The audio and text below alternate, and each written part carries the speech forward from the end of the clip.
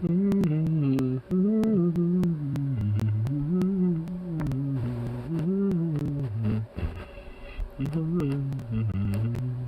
support the American Revolution. I'm glad that you have that instinct, because I don't.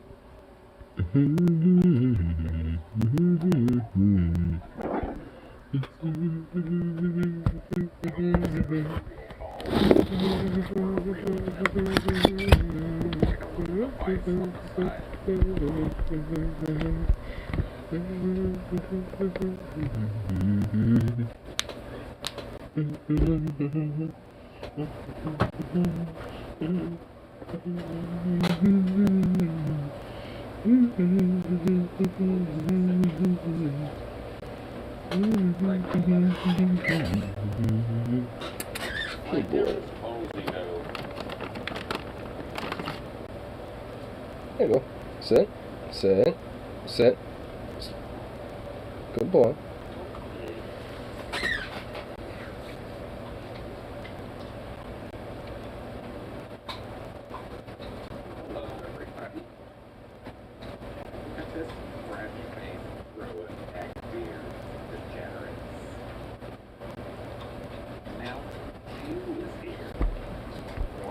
Let's see what crew of debauchery and neckbeardism will be in for today.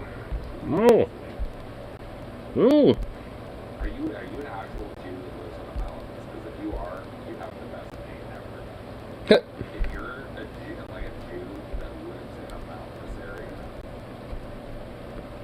that's the best name. If you're not even Mountain Jew. That's awesome. Unless a person is indeed not Jewish, then that could be mildly offensive. What's up, baby? What's up, baby?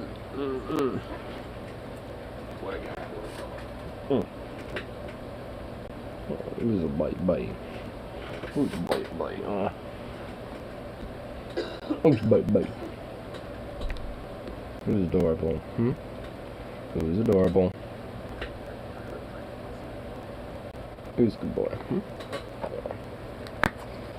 Gonna finish up my kicker, my meal cooker that I had from earlier.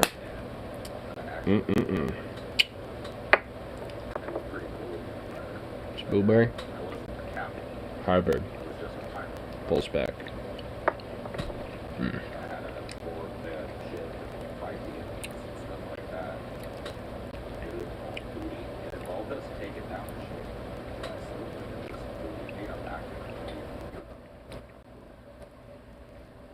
Who's a good boy?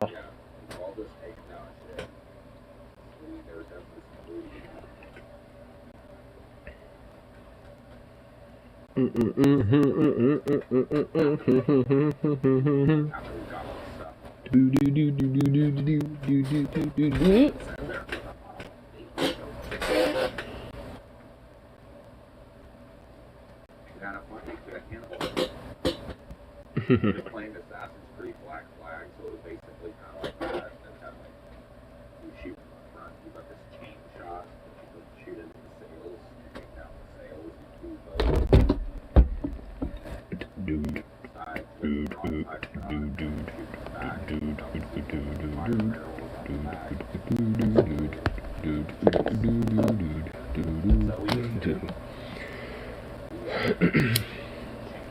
They actually did that.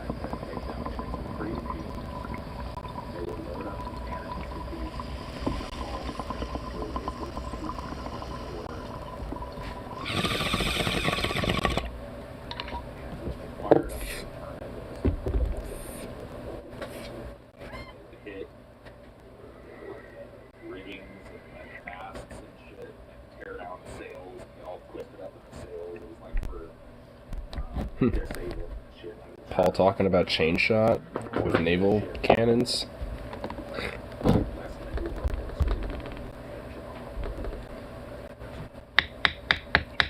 Chainsaws for cannons are very good for that. Taking down masts of vessels. As soon as they get the Neuralink thing figured out, they're doing a lot of research on Zukov. depression and stuff with the So bye-bye. prefrontal cortex, bombarding it with different with you? Magnetic therapy. You got a little wet nose. To the front of your brain, basically. Mm. Strong magnetic waves. Goof. I think that, like, as soon as they get that figured out and they put the Neuralink on it, that's going to lead to whatever technology advertisements and shit. And it'll happen eventually. Like, I'm scared of you. Because you're going to be able to stimulate your Goofy brain boy. directly. Goofy little dog. First, it'll be, maybe Just good boy. food a little better. And Don't be shit, bad on my face. but it won't be long before they figure out how to fully integrate that shit with your brain. No. That's what I thought. That's what I thought, boy.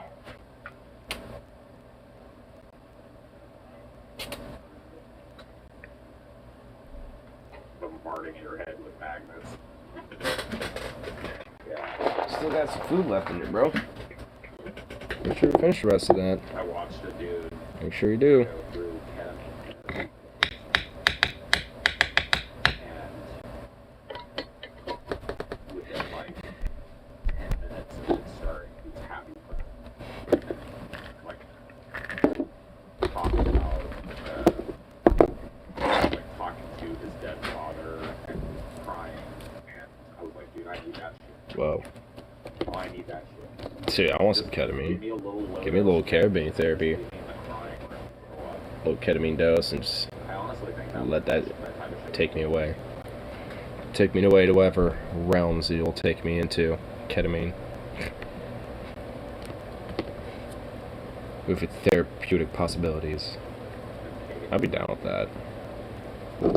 I would definitely be down with that.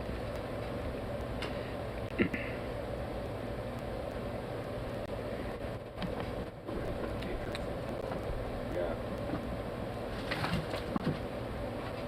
You're like a cipher. Character cipher. No, I know that my brain is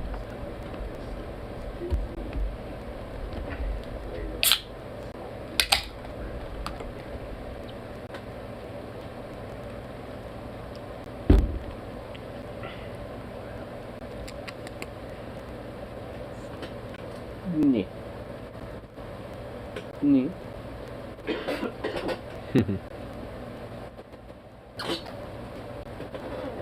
Little baby. Just a sweet little thing.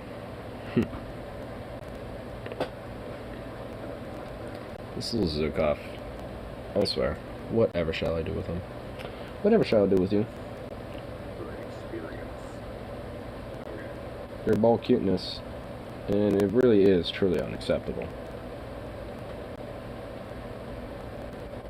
Fair enough. Hey.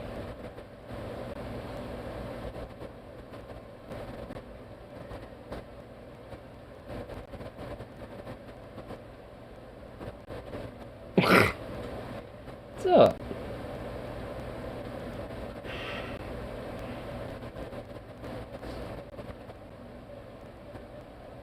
You're okay, boy. You're just a goof. You are just a goof.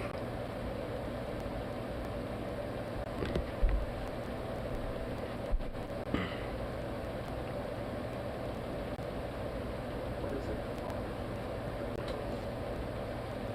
about people get stuck in this kind of like cycle of voting for their own oppressors and stuff? Like, why am I so triggered by that? And I had a thought. It's like, it's because most of the people have good intentions. It'd be one thing if they were all just a bunch of fucking talking heads that knew nothing was going to get better, and they were all just being disingenuous about it. But I think that's what bothers me the most, is that a lot of the people, not everybody, but a lot of the people that engage in it have genuine good intentions.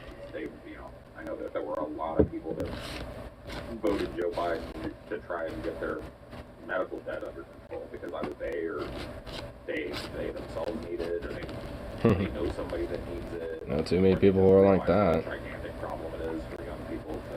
Or kind of the other way around, where it's like, we need to vote Republican to try to help with our medical debt because the government keeps getting in the way.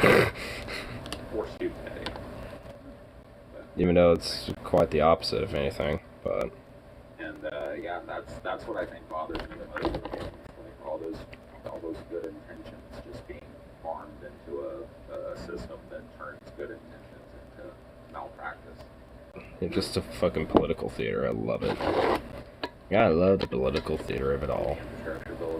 Especially if fucks like Joe Manchin in power.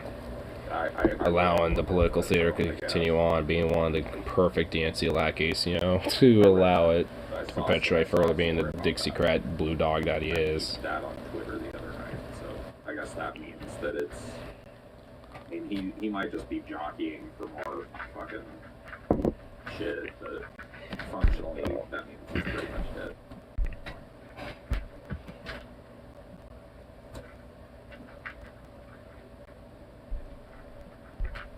Didn't they split that off from another bill that already passed?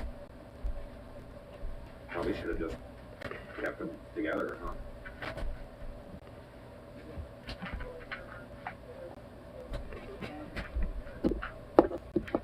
Well, it's not the, yeah, we're talking about the bills back that are, not the infrastructure bill. It's the infrastructure bill was the one that they already passed. Thanks. Thanks, Zonster. Yeah, I haven't really paid attention other than the little blurb that I read a couple of days ago, but good old rotating villain yet again. The rotating villain strikes again. It's like you can read about this tactic from, you know, posts and descriptions and shit 10, 20 years ago, and people will still argue with you that that's not what's happening this time. This time it really is just that evil Joe Manchin. Well, it's just that one guy. Even though he's just one of many fucking, you know, pieces of the puzzle. Somebody that isn't going to go along with the progressive agenda that stymies the whole thing. Darn those villains. And look at us here, the people you elected, we really wanted to do all these things. We wanted to change the world. This one person just wouldn't go along with it. Gosh. If only that Darcy Joe would just go along with things, even though the entire DNC has him under his thumb, and could easily influence him and manipulate him into doing things that they want. The primary mansion with a more progressive candidate, and they didn't, because he's... Despite the fact that what Joe Manchin is doing is exactly what the DNC wants it on. The DNC didn't want to betray one of their own, and so they kept him there.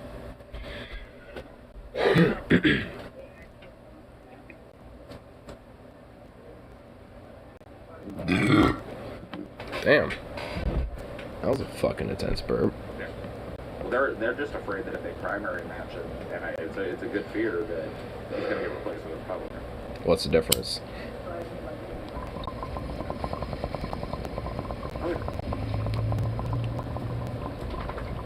They just don't. The truth of the matter is they don't want to fix it. Yeah, I mean, they squeezed Manchin through anyway as a Democrat. He was running as a Democrat. He was a squeaker of an election. The main reason why, because he runs the Republican. But works perfectly here in West Virginia because of a lot of the fucking blue dog, more conservative types that happen to be Democrat. They stopped calling these people blue dog Democrats, but that's what they are. And they absolute blue dog fucks. Before I was born. It's pretty much just like what most of the Democratic party's become, is a bunch of fucking blue dogs.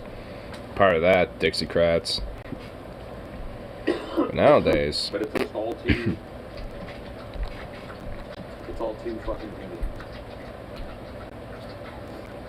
It's all too convenient that there's always one or two or three people that are holding back that crazy progressive agenda. You just never can get it done. And then the story of the United States is nothing if not the story of good politicians applying leverage to either outright bad politicians, or just, you know, like, yeah, fence riders, or whatever you want to fucking call them. Like, that's the story of every major thing that's ever happened in the United States, socially, government-wise. Like, it's a story of people fucking compromising and knowing how to apply pressure and knowing how to apply favors and shit. If only American politics were like the LBJ days, where there was actually fucking like arm twisting and stonewalling and shit. Because the operative goal is not to change things. The operative goal is, if things stay the same, we all stay rich. Yep. And so that's why for the last 20 years, status quo maintains the fucking paradigm as is, thus people get richer. The Democrats, where they talk who are part of the underclass. And they, oh my god, you know, we gotta have everything, racial justice, and all of it. They're saying all the right things, but when it comes down to the wire, they just can't get shit passed. They just can't get it done because there's one or two people that just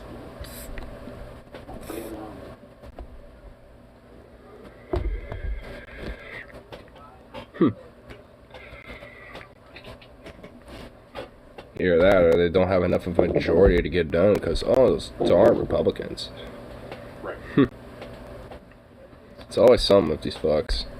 That's the problem with the fucking DNC, fundamentally, is that they're so goddamn corrupt and to agree too much with the fucking Republicans on economics and shit that, I mean, all it does, you know, to benefit them is just to maintain the status quo.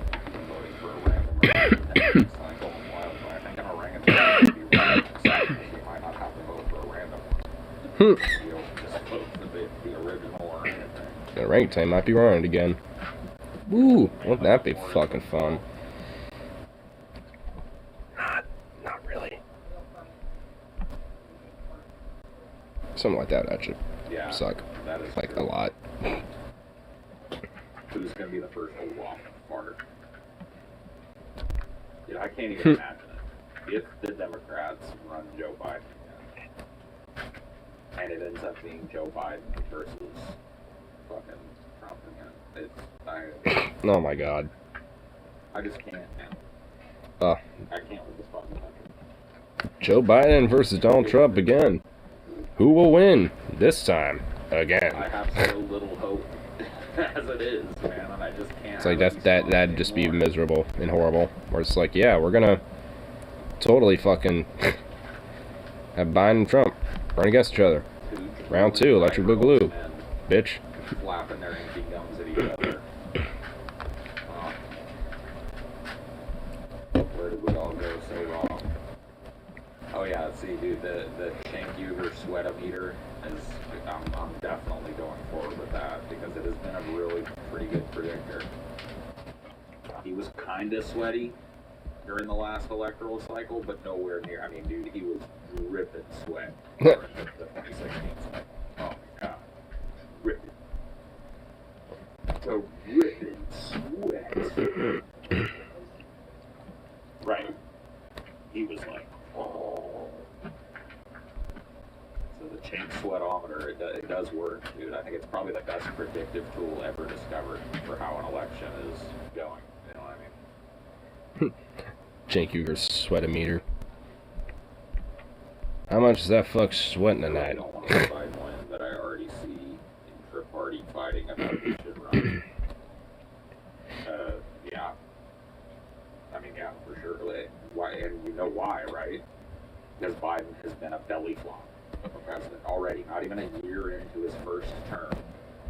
And he's face planted on almost everything of consequence that he promised people. Think about it. He has been an absolute turd of a president. He's governed like a turd. He's mishandled fucking COVID-19. He's worsened our already fucking broken immigration system. He's walked back all of the positive progress he made towards slavery. Instead of extending a moratorium or making it permanent for students, he fucking undoes it. Nothing for healthcare. Nothing on the environment. Nothing on immigration. Questionable shit on fucking international foreign. I just love how much of a failure this entire administration has been this entire year so far, despite as it's come out. All these Especially promises. since we got out of Afghanistan, it's like people know. Let's say we're out of war against China now that we're out of Afghanistan. We can prioritize that, Jack. We can advance further with a lot of these more interventionist style progresses. Continuing to pursue the case against fucking Julian Assange.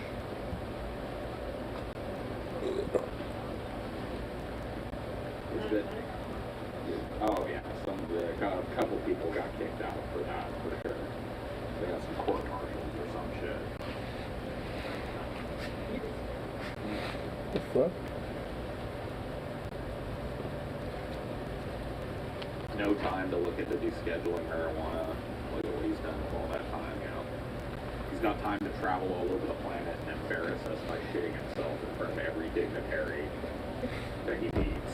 He literally farted on every dignitary that he went to go meet. He had time to do that, but doesn't have time to grab a fucking pin in his withered old claw and sign a fucking ready-made descheduling marijuana. Can't do it. Fuck these people. Fuck these Republicans. And that's what they are, too. Make no bones about it. You want to know why I don't vote for the Democratic Party? Because they're Republicans. I don't vote for Republicans. I don't vote for right. It's too fucking true. People are right-wing. Like, the Democratic Party has become so fucking right-wing that it's starting to get indistinguishable. Side one is, like, hyper fucking culture war shit. The other one is, like, at least ostensibly, you know, more for shit like that. Over half of the fucking state decided without his say-so that pot is legal. It's, like, Doesn't matter if people fucking ridiculous. It's something that should have Just fucking pageantry and theater. Ago. And we keep electing people that are from the fucking Jim Crow era, who still think weed is like some kind of fucking crack or some shit. Unbelievable, dude. Dude is governing the most advanced digital economy in the world and doesn't understand computers. Doesn't understand the internet and how it works. Sad. It's a fucking... I mean, most of our government doesn't even know how to do that shit. Most of them don't even know how to fucking figure out how to, like, deal with modern technology and shit because they're so goddamn old and practically from that goddamn Jim Crow era. And that's the point. They don't know what they're fucking doing when it comes to technology or when it comes to, like, you know, these computer companies and shit. A new era of democratic dominance in politics by reshaping society, which they could do. Making it more equitable again, re-empowering unions, cleaning up our fucking immigration policies so we're not acting like Nazis, fucking cleaning up our environment, cracking down on these fucking companies that are polluting the shit out of our environment. They could functionally change the world, but they won't, because that's not the point. That's not what they're there for. What are you chewing on? They're there to change they're there to keep it the same. What the hell's this? That's how they make money. That's how they continue to make money. Hey. No. You think just your average fucking crack smoking burnout gets to be on the board of fucking foreign oil companies and shit? How do you think that happened? Let's just be real about it here. How do you think Hunter Biden ended up on the board of a giant fucking oil company overseas? Oh, just out of the good merit of his heart, of course.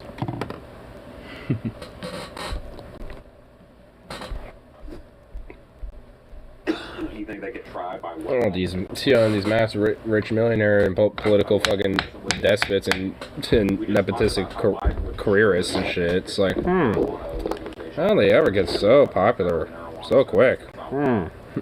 Especially, so high up in such, extravagant positions and, like, energy companies and shit. He doesn't need a fucking congressional approval for that shit. He could indefinitely postpone payments on fucking student loans with the executive order. The executive order has been made so much more fucking powerful by the Republicans. You know who really made the executive order powerful? I know you do, Zonster. W. Bush. Yep. He was the guy that really W fucking enacted so much shit because of goddamn, executive orders and shit. I remember when Obama was president, everyone was like, oh, the executive order in chief. The executive order in chief Obama just bans the executive orders left and right, where it's just like, fucking, Bush was passing him left and right too, you fucks. I mean, he was the one who started that goddamn trend. I mean, it's had like so much of, you know, the co-option and corruption of fucking power came to be. Supersede legislation and write legislation right off its desk and put it into order. Emergency executive order phone. Go to war on it. You don't even need congressional approval to go to war anymore. Yeah, I mean, shit that you can go to war with now at this point is using executive orders. The Democrats just don't use it. You can't figure out how to use it. So there's one mechanism. Apparently Obama did. Change a whole fucking slew of people's lives.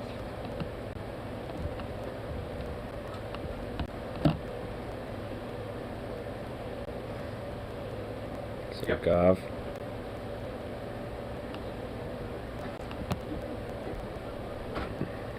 Do you think the Dems might actually be dumb enough to run Hillary again? Yeah. I think they're dumb enough. I would not be shocked if they do. She's poised to probably run again anyway. Hey. No. Back. Hey. No. Bad boy. Don't go back there. No. Hillary is not running again. You think so? Nope. You really think She definitely is gonna possibly really consider it. Party about, like, we can't run fucking Biden. I have a very strong, conviction that, Hillary's gonna try to run again. It turns out that the woman is absolutely nobody primary.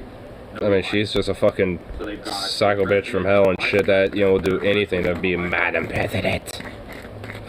You don't think that fucking Hillary Clinton, with all of the fucking influence that she has at the DNC, isn't at least fucking thinking about pushing one more time? I mean, she pretty much owns the DNC corporation.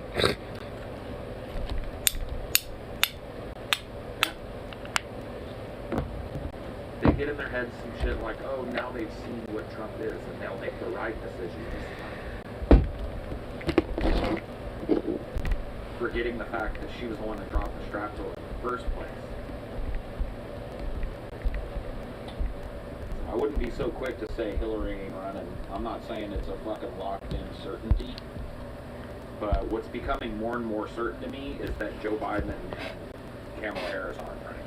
Yeah.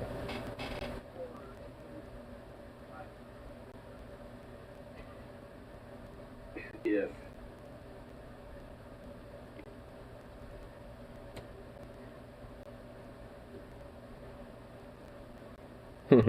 Who's a good boy, huh? Oscar don't.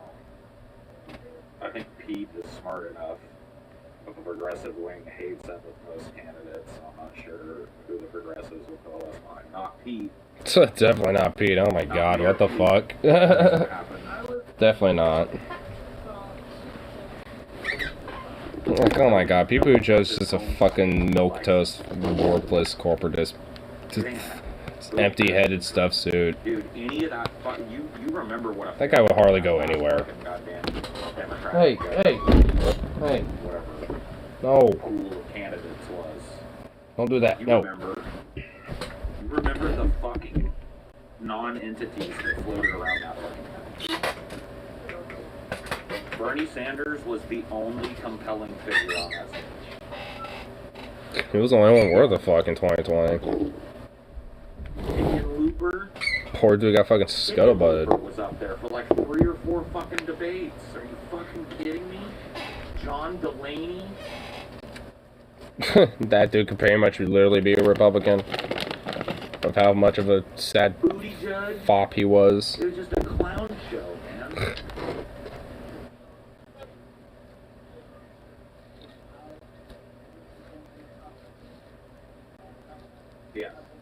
Yeah. Clown show for a clown nation, honestly. If Buttigieg starts judging booty, he'll at least be interesting. Buttigieg starts judging booty. At least Buttigieg will probably at least be worth somewhat of a fuck. It's like booty judge here at the great national booty judge competitions.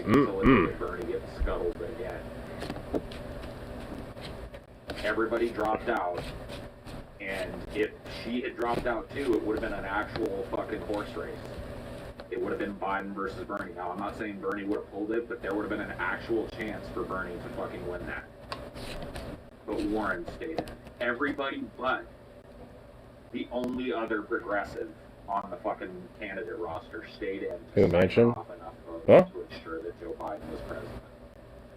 What about Manchin? God, aside from him being pretty much a blue dog, back in the day probably wouldn't even be called a Dixiecrat, considering how fucking like right and milquetoast he is. It's almost like it was planned.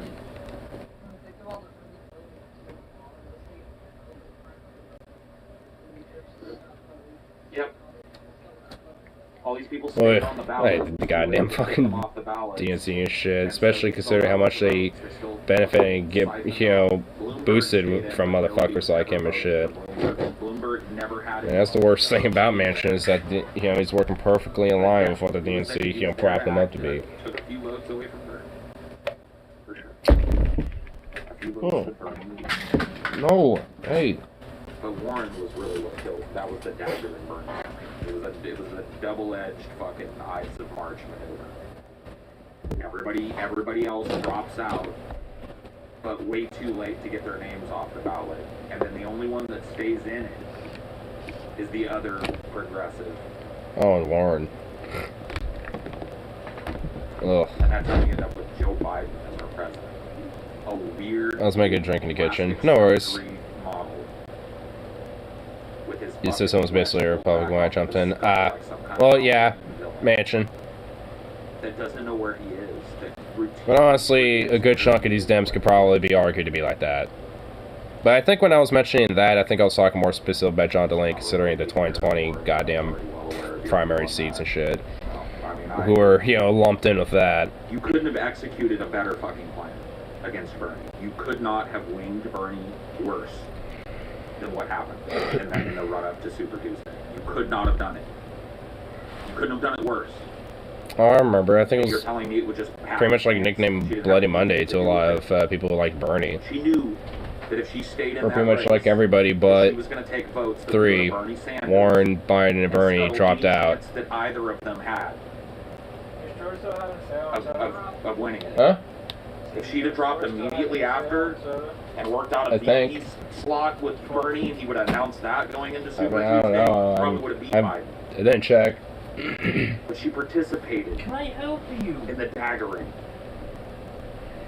And she knew it. She was like one of the Roman senators that helped, you know, grab one of the daggers and hand it to one of the Praetorian gods. She knew what the fucking end result of her staying in that race was going to be. It was going to make both her and Bernie Sanders illegitimate in the face of Joe Biden. She knew it.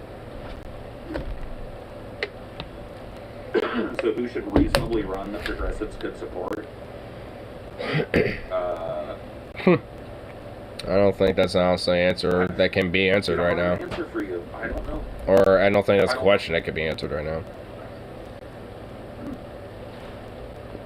I mean, also I'm thinking about like what happened with the whole quote-unquote like Bloody Monday Super Tuesday shit that happened on 2020. It's just like, and honestly, like honestly, if Warren made a more of a careerist choice, you know, to, you know, make a VP slot for Bernie or some shit, work behind the scenes with him instead.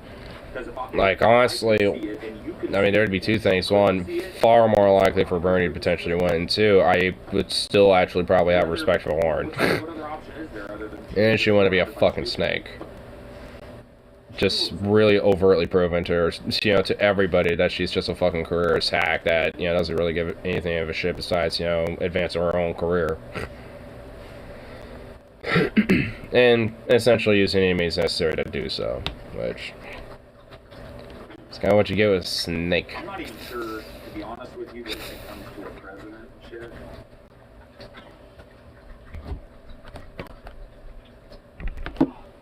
I can't even imagine the DNC actually supporting a president.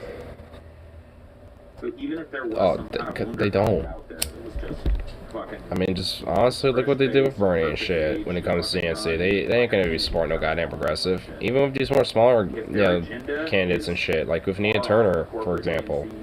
She got scuttled. There's been plenty of other candidates. I think there was one against Mitch McConnell who was progressive leftist type and shit, and the DNC purposely scuttled them, you know, for a Republican light them, which lost against McConnell anyway. Even though probably would have been legitimately more likely for a fucking progressive to win against that fuck. Was also narrowed in 2016. So it's like you have all these actual potentially like progressive somewhat left candidates and shit that actually have, you know, possibilities in like state/senator positions and shit, but nope, they'll scud them every step of the way. People don't want to admit that. Can't rock the boat too much. Want to admit that they're like retcon it and look back and go like, well, people just weren't into Bernie's message. Bull fucking shit. He pulled bigger crowds than anybody. Trump included. Absolutely. Talking about after Super Tuesday when it was one-on-one. It doesn't. Like a lot of these progressive types, you know, garner bigger crowds in a lot of ways.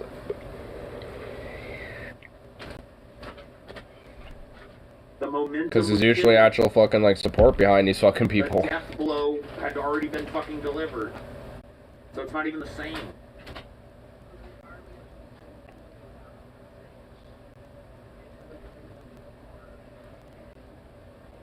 Yep.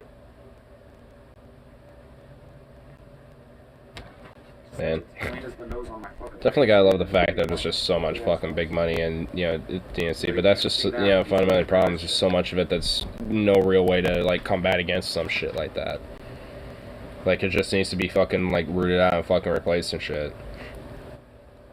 Well, luckily, it's far more of us than a fucking, you know, arbitrary moneyed conglomerate like the DNC. Besides, they rely on their voters and shit. Ward winning the primary at the time was near. That the sneered, smug, and fucking, you know, condescend every step in the way anyway. As long as they fall in line. She knew that. You're not the only person that's Then they figured won't. that out. She knew that going into it. She knew it was a statistical impossibility that polling where she was, that she was going to do anything but hurt Bernie Sanders' chance. And she stayed in it. Took off. What are you doing?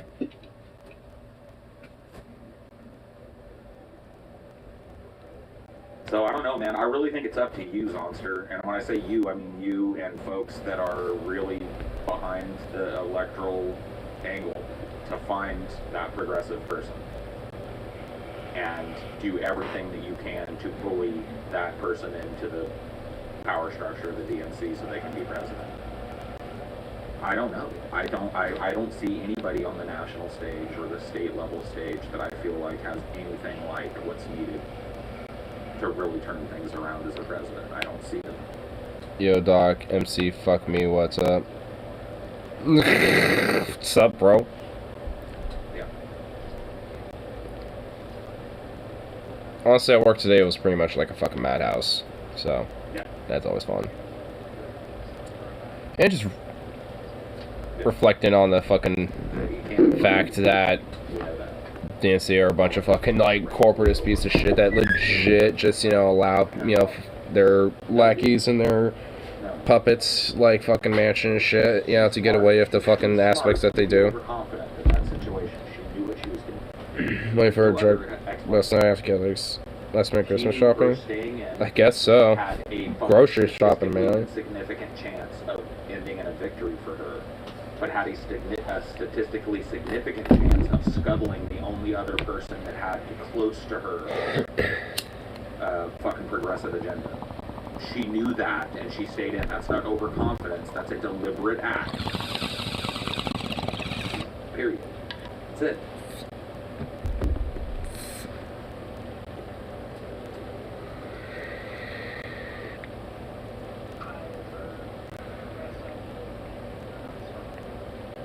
You know, damn shit, brunch doing Christmas shopping at a Safeway. You know for an absolute fact that she could have worked out a VP deal with Sanders. She was polling good enough to justify a VP slot. She's polling way better than Kamala Harris.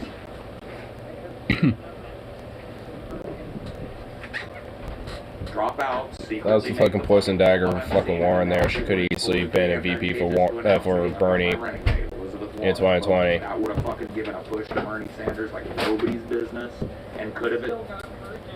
Right, and Bernie Sanders is old, so she still might have been president anyway. Oh, very much so. Come on. Something wrong with your dog. And I'm not. I have his harness and leash over here if you want to walk on. Oh, I'm Right. not taking your dog. And people were saying. Aww. remember. I love your dog that much. I don't love your dog that much. Aww. I love him, but not that much. Oh, he's a sweet boy. He's daddy's boy. Oh, he could be. Oh, he wants to. Oh. He wants to rip shit off my pants. Where's your ball? Where's your ball that Uncle bought you? Huh? Took off. I mean, we all know that being vice president Where's your ball I bought you? is a good path to take to the presidency. Thought he just so bad want to play. Oh, you want to play. Even if you serve 2 terms with your president. Back on stream, shout out to the beer guy. Nothing happens to him. Guess your beer guy. I'm the beard guy? Drew's back on stream, shout out to the beer guy. Oh, drunk guy. You Yeah. strongly disagree with this involved. All you guys have to say is drunk guy, because that's usually how it was. Yeah, not true. I'm gonna go to shithole. Alright. It's Pepsi. She did exactly what they What? wanted her to do. So why somebody with that Cough. progressive of an agenda would fold and See what's supposed to happen next week? candidacy and You Bernie's see candidacy what happens, with no supposed to malice? happen next week? What's happening next week? That's a strange Saturday until fucking moral Thursday? situation, I think What? we'll have to It's supposed to explain. fucking snow at my mom's house. I can't understand. Oh, really? Non-stop. Damn. We've covered Snow. the fact The that lowest she's not supposed to get in stupid my enough mom's to town think for that she 3 has a days chance of is winning. 16 and 19.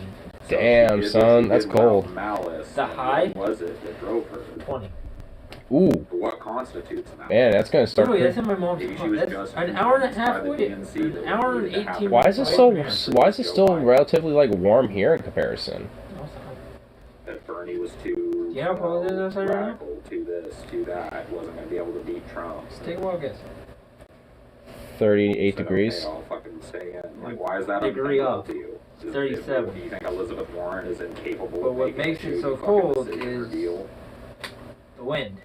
It's clear night right now. At least last time I saw Yeah, it. but it's a clear night. But you gotta remember, clear nights mean there's no clouds to I don't hold know the why heat. that's Yeah, unthinkable. exactly. So it fucking feels like 30. Our Yeah. low tonight is supposed to be 36. Well, still, that's What are you? relatively warm in comparison to. Okay. That's I don't rawhide. know what the fuck you were chewing on. Like, what the fuck did you grab? Is it green enough?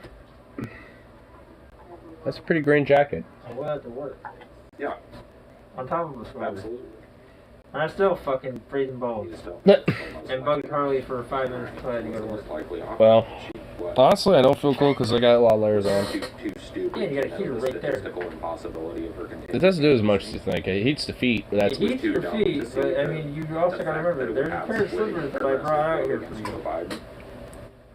Have you even tried them on? If that's the case, I wouldn't argue. Yeah, I for flipped her them on. being a fucking Yeah, it was- candidate again. Yeah, She's I mean, they're a little extra snug, but you know, they fit. Keep your feet warm, man. Yeah. Alright, I'll be back. Alright. So, golf.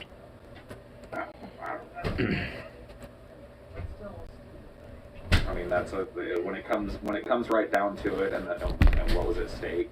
So, golf. Having a genuine progressive person at the helm of the country, or having Joe segregationist Biden at the head of the country.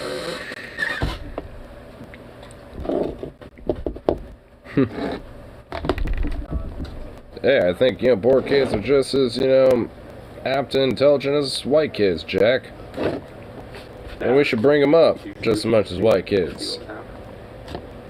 As long as they're not having a racial jungle, Jack. Did you all forget that I knew the thing? I knew the thing that one time back in the day. No malarkey. When it comes to the question at hand, though, which is an interesting question. I also kind of forgot that maybe, Haiti would probably be, for American interests, it'd be better off Haiti was just 500 feet under the ocean. Yeah, maybe also 500 feet above it, too. Progressives kind of fucking seriousness. But Took let's off. just say they did. Who should you be throwing your support behind? I don't know, man. You help me out.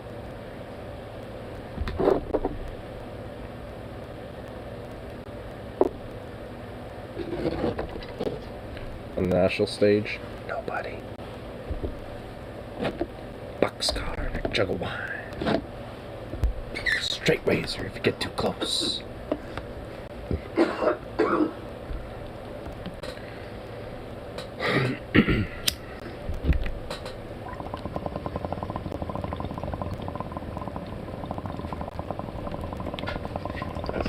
Biden did want to bridge the gap between the poor kids and the white kids. But he doesn't want to create a racial jungle while doing so. Don't want to do that, Jack. No Cory malarkey. Booker? No. No. Boy cooker. Not gonna happen. Yeah, I don't know. That's like the most blandest fuck you could probably think of to be like, hey, is this guy good? No, like, he's a corporatist and bland and like a fucking loaf of rye bread. In fact, rye bread has more character than fucking him. In fact, I feel like I just insulted rye bread.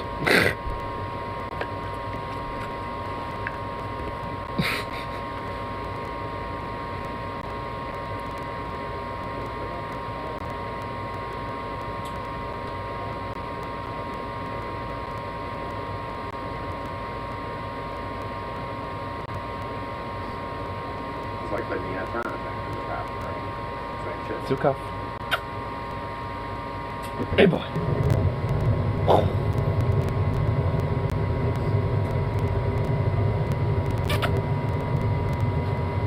Who's the cute boy? He looks like a silly. Sweet little boy. I'm sure he's not ideal, but what's specifically wrong with Booker? Cory Booker has a pretty storied history of being a dirty politician. What city was he in? Was it Boston? I'm trying to remember what city Cory Booker was like mayor of. Newark. But there's actually a documentary on that campaign. And also what the- Just how fucking filthy dirty it It's is. like, oh, he's a filthy, dirty politician, Cory Booker. It's like, wait, so what else is new with him? That's Right. that's Now, standard. I'm Not talking to make about fuck someone screaming, yes ma'am, you're welcome on the bus for no apparent reason. dirtbag. Well, you know what? He comes off to me like Newark. Yeah. Maybe he has one of those little Bluetooth, like, you know, He comes off to me like phone call the devices and shit. Very fucking scion of the. Where it's just like, you know what? Yeah, you're welcome, ma'am. Self-serving, power. Thank you for your customer service, and you're welcome for the satisfaction of me Corporate. being a good customer. Yeah. I don't know. That's the problem I got with him. Cory Booker, that son of a bitch. Not yet, Red. Is that the name of the new model? Wait, what? Oh, Demuro WRX. I remember that's how. Hello, he, Zukoff out. That's how his political career started. Was he was one of these like, I'm a grassroots. He was like an AOC. But there was a documentary that followed his campaign that revealed that he was just as dirty as the other fucking dude that he was going against. And I can't remember the name of that fucking documentary. It was interesting. But yeah, no. I mean, Cory Booker, you know, maybe I'm wrong about him. Maybe I'm just getting the wrong read on Cory Booker, but he seems like the exact type of person that you don't want being a politician. Yeah, you do, yeah, you don't. Corporate friendly. Right. It doesn't really have a great sense of fucking charisma on the national level, clearly. People just don't Is this like real? What the fuck? Wait, what is this? Not a cat. Baby loves milk.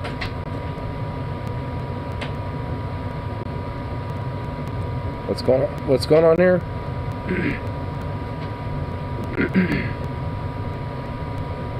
Oh, here we go.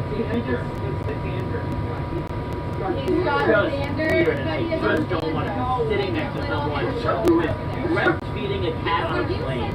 It is a 5-hour flight. It is disgusting. It is so weird. I don't have a cat. You have a cold. Why are you at work? Could you show it? Could you just show it?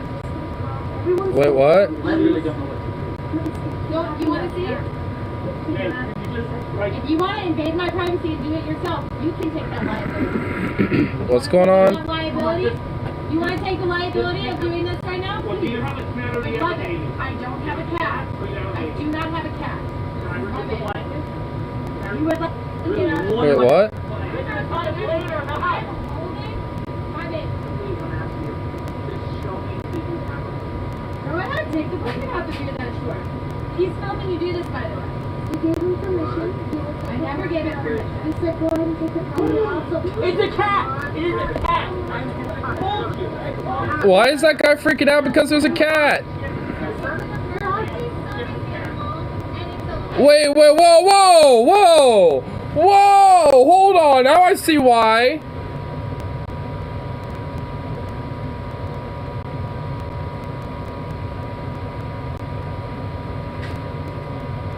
Like, so that's actually a cat on a blanket. But she kept saying it was a baby. No, it looks like an actual cat. But I see what's going on now. So, Cop, what the fuck you... Hold on. I opened that door. What'd you do?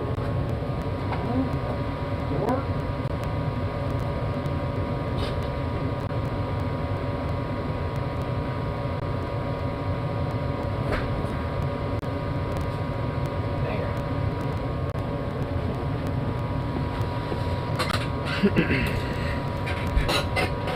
Dude next door is allergic to cats. Okay, well that makes sense at least.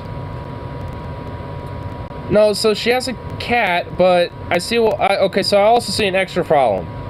She's breastfeeding it, literally. Like, what the? Okay, that's just that's okay. What the fuck? What the hell? Wait, we'll play back. I want to play it again. Come on, keep playing. Won't play again. What the hell? Hold on. Let me fix this one quick. What do I do this? Oh, for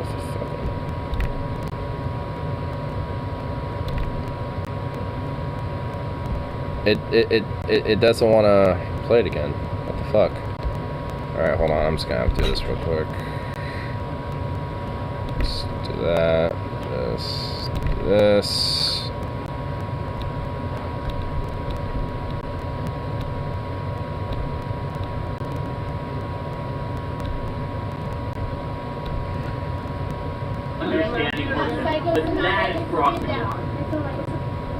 That is crossing the line. Go ahead, take the blanket off if you're that short. He's filming you do this, by the way. You gave him permission. Yeah, I've gone to the best part. Hold on. I had to. It's a cat! It is a cat! I told you!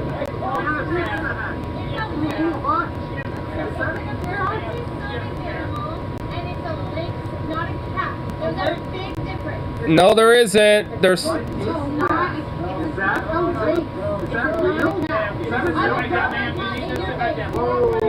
What is she doing?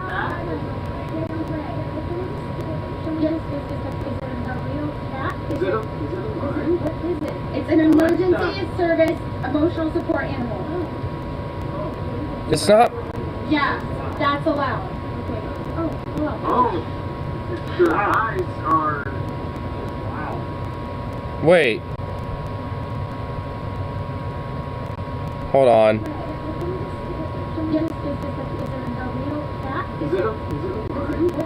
Is that emergency service emotional support animal? Yeah, that's allowed. Whoa, what the fuck? Wait. It's not even real.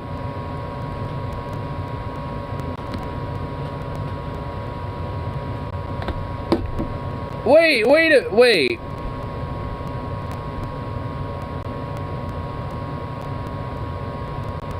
Stuffed cat? What?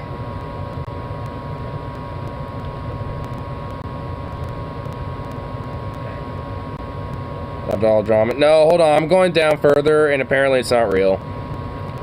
Let's skip poking fun at... It's poking fun at a real article. Delta passenger on a flight from Syracuse to Atlanta was breastfeeding her hairless cat and refused to stop.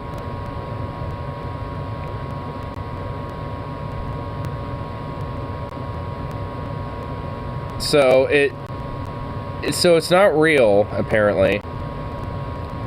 But there is an article that has an actual incident like this, though. Till the purportedly unhinged feline lover became public knowledge after screenshot went viral on social media showing a message that was transmitted by a Delta crew member to colleagues on the ground. Delta summoned assistance. According to the message, which was sent, whatever. A passenger in seat 13A was breastfeeding a cat and will not put cat back in his carrier when flight attendant requested. What the fuck? What the fuck, bro? Flight attendant Ainsley Elizabeth posted more details on TikTok on November 13th. The woman had one of those like hairless cats swaddled up in a blanket so it looked like a baby. Her shirt was up and she was trying to get the cat to latch and she wouldn't put the cat back in her carrier and the cat was screaming for its life. Oh my god.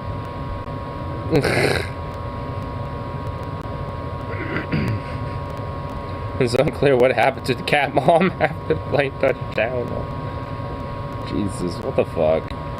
This cat's screaming for its life. What the hell? You should drunk for this. What the fuck? I don't know, man. Very understanding person, but that is crossing the line.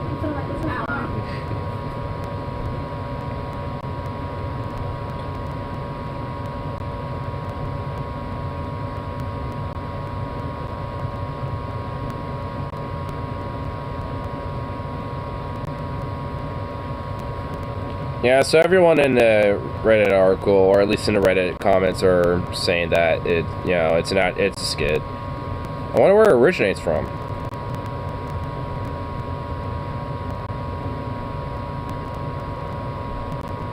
Is that like a Ona Khan's who complained about breastfeeding babies? Or is that to own the libs to show how much the libs, want to, do with their fucking weird, like, trans LGBT WYXC agenda or some shit or whatever the fuck, you know what I mean? Like, I don't know, that could honestly, I feel like that could be interpreted in either way. Like, I mean, it's like this is what happens when fucking liberals, I tell you. I don't know.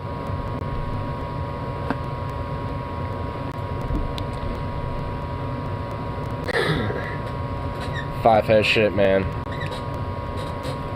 Five-head shit.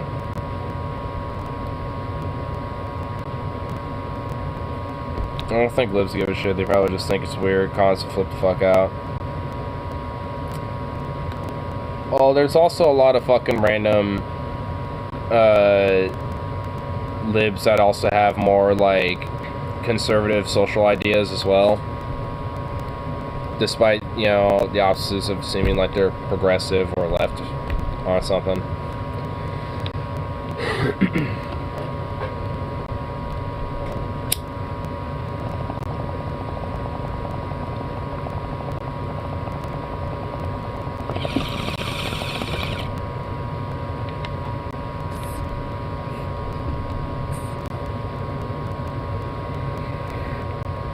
Honestly, one big example I could really think of was like Riley Grace Rochon, I think her name was.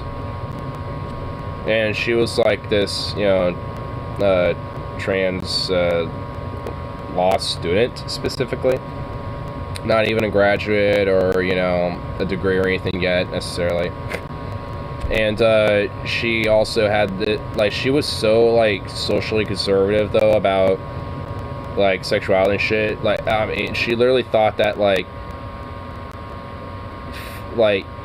somebody having a foot fetish and their partner having, being barefoot and shit, with even just a happenstance, of kids being around in public potentially. So no, like, weird sexual shit necessarily. I mean, I guess some implied because, it's just like, oh, hey, I like them feet or whatever the fuck. But it's more about just knowing they're there or whatever the fuck. Not necessarily like, oh yeah, let me just go splurge all that with public watching. It's like, I mean, it's honestly probably 99.infinity% of the time never about that. So it's just like, I mean, you got like honestly a pretty common and casual kink, if anything. But she thinks that like, oh, it's, unconsensual for literally everybody else, if you partake in that, or so, if you and your partner do that. Where it's like, what? Where it's like you walk barefoot or some shit just because your partner's in 2 feet or some shit. It's like, wait, that's unconsensual to... It's like, I mean, if you take that logic to anything else and extrapolate it, it makes no fucking sense. Like, oh, so is me thinking about somebody while, you know, at least, unleashing the pipes out a little bit, cleaning the pipes, wink, wink, It's just like, I mean, it's like, is that unconsensual? I mean, and also, it's like, what about all the fucking advertisements and entertainment and fucking media that is pushed all the fucking time publicly and shit? Like, I mean, especially when it comes to sex. Like, are you fucking... Like, if you really take that logic and extrapolate it, it's the most fucking batshit insane fucking thing ever. And she essentially got, like accosted endlessly, and rightfully fucking so. From a lot of fucking people. And she would do even, like more conservative, style tactics of doing, fucking hate raids and hate reports and false reports on people, of her and her community and shit like that. So she's honestly just straight up a fucking scumfuck person. And an utter total fucking narcissist, too, to boot. But, also very socially conservative when it comes to these type of things. So much so that it literally is fucking insane. Fuck ideology. Yeah. I mean, it's honestly that ideology, but even more, somehow even more extreme. Like, at least when she breaks it down, shit, like, I don't even think, some fucking radical evangelicals are that extreme with it. I mean, maybe, but honestly, like, I'd probably argue that even radical evangelical Christians and shit aren't like that.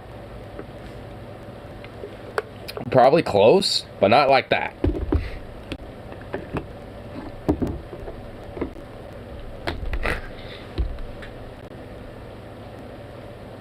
Used to do everything except actually protect children. Yeah. They'll do literally anything, but actually, protect children, which, if anything, actually harms children in the long run. Because, and if anything, really shows how much, an ideology like that will harm children more than actually protect them, because they're not actually protecting them. Or not actually, taking real, possible circumstances and context to, and also, and reasonable and realistic, means of trying to protect kids and shit. Because it definitely is. And if anything, especially when it comes to, like, sexual abuse, if that's, the biggest thing, people want to crow about and shit, look inside the fucking family more, first. Because chances are, if there's any sexual abuse, from that, happens to a child, very likely, not always, but very likely, is from also that same family. It's probably more closer than you think.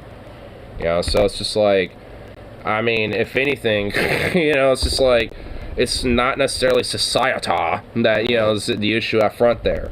Again, there are, people that do, prey on kids, for sure, absolutely, and that needs to be addressed, very reasonably, too, but at the same time, it's just like, those type of people, too, usually do it to their own family members. Because they're a lot more easier to get to, accessibly wise, and also, there's a trust factor at the fucking, family, too, as well. Oh, well, he's Uncle Jim. I mean, what's wrong with him? Yeah, he's a little bit of a quirk, but, the kids love him. Except that one kid for some reason. I don't know why, but, hey, the rest of them like him. So it's just like, that type of shit. And you think, huh, why is that one kid not like the uncle? Never says anything about it. That's also the thing, too. There's usually stigma of that shit, but that needs to be kind of taken away from it, because it's not the family or the kid's fault or nothing. It's, the fault of the perpetrator. I mean, even then, doesn't mean they get, held to a fucking, pyre and burnt out or whatever the hell. I mean, if anything, there needs to be a lot of fucking psychological, shit. Holy shit, some tweaker just tried to steal my phone. I had to chase him down. Oh, fuck. Well, at least you got it. Holy shit. Damn, dude.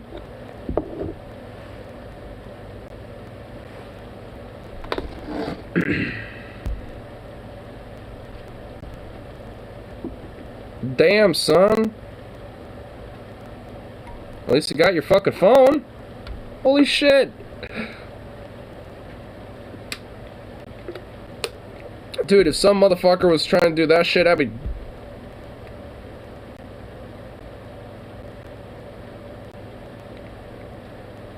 it was random as fuck. I chased him down. The driver locked him off the bus.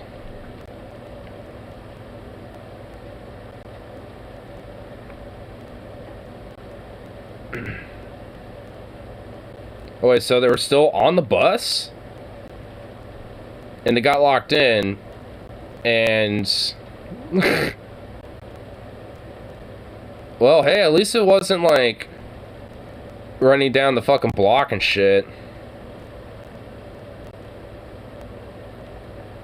Like, goddamn.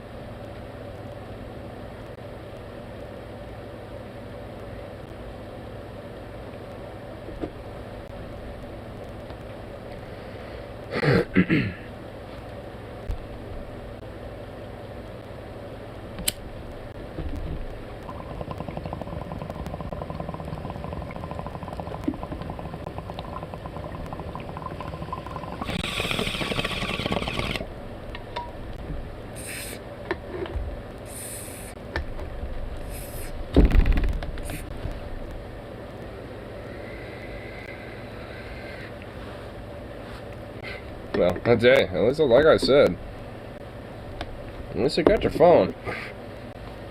Don't want that shit lost. Like, goddamn. Like I said, if some motherfucker was trying to jack my shit, I'd be tackling some bitches.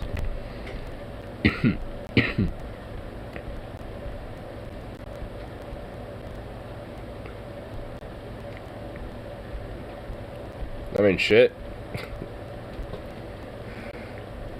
Like, I'd probably, pin him down and be like, hey, you ain't just gonna be stealing my phone anymore, but hey, you're not gonna be stealing anyone else's phone, are you?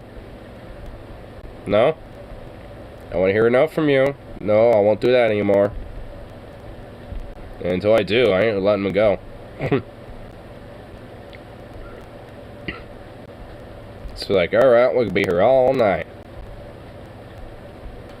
It's like, I know there's pressure points too.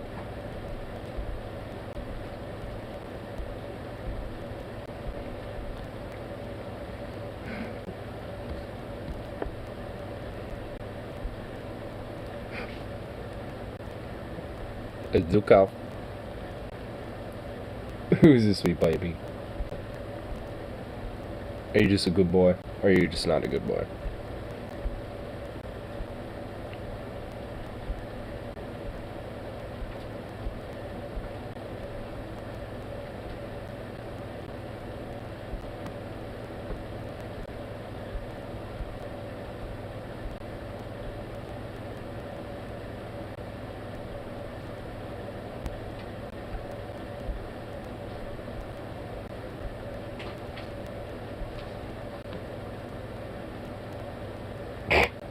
He looks so cute.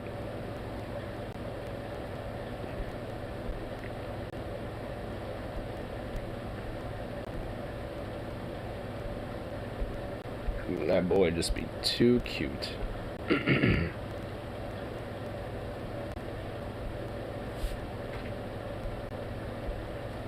want to see what's going on too this evening.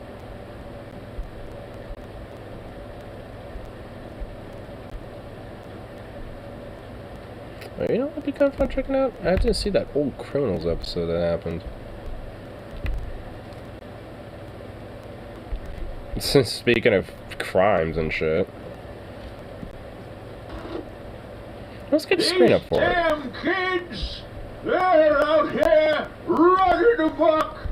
Crazy whippersnappers ain't got no respect for the law. None at all! Officer, the body in my trunk? I don't know how it got there. What are you doing? Why are you putting me in handcuffs? All right, I admit I killed the man, but he was on my lawn. A man's lawn is sacred. It's sacred, and I say. Criminals tonight on Deep Fat Fried. Oh shit.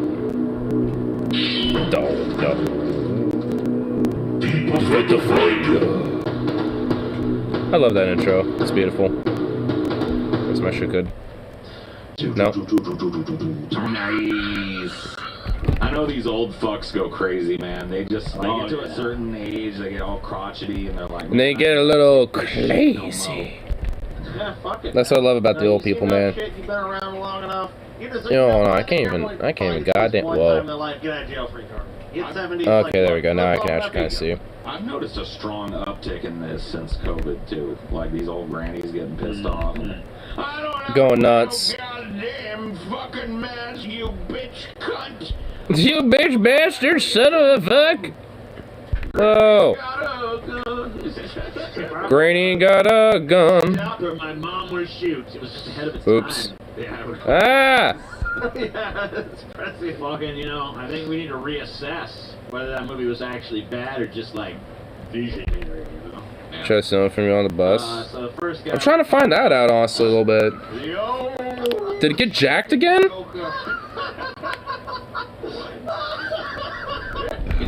Whoa. You're choking the chicken right out. He was playing with his feet up. On August 26th, 2021, very recently, in Olympia, Washington, an elderly transient was caught masturbating next to a busy street. Lost my headphones, so I found them on the ground. Joseph Jones was sitting That's good on a at least. large rock, not attempting to hide his actions, with his legs around his ankles. That doesn't make any sense. His pants around his ankles, right? His legs are around his ankles, I say, Jack. Yeah. Now he's sitting there, he's fucking got his pants down. On a rock, sitting dude. on the rock, he's just like, yeah, bitch, Going for it, baby! what I can do? Look at this. How about a show, everybody? You guys want a show? Check it out. I just wanted to go to fucking jail. As I get older, I feel like that like certain types of this shit ought to just be normalized. After the age of 7, if you beat off in public, Paul, do you there's really... no Did, repercussion for it? Yeah, Paul, are you sure about that? Still get hard. his leg coverings around his ankles to make sure that, you know, can catch the load down at the bottom. Nice, dude. You're an alpha. Leave me alone. Whatever the fuck is the new thing. Yeah, here he is. Oh my god, look at him go. Whee! Sitting on a rock playing with my rocks, and I'm gonna get my rocks off, yeah. Maybe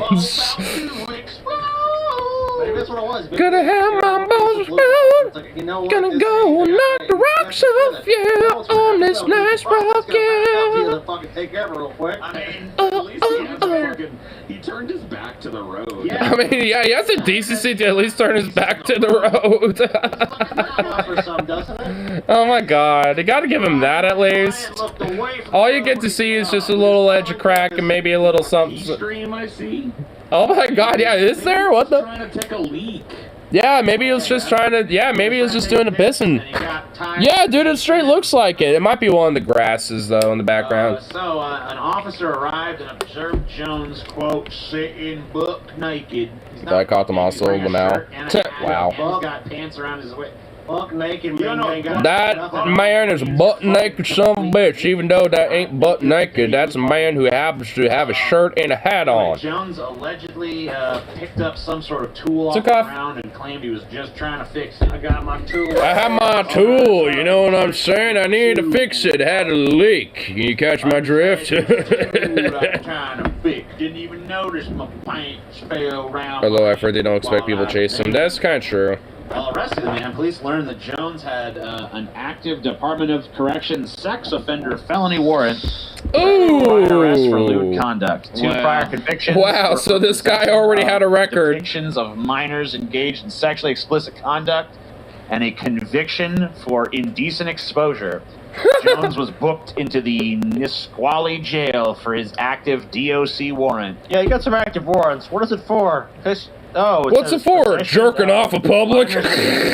Oh, what do you know? We caught you jerking it in public. Indecent exposure. Don't forget that. And you've been kicked for indecent exposure. I was trying to fix the tool, officer. I don't know what. I was trying to fix this tool. They already clipped cable. Damn, son. It was a big misunderstanding. Look, you see this wrench here? That's why you get the lucky 12 gauge, I tell you what. Every son of a bitch will run away to the sound of a 12 gauge clicking clacking. broken wrench. How do you... I mean, low key though, that might actually be true. Most like honestly, anyone at the receiving end of that, like yeah, you're gonna be like, so you're gonna run the fuck away, even if there's nothing loaded. Like just calling the bluff, you're probably gonna make people run. Honestly, low key though, like you don't even have to buy shells or nothing. Just get like a 12 gauge you just don't even intend to use. If someone tries to fuck with you, try to like steal some shit outside, you could just like open the door, just be like. Just do the clack, and then you can be like, get the fuck out of here, and then that makes people just run the fuck away immediately. And then you'll just be like, that's right, tell your buddies too. And then just like close up, lock it and shit. Or just, during the day, you could just look like you're polishing it or some shit as, some guy walks by that you suspect, stole your shit. It's like, howdy, partner. And then you just, I should get a loud-ass speaker of a 12-gauge sound effect. Oh, you know what? I mean, yeah. And then you can open the door and be like, get out of here. But make it look like you're holding it in your other hand by just, like, fucking not pulling out all the way. You know what I mean? Honestly, though, no, seriously, just that sound, that trusty sound, like, that if you're on the receiving end of that, even just kind of hearing it, like, just normally, it's like, ooh, damn. It's an intimidating sound. I mean, it's a fun one, nonetheless. Used to fix things, officer. Quite the conundrification, don't you? Conundrification, I say. How about this next one? This is murder. It was some sweet little woman from India. Imagine it was damn, that'd be awesome. It's about murder with an elephant statue. Over jelly shots? Jelly shots? Elderly man spared jail over murder of wife with elephant statue after dispute over jelly shots. Was the dispute that they were disgusting? And, damn. She was like, no, they're just wretched. I mean, like, what was the dispute about? An elderly man who murdered his wife of more than 5 decades following a Christmas Day argument over jelly shots has been spared jail. The Victorian Supreme Court found 84-year-old Edward Rowan killed his wife, Rosalie Rowan, after flying into a rage following a family gathering near Ballarat in 2019. Rowan was deemed unfit to stand trial in March when the court heard the Oh, really? That's why I haven't seen him, huh? Curious, do you know why? With degenerative brain disease, most likely all. Is it in the group chat? Did Harley say anything? I'm not going to pull it up because I got the screen up, but I'm just curious. Some episodes due to like a clinical psychologist who assessed him said Rowan was not well enough to hold a conversation, follow court procedures, or instruct his lawyers. His 78-year-old wife, Rosalie, I looked it up. A bunch of charges. What? A bunch of charges? You looked it up, really? What the fuck? What's he charged with? Dude, no wonder I haven't seen him in a while, man. Does it say when he was booked at all? Which charges were dropped? Oh, damn. Well, if you have to find out, man. Dude. What the man. I wonder if Harley knows about that. Just hours after suffering severe head injuries caused by blunt force trauma inflicted in her lounge room on the night of December 25th, 2019. Killed her on Some others. Strangulation, illegal use of a weapon, assault. What the fuck did he do? Holy shit. What did he fucking do? Whoa. If his girlfriend Harley doesn't know which charges are BS and which aren't. Damn. Sick off. Oh, same again.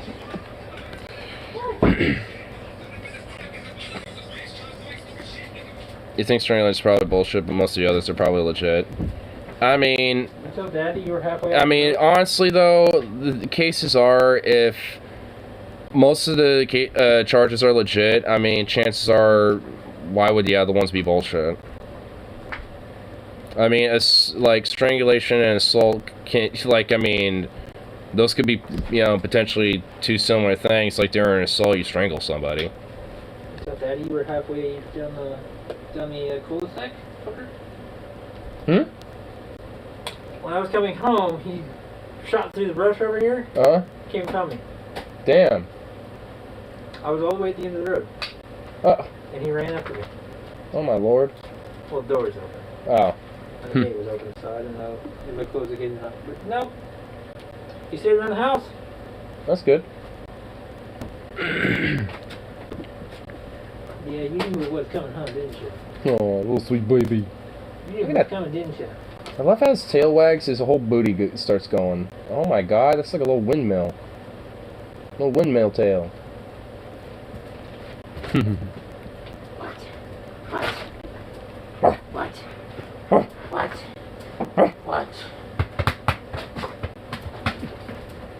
Oh, a little bite.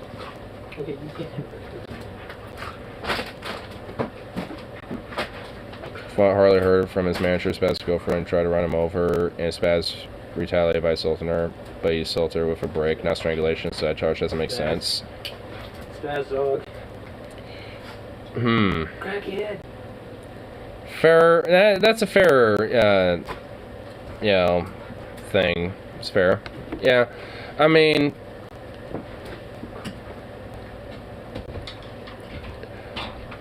obviously, when it comes to the heat of moment shit, you know, you can go from a brick to strangling somebody. I think the deadly weapon charge is for the brick. Yeah, definitely for the brick. Yep. That's where the deadly weapon charge comes into. So, jeez.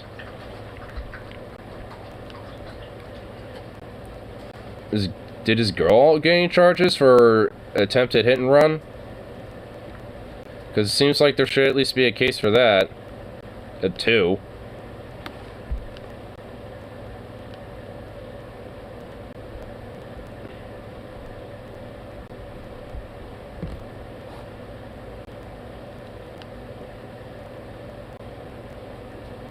Only the strangulation, not the other charges. Okay. So even if he's like, you know, well, even if he's being honest with everything else aside, you know, being like, hey, you know, this one's bullshit, then, you know, okay. I mean, honestly, overall, like, I'm just learning about this, so, you know, like, I'm only hearing it from your word, you know, so I don't know the full story and the full case, so I have no way to find out. Well, obviously, Spaz would, but no one can get in contact with him now, can they? Jeez, man. He was always a fucking, you know, hothead, that was for sure. I mean, he got in fucking, like, tissel with me over a goddamn 8-ball once, back at the worst, a few years back and shit. It's just like, bro, pipe down. Spaz managed to Harley. Yeah. Okay, so he knows about it, but shit, man. When did that happen? Like a couple days ago? A week ago? Today? Yesterday? I mean, shit.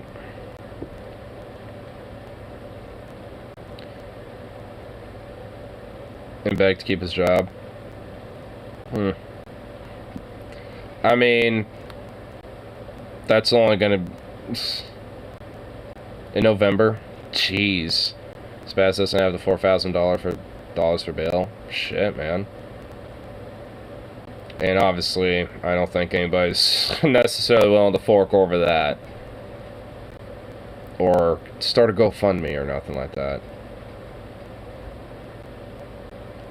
To beg Carly for the money. Oh my fucking god. Like Carly's got $4,000 lying around. It's more likely he owes $4,000, let alone has it. Harley just sure don't got... Yeah. Like, nobody does. Besides, bail is just a fucking racket scheme anyway, in a lot of ways. I mean, it's just a way to fucking, you know, just, like, stymie money out of the fucking, you know, poor in situations like this anyway. I was tired of Spaz shit. I agree with him. Honestly, I do. I was kind of trying to give him that hit a while ago. And I was like, dude, I think we're all kind of tired of his shit. I mean, it's just like, it's kind of strange of the duality between like Harley's brother and Spaz, at least, you know, because at least in some ways, not all ways, but at least in some ways, you know, Harley's brother's at least trying to, you know, do good and shit, and actually try to, you know, like, go, you know, try to at least stay level, if not try to move up to some extent. Spaz ain't. He just literally keeps going down, down, down. And eventually it's going to be to the point where he's just ain't going to have nobody. Besides people that just fucking take advantage of him.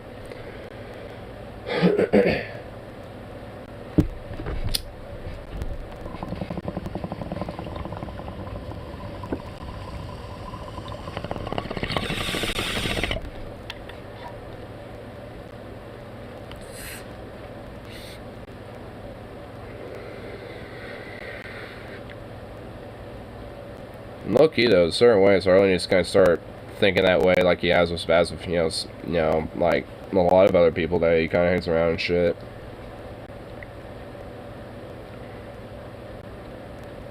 Despite supposedly being affordable. Yeah. And honestly, that's why, you know, and the main reason why I didn't say in all ways in circumstances is because, you know, they're still doing meth and shit like that as far as I'm aware. You know, and all that type of shit. But, you know, when it comes to things like that ain't all his fault. I mean, that's just because of our fucking bullshit fucking, you know, housing, you know, situation in this country. Not just the state. So, I don't even blame him on that one.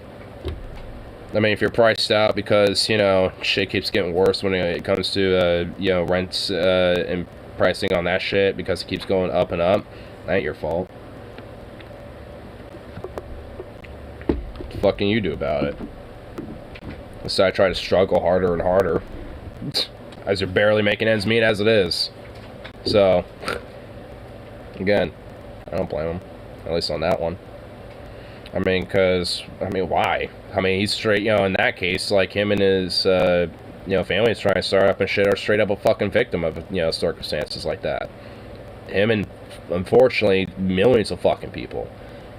That's the exceptionally fucked thing. Like, I mean, how many, you know, couples who are just starting out with fucking families like him and shit, you know, are out there in very similar circumstances.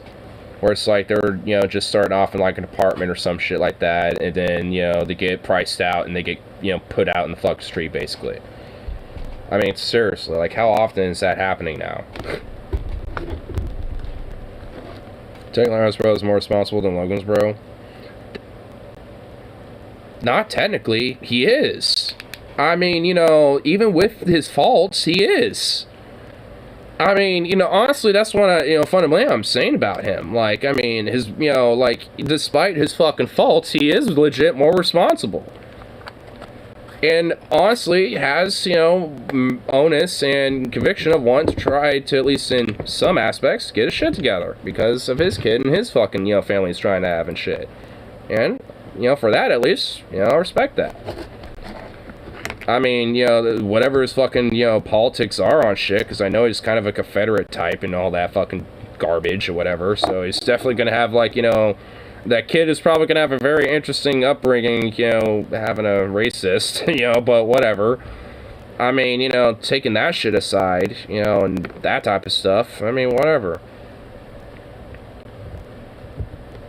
Like, what am I supposed to say? He should be fucked and blah, blah, blah, and all that shit just because he happens to be a Yoka-fed? I mean, if anything, he's more of, like, one of these cultural types where it's just like, yeah, I'm a redneck, yeah, fishy, blah, blah, blah, rebel flag, woo, you know?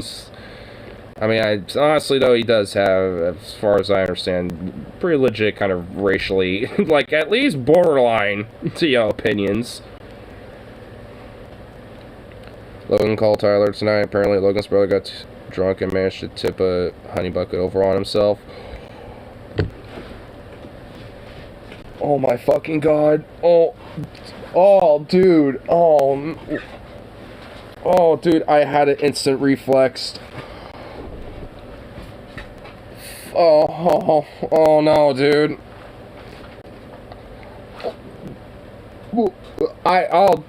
Dude. I need,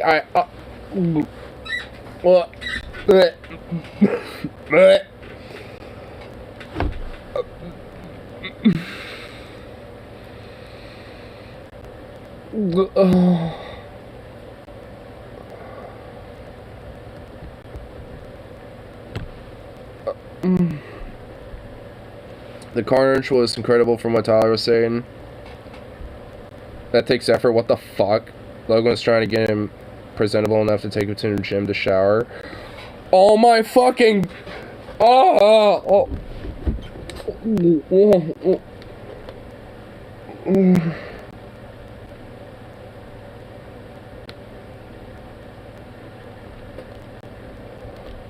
Oh my god.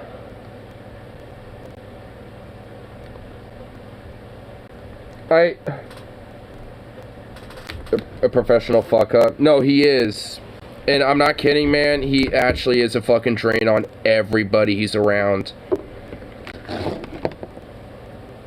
Like, he seems, you know, like a nice guy on the surface if you meet him for the first time, but don't let that fucking fool you, man. I'm being serious. Like, he's just... he's honestly, like, one of those rare cases where it's a legit fucking lost cause. Like, he needs to have, like, professional aides around him at all times, or... It's like the one thing that was exceptional about fucking, you know, Reagan was fucked up, despite the flaws of our mental institutions and our mental health asylums, was just dismantling that. Instead of doing mass reforms on them. Because honestly, like, if they were very humane and treated with a humanistic fucking approach, when it comes, and with very strong regulation and totally nationalized when it came to, like, mental asylums, or, like, you know, just...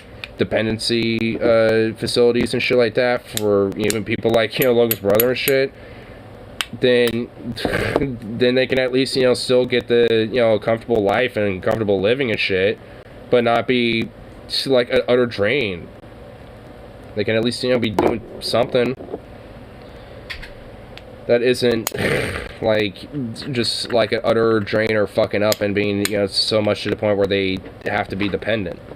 It's not even, you know, like so much like, oh, I'm just, you know, I got, like, you know, this mental disability, so thus, you know, I'm dependent that way. It's not even like that necessarily. It's just straight up like, I don't even know, honestly. It really is just kind of like professional fuck-up-ism, I guess.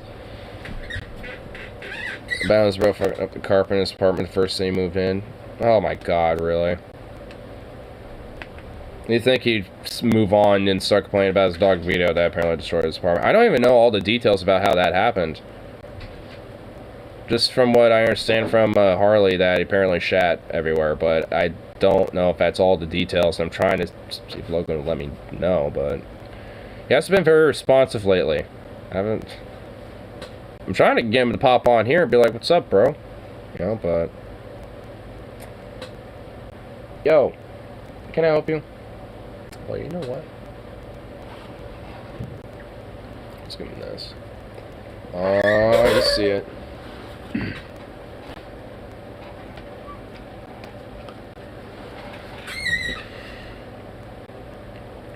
I think the effort was him going to the honey bucket with a pint of vodka, then not being able to open the door, getting angry and pounding on the thing until it tipped. That's exactly what happened. I almost can fucking it. Just had to destroy the couch. Damn. Whatever Vito did, man. Honestly, it's just like... I feel like there's like two things that kind of came into that probably. Is one, angst, because Logan probably is paying enough attention to him. And also has this whole thing where he tries to punish him and motivate him by fear, which is not how you gain trust and, you know, healthy relationship with a dog anyway. And which also probably enables and furthers this problem. And two, he probably got into something that he ate that he probably shouldn't have, and his, you know, digestive system went fucking all like fuck no on that and just shat everywhere. Like, I mean, honestly, you know, sometimes that happens with a dog. Like, I mean, I know of different stories, you know, not myself personally, thank God, but I know of, you know, some different anecdotal tales of shit like this happening. You know, so... He got really drunk and scared the kid and caused his issue that Logan never solved. Are you fucking kidding me? Wow.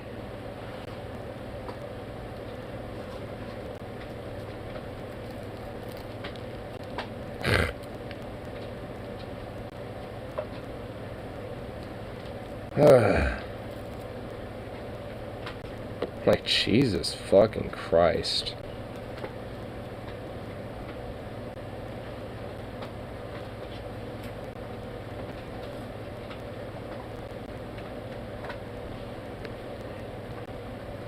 I mean, like,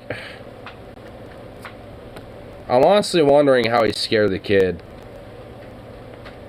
I have a weird, like, idea that there's, like, at least, you know, probably, there's multiple different ideas I'm thinking of. One, he got dark and, like, edgy and was just like, yeah, man, you know, I want to, like, kill myself and shit like that, blah, blah, blah. And he threatened to fight him. The kid called his parents and they came home and kicked his ass out. Oh, that's what happened? Oh, so I honestly wasn't even what I was thinking about. It wasn't even one of the different options I was thinking. Okay. Well... Damn.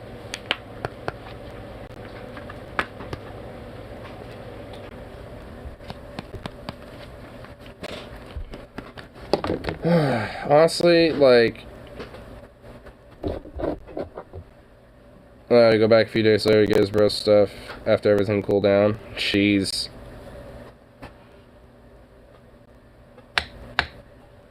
Honestly, Logan seriously needs to stop helping him. Like, period.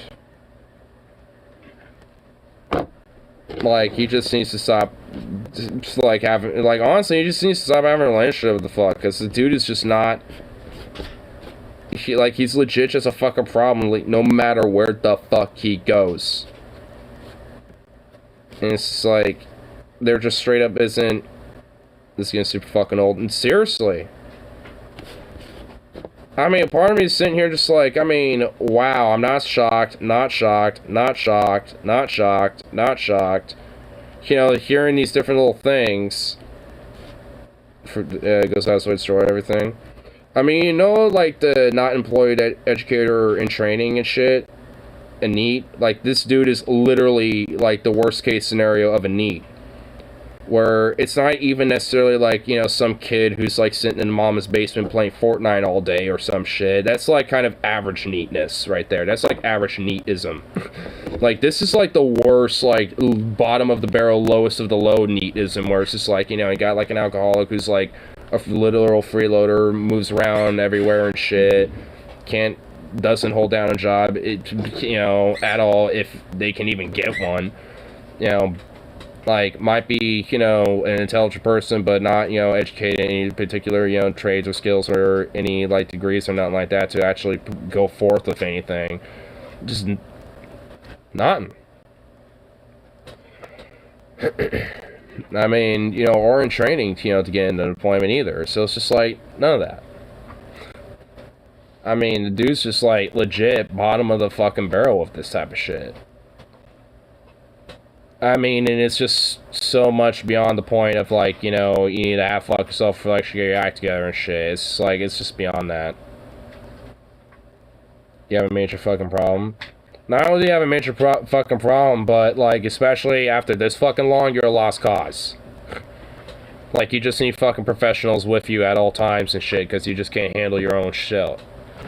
You can't handle yourself, you can't handle your shit, and, like, you're more of a detriment to everyone else around you, and societally-wise, versus, you know, actually, you know, bringing forth back, you know, anything and shit, because of your fucking problems. In the apartment complex of a functional manager. Yeah. And then he got a trespassing order on him. And then he violated it, apparently, once. Showed up. And it's just like... I mean, motherfucker has some serious nerve, because also that destroys more of Logan's potential future rental possibilities. That's the best thing to happen in 2021. Oh yeah, it was. I was gonna mention that one time, as far as I know.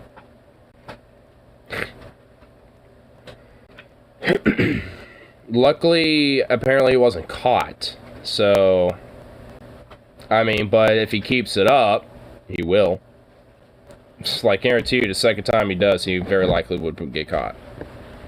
First time, it was probably, I think it was at nighttime, so he was fucking lucky and no one was really up and about to see it. But still, got fucking nerve.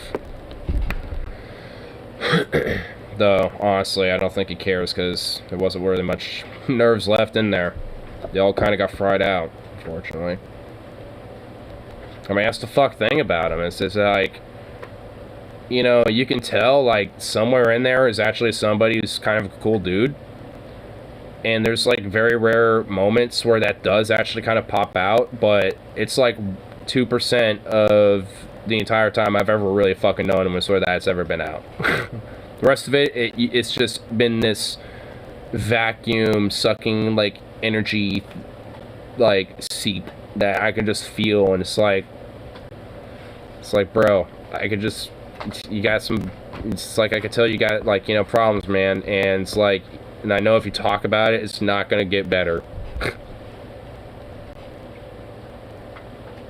Shouldn't be doing that shit. Getting evicted over his bum brother would be the most stupidest thing imaginable.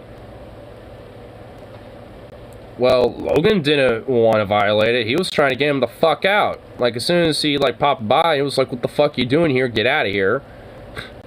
I mean, but apparently it was, like, because he wanted, like, a charger or some shit, or wanted to get some things charged to drop off, and it's just like, no, fuck off. I'll, like, I'm doing this one fucking time, and you're getting the fuck out of here. Like, go, now. You know, and he got whatever he wanted charged, I guess, and then fucking, you know, got him to leave.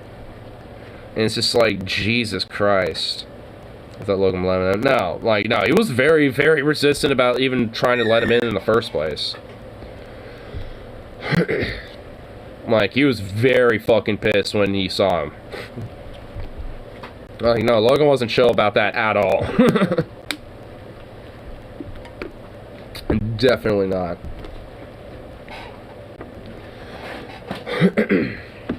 Whoops.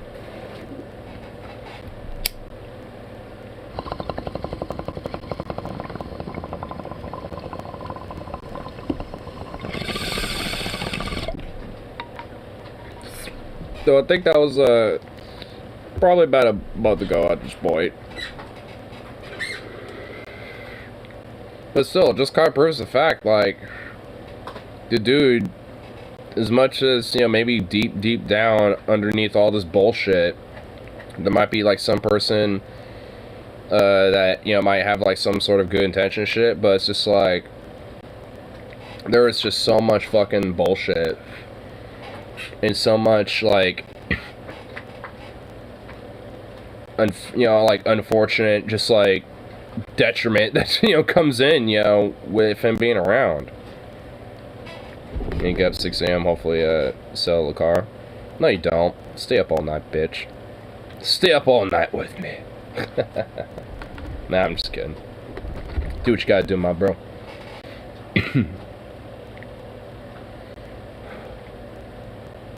We can actually kind of get back into this, these old criminals, they say. I actually kind of forgot where we left off of this dude, so. Stay up all night and sleep during the day.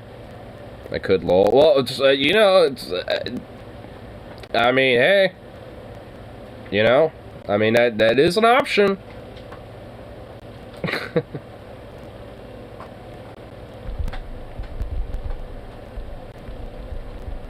Spared jail over murder of wife with elephant statue after dispute over jelly shots. Okay, I remember a little bit that now.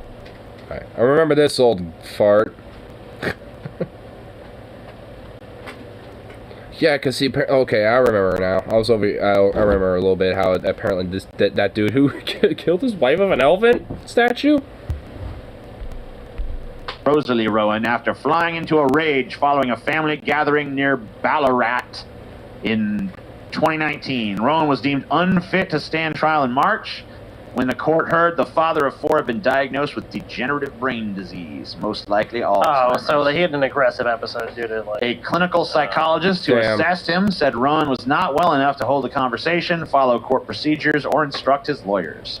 His 78-year-old wife, Rosalie Rowan, died in hospital just hours after suffering severe head injuries caused by blunt force trauma inflicted in her lounge room on the night of December 25th, 2019. Killed her on Christmas. Damn, son. Having heard from 7 witnesses, including Miss Rowan's daughter, Supreme Court Justice Leslie Taylor ruled there was enough evidence to prove the elderly man killed his wife. A report is being prepared to determine how Rowan... Well, what's the nature of the fucking Jello shot argument? I want to know. Oh, here we go. Yeah, why? Yeah. A special hearing in March dredged up painful memories from members of the Rowan family who told the court how following a Christmas Day gathering led to the death of the family matriarch. Rosalie Rowan stopped her husband from eating alcoholic Jello shots made by their granddaughter, which led to a brutal argument later that night. A small elephant statue was probably found should have just let him have a couple Jello shots. The scene of blood, with Rowan later telling police that he flew into a rage. Rowan's lawyers admitted the crime was hard to explain. Damn. Is it?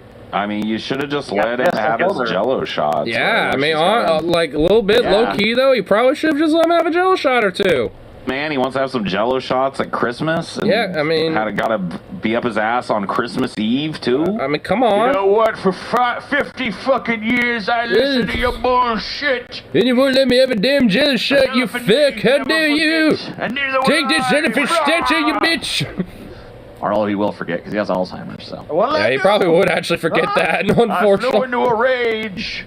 Something happened. I don't know. No. I mean, I just remember eating a Jello shot after that. Losing his mind, who fucking got pissed over some Jello shots on Christmas or whatever. Fucking killed his wife. It's not really that hard to explain. Damn.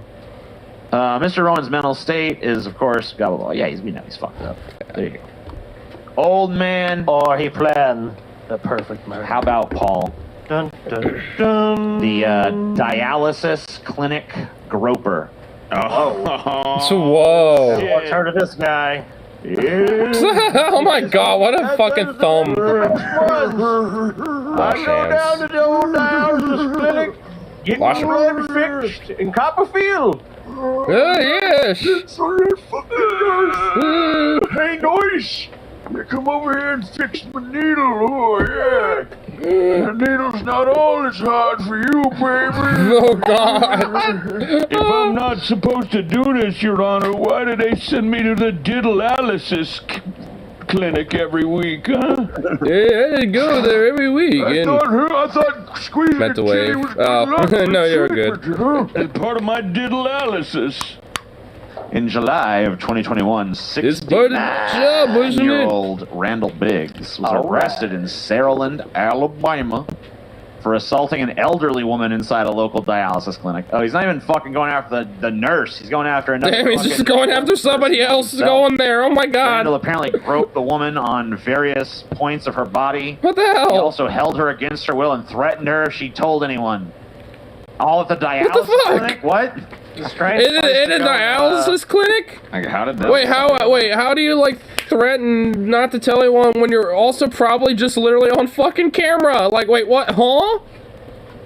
Assistant District Attorney Johanna Bucci said that was there was some inappropriate touching and groping that the victim, of course, did not want, and the defendant allegedly held her against her will there at the counter. And we believe that he made some statements to her that were sexual in nature.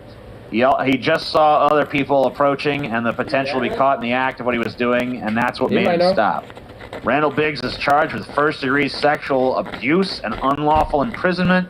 Biggs was also arrested and convicted of murder in 1984 in Escambia County, Florida. So he didn't actually even need dialysis.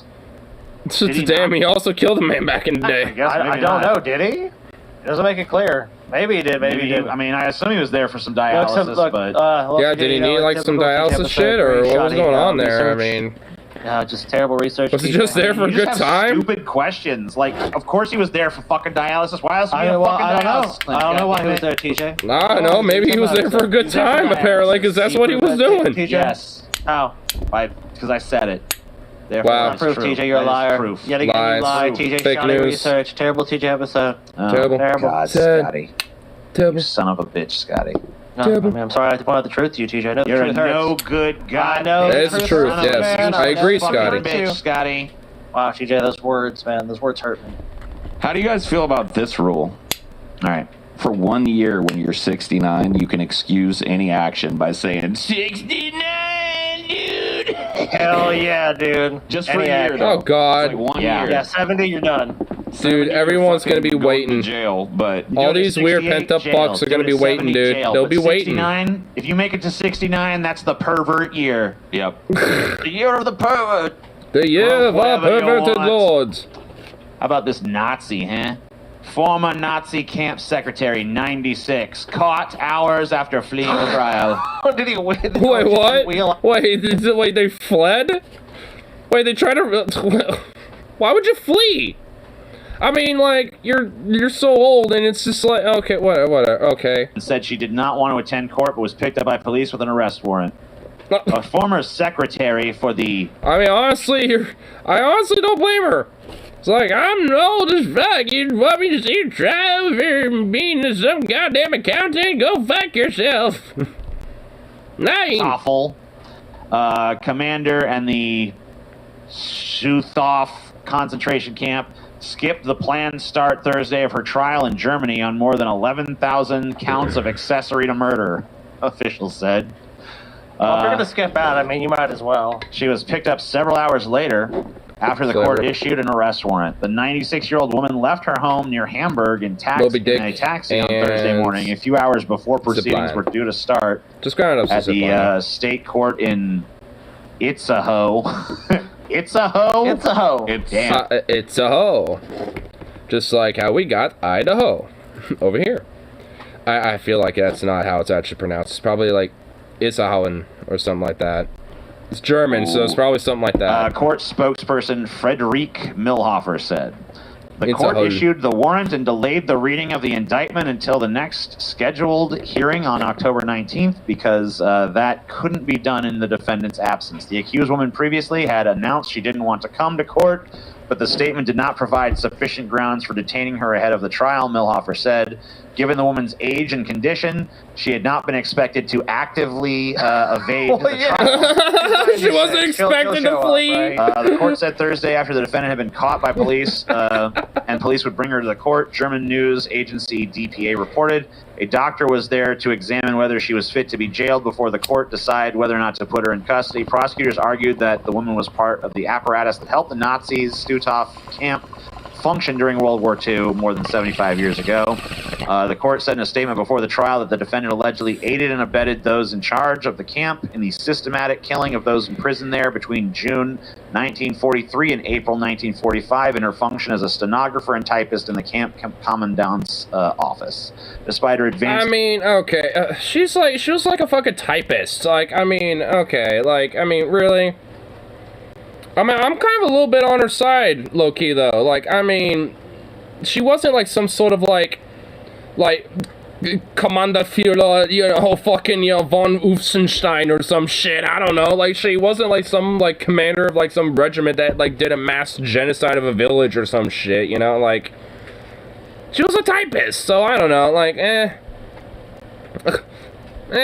Germany, I think he just kind of went a little overboard on this lady. Juvenile court because she was under 21 at the time of the alleged crimes. So there you go. Old Nazi, still trying to run. I mean, if they get her, still trying to run, I say. This just seems like brought fucking... to justice. She was brought to justice. This just seems pointless at this point. She's already 96. I mean, she doesn't no, even know where seriously she though. is. I mean, it just seems a little pointless now. No, they want her ass to go. The guy. I mean, it feels like the '60s. I could probably get it, but I mean, it's like I mean, come on. Hunter, the lead Nazi hunter, was like, if she's able to flee, she's able to be incarcerated. It's like, all right. I mean, I guess that makes sense. I guess she's gonna be there for like what, a year, bro? I mean, like, if it makes you feel better, sure, but it's not gonna change anything. No, seriously though. Especially when it's See, this is how these old fucks evade justice. I mean, They get What the so fuck are you old. gonna do? So, okay, the penalty is you're taking your time away, and you're like 96. Like, what time is really incredibly gonna be taken away from you? Well, I guess there's no point in even bothering charging with the crimes of those 11,000 fucking dead people, you know? I mean, whatever. She's old. She pretty much got away with it. Just let her. Well, what are you I gonna mean, do? it's not like she had. It's like Punish her, teacher. honestly, it's not like she was making the fucking like orders or making the decrees or it's just like there to pull the fucking triggers or like press the button or some shit. Like I don't know, like. Over 6 months, so she kicks the bucket. At least she She's gonna be there dies for in like jail. a month. Okay, well, fair enough. Just throw her in Put jail that then. bitch in a fucking box, Scotty. It's not like she's doing anything now anyway. She's probably just sitting in her fucking house. Yeah. Jail's gonna make no difference. Well, you know what? I say we fucking keep her alive as long as possible. Okay. Trip fucking acid in her face. All right, there you go. Dude. Dude, now you're fucking getting somewhere. Yeah. You fucking, we can't punish, we can't take away your time because you already That's how we do it in got away America. too long. So instead you get Pay your the fucking punishments. acid face. Who needs rehabilitation, Drip especially when acid you're an on old you while you fuck? Scream and cry. Prolong it. It's like more I think that's the civilized thing to do, right? Seems It's American like it, yeah. thing to do. Oh my God. Who is that? Dude, you do not want to fuck around with whoever this is. What did this Who Nosferatu do? Oh my God, this guy's eyes are insane. Dumbo ears. He They is. look kind of like a fucking elf or like. Oh my God, reverse oh my Spock. God. This is not what Looks like Leo the did. fucking- Oh my like- God. Nosferatu ears, Scotty knew. Jesus, this man has either seen some shit or done some shit or he's gonna do some shit. Or all three. Like, oh my God. 2 years for Dude, sure. is this That is Bat Boy's disturbing. dad? It could be. It kind of looks like this might be Bat Boy's dad. innocent. That is Yeah, he looks very disturbing. vampiric, except for he clearly has no teeth. He's hiding them, dude. He's hiding him. He's hiding him in his fucking jowls The of fangs his. just come out of the fucking gun. Yeah, that's how he gets away with it. Oh, please, I'm just an old fella. Please, I don't know where I'm going, Sonny. Yeah, come. The look of like total insanity lives in this man's eyes. I know they Like, do. He did like Those are like the eyes of insanity. I've seen crazy eyes in my time, but I don't know if I've ever seen a crazier ass pair of eyes than these fucking I mean, little orbs of Christ. fucking malice. Just look at him again. Like, look at You're that. bleeding. Oh God. Yeah, dude, it's totally Bat It's Boy. not. It's It totally not is. It's Bat like Boy, this. but like got the Bat 9,000 Boy years ears. old. He's Bat Boy. Jesus. Bat Boy. I would say he's Boy. Batman, but that's already kind of taken. Yeah. So Bat Grandpa. Yeah. Bat Grams, Bat Grams, Bat Grams. Back So rams. this is in January of 2020. 93-year-old Navy veteran Robert Thomas, excuse me, Disgust me. was arrested in Las Vegas for shooting his apartment complex's maintenance manager. Oh, Damn, what the fuck? damn. Robert was angry because water damage and flooding in his apartment was not dealt with after he reported it multiple times. He decided to take matters into his own hands. Oh, okay. I mean, Well, So Jesus he shot Christ. the manager multiple times in the legs after forcing him to sit Oh, down. and have a Jesus, chat he with just him. went He was aiming mafioso for the on man's him. Kneecaps. Damn, he went mob boss on him. He's like, I'm gonna bust your kneecaps, you old young bastard I'm gonna fuck. shoot you in the Shoot kneecap. you in the kneecaps, buddy. Yeah, Shoot your so then, kneecaps you know, like they taught me in the damage. mafia. I mean, look, this guy just came from a different generation, guys. When you had a problem with somebody, you shot him in the knee. That's how you do it. Yeah, here's the crime scene photo here. You see the Vegas strip in the background, I think. I do see that, yes. So Officer Ronald Horny-Yak. Is his real name Horny Yak? Horniac. Yeah, pretty Yes. much.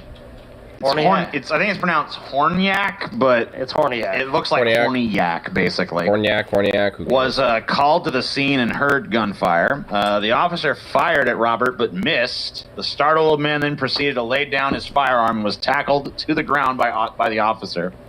Oh my god. Damn. Like a 93-year-old, huh? I mean, I guess he's a fucking crazy person. I mean, he just kind of shot someone twice in the knees, so I mean, yeah. Here he is, being wheeled into court. I'd probably tackle him too. What I do? I did what now? Listen to like Helter minstrel, Skelter or something. minstrel music, dude. Old minstrel songs, dude.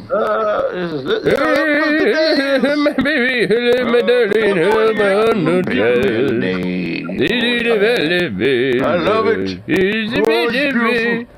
Robert was charged with attempted murder, discharging a gun in a structure, carrying a concealed weapon, kidnapping, and burglary with a deadly weapon. Oh my god. Robert said he did not want to kill anyone, just wanted to mess him up a little. Mess him up a little, I'll tell you what. I just wanted to say I shot a man. You know, I just want to say, just, whacked him and put a few in his kneecaps, I say. Well, he ain't ignoring me now, son of a bitch. I kneecapped that fucking cocksucker. He didn't fix the damage to my house, so I created damage in his legs. Well, you can't fuck with old people, dude. I hope the doctors take him more seriously than he took me. That's all I can say about that fucking cocksucker. That son of a What bitch. did Robert have left to lose? He's fucking 93. Oh my god. He had nothing left to lose. Like they're gonna lock you up and throw away the key. It's like I'm 93, son. I'm 93, I'll be done within a month. Robert You fuck. sadly passed away of congestive heart failure in May of See? 2020. So it after didn't matter. spending Well, there you go. less than a month in a local Not even a hospital. month. He had recently turned 94 while in custody, so. So Robert won, dude. He shot this dude, did all this other shit, and he got away with it because he's dead. He's just like, well, I'm dead anyway. I mean, how can you fuck with that? There's nothing you can do. That's what I'm saying. Like, the Nazi chick, it's like, whatever. You're gonna put her in jail, but it's like, she's gonna be dead in fucking 6 months later. So there's actually video of the shooting incident. Holy shit, is there? Oh, really? Is Yeah, there? It's surveillance. It's just gonna show here. He's coming in. Look at that criminal. There's no sound in the video. It's just surveillance footage. So here he is. there- He's pulling out.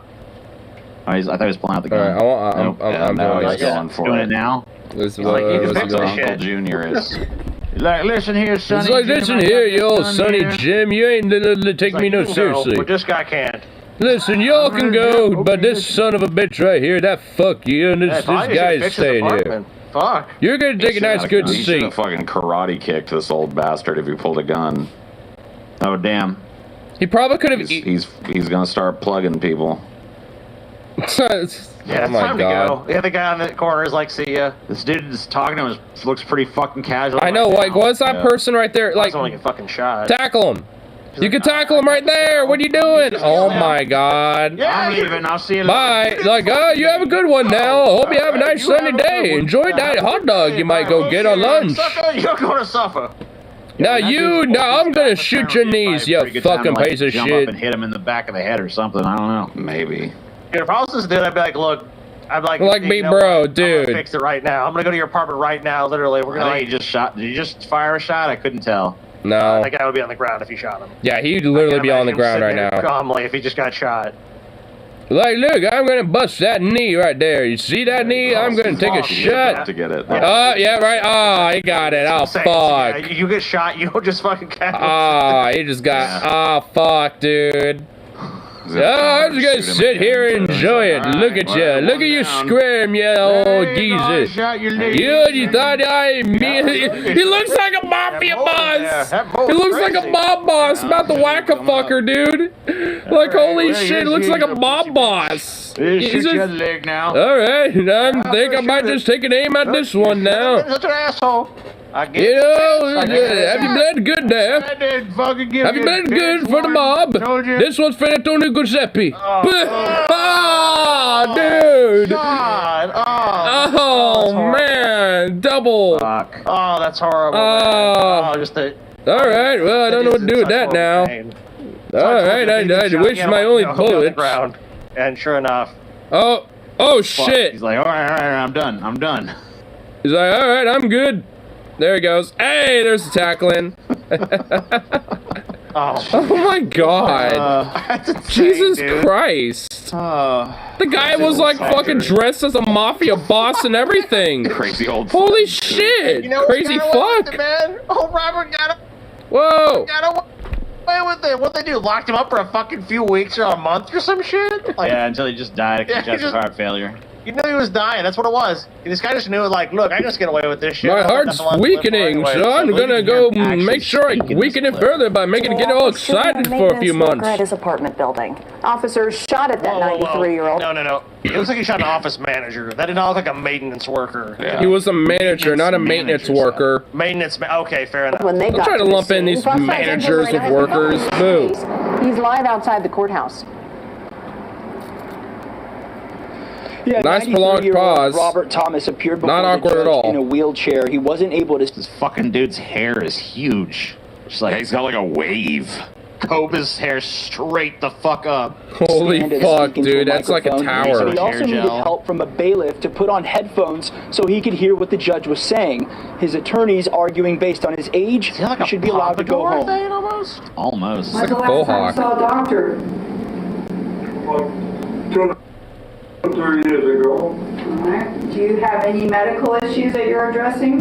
Yes, I have pneumonia in my right lung. At 93, Line. Kick the buck out. I might die right here. It's like, what? What do you even say? I mean, by the time you finish asking me your next question, I'll probably be dead. Probably. Dead. Pretty much was. Waiting for them to bury me. I'm just waiting for the burial process, that's all. Rigor mortis hasn't set in yet in my brain. And despite his age, prosecutors argue he should stay in jail. After he was apprehended, he told the detectives that he would do it again and said that his intent was to actually harm the apartment manager that he shot. Well, yeah. I mean, Duh. yeah. Fucking He wanted to bust his knees. He wanted to bust them kneecaps, man. Be a mafia boss and whack his knees, dude. That guy was here because, like, he was, like, lost or something. Whoa. It's like, damn. He's stoned out of his mind. Wait, what did he say? Thought that guy was here because, like, he was, like, lost or something. Whoa. Wait, what? I don't even. Wait, what was that? That was like gobbledygook. Okay, fucking. Is it? I did. Yeah, baby. The victim was shot in Scuba both dada legs and is double. expected to survive. What? Attorneys for Thomas say his age clearly played a role in the shooting. It's just really I'm bad pretty putting sure it's- headphones on somebody. You see that shit? Yeah. Like he's never done it. This incident probably happened because of some mental issues at this point, given his age. Mr. Thomas, Yes, can you hear me? yes, I can, Jeff. Have you ever been diagnosed with anything like Alzheimer's or dementia? Not really. When I was in the Navy, I had something, you know. Sweet. Not really, but well, when I was in the Navy, they probably diagnosed me of being a fucking mafia mob, but I don't know. Working within the dark syndicates of the mafias. That's what they were getting me for. Spring chicken and right as rain in perfect health. Yeah, not exactly, you know, but yeah, maybe. You know what I'm saying, Jeff? I'm spring as a fucking old dog, I say. There's two ways to deal with this shit. Either put a bullet in this old guy's head or put him in like a mental hospital. Everything else is a waste of time. Some kind of old folks home. It didn't even matter. Yeah, He croaked within what like the fuck is this a shit? month. Yeah. Like a After home this. for crazy old codgers. Cool. Said to Who the wish to whack your but again, kneecaps. I mean, it's probably his age talking. AIDS? AIDS? His AIDS talking. His AIDS? Wait, what? Listen here, you son of a bitch. Hey, you keep telling this shit about me. That's your AIDS talking. I'll blow your That fucking head off. well, that don't even make I'll blow your sense. fucking head off, That's you your son AIDS. of a bitch. That's your AIDS. I'll fucking kill you dead where you stand. Oh, I'm gonna whack your kneecaps, but There you go. well, I'm sorry, that was my Be AIDS talking. vanished. Ah! My ticker! Like, that's just the truth about this. Like, he was like slow moving and like calm, and it's like the guy just waiting to get shot. Like, oh, stay there. I mean, it was a little bit. It was the guy sitting there. He could have gotten up and fucking, you know, moved like a fucking lightning bolt and. Don't worry. My helmet, everyone's aim is He like squinted. You could tell he was trying to hit the knee, but then he was like, ah! It was like, here, let me take like a good 5 seconds to aim at your knee. Balls or something, you know. Yeah. Yeah, fuck. Oh, that. Oh. I blew his nuts off, I did. I'm gonna have to. I'm gonna have to make you a little bit of one of those castrados. I'm gonna have to fucking depart. You're gonna be a castrado once I'm done with you, you son of a bitch. I'm about to make you half You little fucking prick. You little eunuch. You see this water damage in You my little fucking eunuch. apartment? Now there's gonna be bullet damage in your cock, you fucking asshole. Anyway, This world. I don't know. That's What all I the got, fuck? though. Hope you guys enjoyed it. Let me know Oh, if I you want loved more. it. I thoroughly enjoyed it. I mean, everyone that was pulled was like literally from like the last like year or so. Like I didn't even have to like go back in time to find some Jesus, old this was all recently? examples of old people I acting. mean, it was. Like, that dude jerking was, like, from 2021. That's a great thing about ornery old bastards is that they're dying every day and they're being made every day. You know what I mean? I mean, that is so true. There's an endlessly renewing Endless crop of options crotchety for renewal. old bastards waiting to just kill you. Or Honestly, whatever. like 90% of like, no, not 90%. That's actually being like way highball. It's more like 30-something% of fucking like Florida Man stories have to be like old geezers on top of that too. So it's just like, I mean, for no reason, jerk off by the side of the road. Whatever the case. That one's just fucking just like, what the They're fuck? there for your entertainment and I guess I don't know, enhance society. Yeah. Give you something interesting to read about anyway. Oh yeah, very much so. Especially with the Florida Man ones. Those old geezers are something exceptional. It's very something exceptional. It's like, oh boy. Oh, I love it. Wow. I mean, that last one, dude, that guy straight up went mafioso on a son of a bitch. Like, he went old mob. Like, old mafia style on him. It's just like, goddamn, son. Like, goddamn. Like, what the fuck?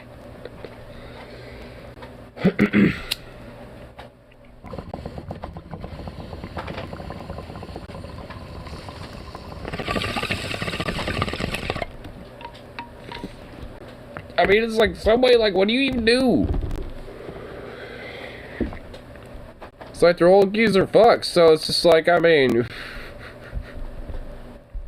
Like, they're probably, like, I mean, it's, especially for some of them, they literally did, like, kind of croak within a week. Or within a month. It's like, what? Oh, and Deep Fat Friday's episode for tomorrow is Herman Cain Awards. Oh, all the different, like, anti-vaxxer types and all those dumb fucks who all died of COVID and shit and got Herman Cain Awards because of it. Oh, dude. Oh, that episode's gonna be fucking, like, magnifique. In fact, I kind of want to, like, go on here and just give that a like already. Because that's just gonna be some goodness right there. Too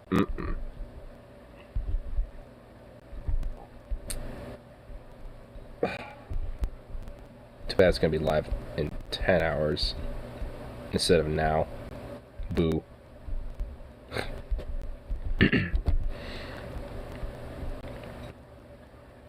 Zukov, you join that big ass rawhide? The big ass rawhide of yours, silly boy. Come here, buddy. Come here, boy.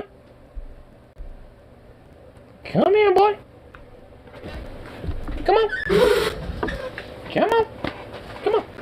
Oh, you stretchy thing. Oh, you're so stretchy. Oh, don't lay down. Get over here. Come here, boy. Come on. Come here. You kind of suck right now. What the fuck? Come here.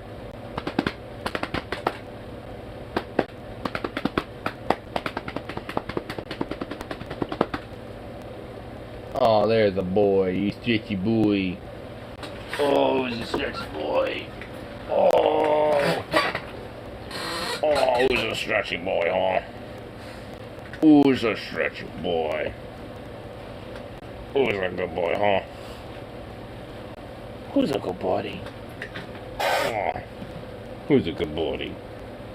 Who's a sweet boy, huh? Oh. Oh. Come here. Ugh. Ugh. You sweet little baby. Oh my goodness. You sweet little thing.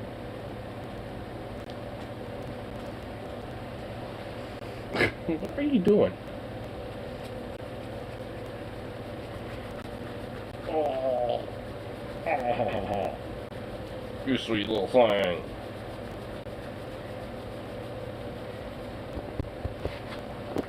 Oh. You dorky little bite. You're just a dorky bite.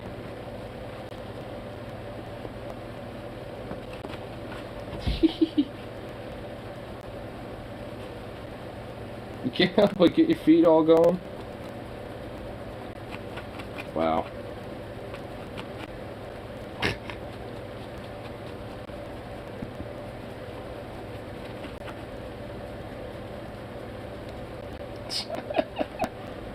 Your little foot going off like crazy, so cute. Oh, you're just a big old bundle of sweetness. Oh, look at that little face. Look at this little head. Look at this little cuteness. Oh, you sweet little dusty boy.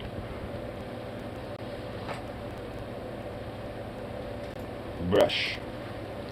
You're like, wait, whoa, what's this? What the fuck?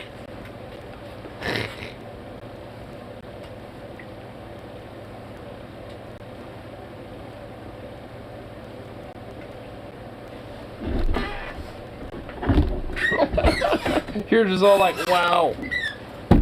Bruh. How old is doggy? He's probably about like 5 months, going on 6 now.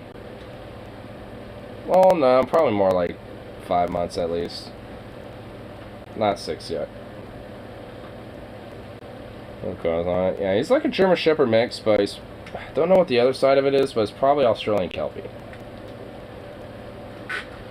You sweet bite. You dork.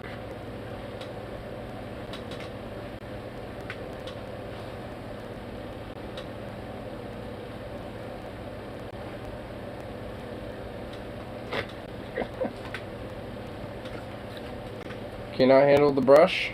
Can you not handle the brush? You silly thing. Are you just like... Can you not hang with the brush?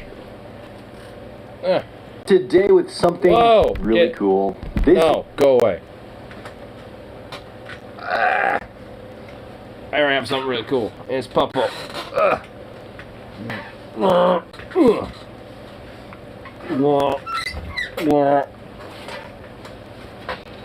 You silly thing. Like I made him stop immediately. It's like, oh yes.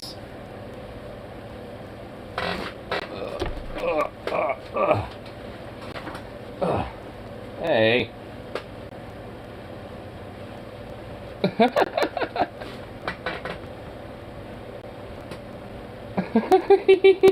Oh my god. Absurdity.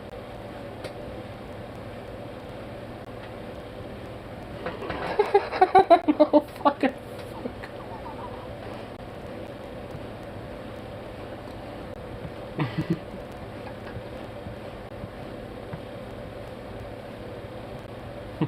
He's like, nah, that doesn't get me going enough.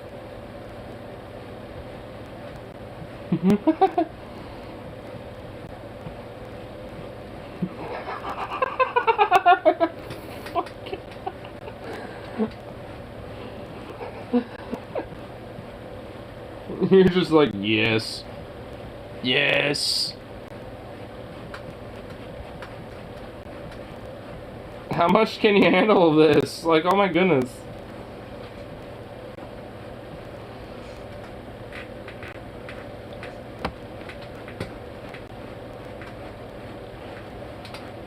now they're both going off.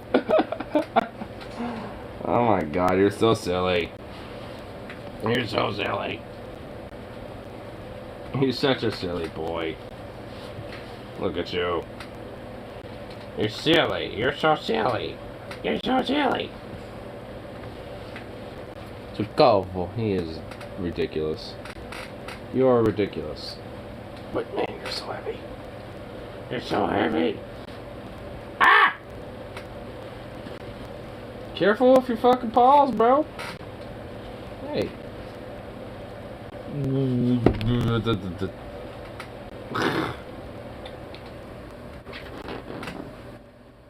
Oh, you silly thing. Great Dane treatment. Great Dane treatment. Ugh. Whoa! Ugh.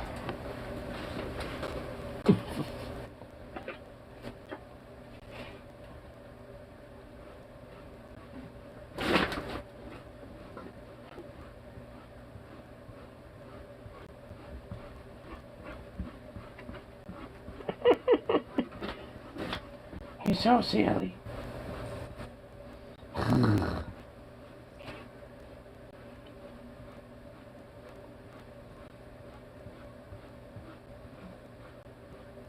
Like, how much, like, this is so much.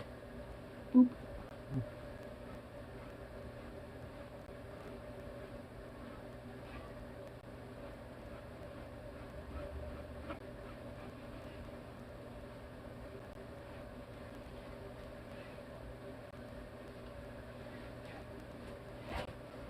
Oh.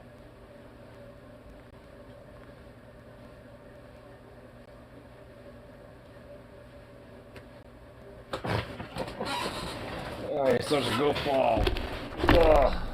There you go. Now I need to get the rest of you. Come here, buddy. Come here. I need to get the rest of yous. Come on. Come on. Come on.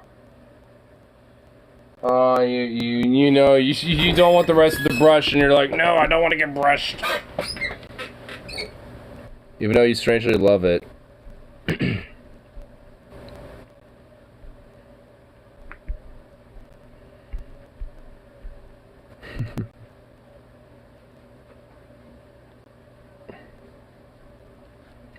LT finally broke down and went to a crop. Went for the steak, stay for the women. Oh, Acropolis. Huh.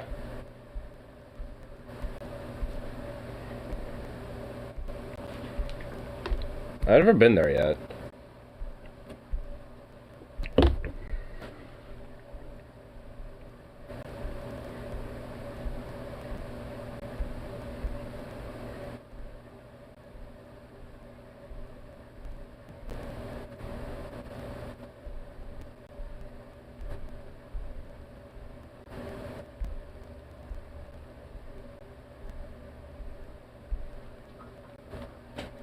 Who's a good boy? Oh.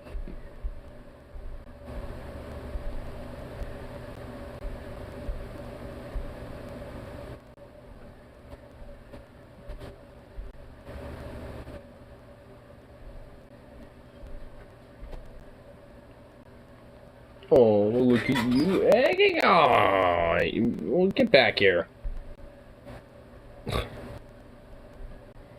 What the hell? Your chest looks so soft and fluffy now. Aside from the upper half. Huckabee fawns over Trump. Oh, I want to see this. I want to see Huckabee cuck over Trump. Huckabee is cucked over Trump. Yeah. I want to hear that. Sounds based. Did an interview of Donald Trump. I have to admit, I love this. This is my guilty pleasure. When you have like real massive idiots interviewing other massive idiots. Huckabee. I love the sappy music you're going to hear in the background. Like, why did you add that? That's absurd. But then also, note the line of questioning. It's not even questioning. The sappy music? coddling. Oh my god, Notice beautiful. the line of ball coddling here from Huckabee? Oh. This is glorious.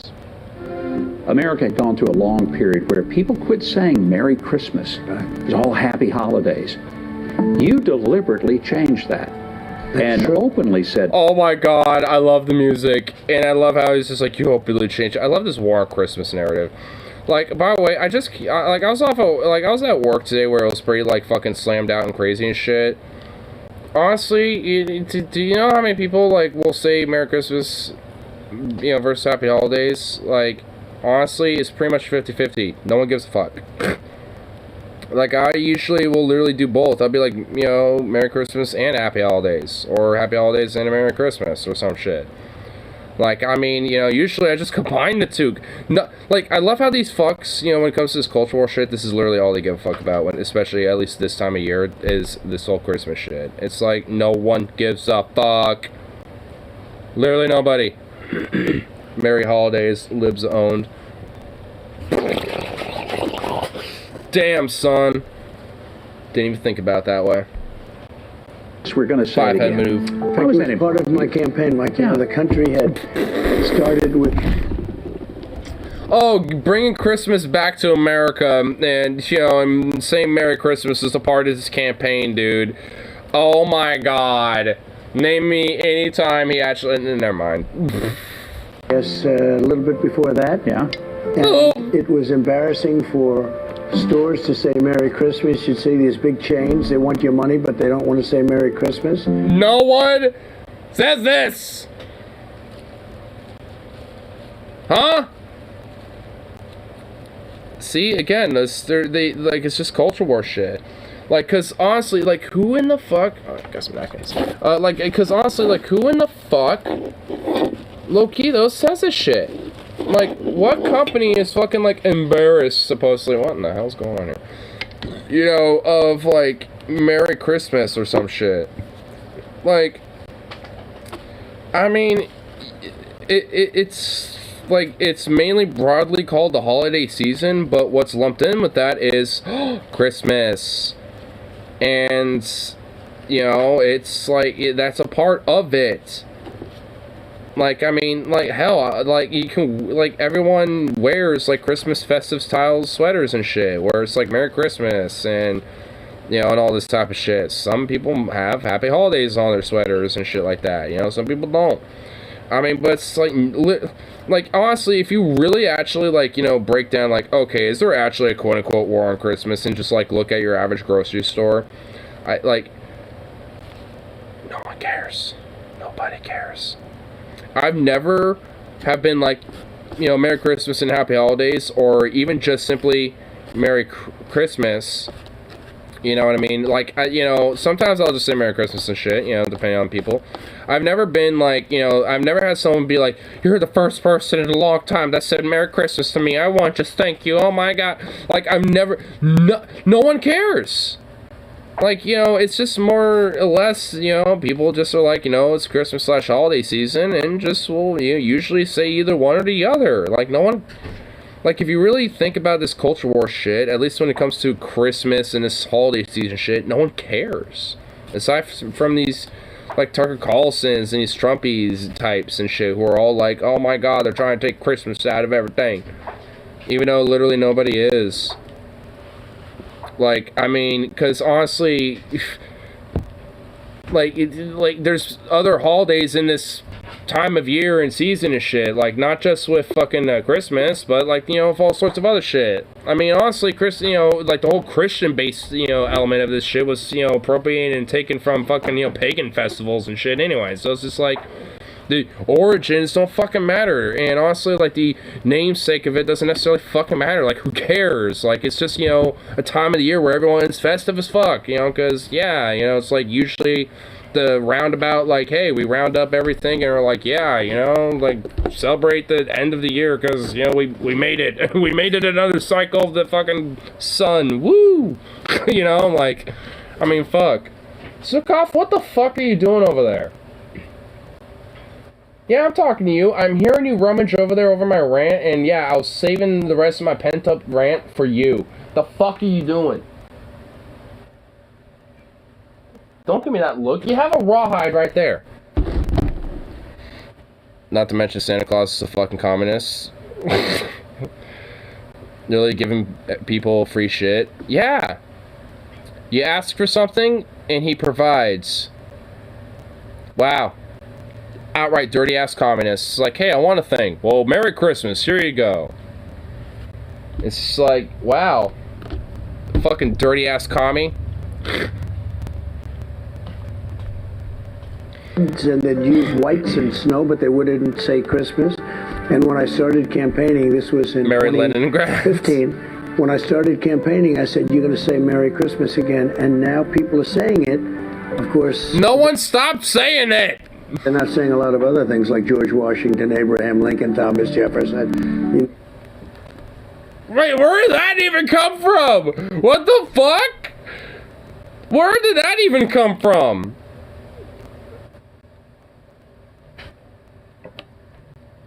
What?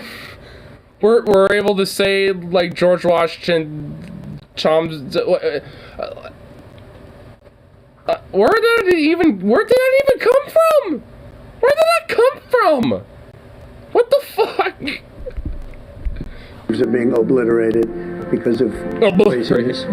But they are saying Merry Christmas again. We got that. That was a wait. What did he really? Jefferson, you know, those names are being obliterated because of craziness. But craziness? Wait, that's all you had to sum it up as? It's just because of craziness. Craziness. Again, we got that. That was a big part of what I was doing. And so I was saying all the time during that period that we want them to say Merry Christmas. Don't shop at stores that don't say Merry Christmas. And I'll tell you what.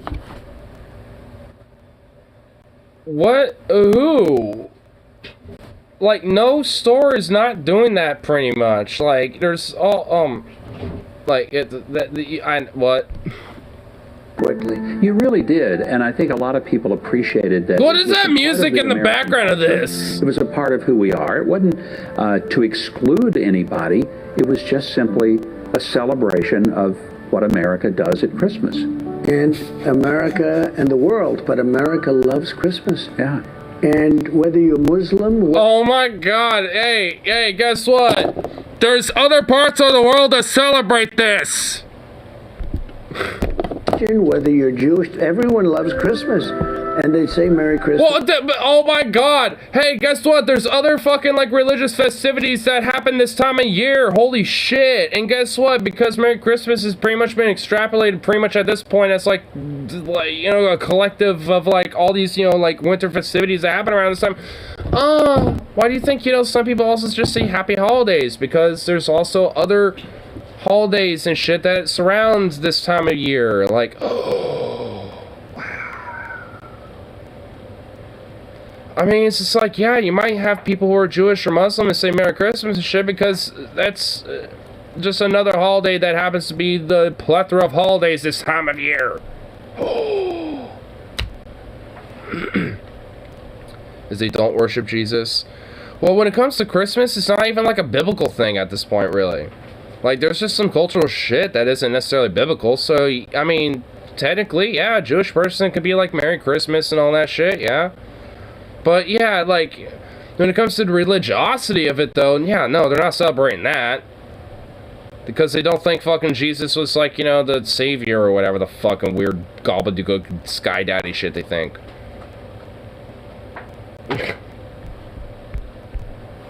People kept up it along with everything else. So I was very proud. Everything else? Remember, what's that?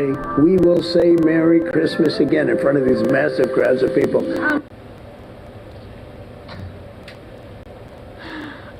Come on, man. It's too perfect. The one upside, look, Democrats are pathetic. They're going to get blown out in 2022, maybe in 2024 as well. It's too early to tell for 2024. But, yeah, they will. The one thing that Democrats have going for them is that, yes, Trump is the leader by far and away on the right. He's still the head person in the Republican Party, and if he runs, he'll probably sweep the primary pretty easily. But there has been a change in Trump. He's gone full Fox News grandpa since being president. Like, there was a... He always was! Has he changed from that? Comparison before, but go look at the 2016 closing ad from Trump. And go look at the God doesn't need a savior because he can pick himself up by the bootstraps. The 2016 closing ad from Trump is way better. Like not even. Well, not necessarily because they think that the savior hasn't come yet. Like they don't think the actual Jesus is arrived yet. So the real Jesus isn't here yet. So the actual like Jesus that Christians believe is a false Jesus. So the actual Jesus isn't actually here. So Jews think that basically, where they're like, hey, that Jesus, he was a false Jesus. The actual Jesus isn't here yet. We're waiting for the actual Jesus. Like that's pretty much like Jews in a nutshell, honestly. If you really think about it, it's just like, oh. And pretty much they don't consider the New Testament a thing. Oh, me versus the elites. I'm with the regular people, that type of stuff. So. And 2020 was just like Fox News Grandpa. This is full Fox News Grandpa stuff. I mean, the sappy music in the background. Any homeless person with a beer can claim to be Jesus. And we did it very, very quickly. You do not know how many people I've had. Like, there's actually a Wikipedia list of people who have claimed to be the second coming of Jesus.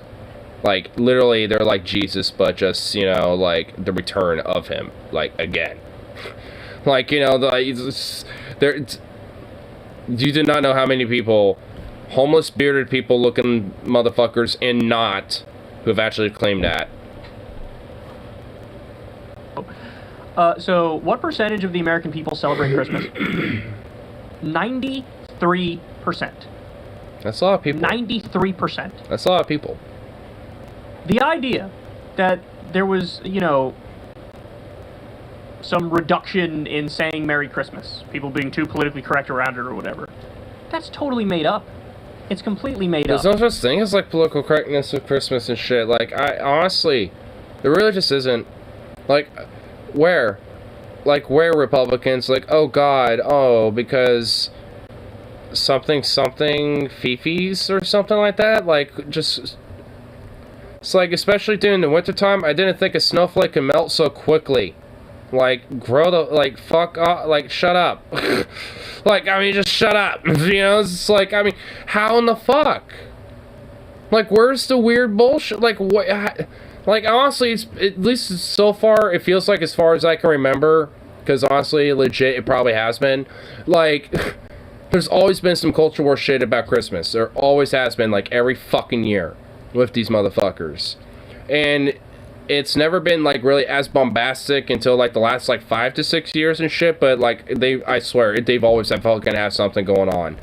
There's always been, like, a war on Christmas type of thing, and it's never really been, like, too oldly been, like, exploded up until recently.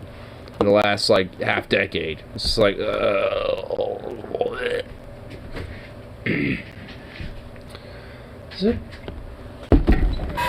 Zucker, what the fuck are you doing? Oh, it's Bandit. You're all. Oh my god. Bandit, more.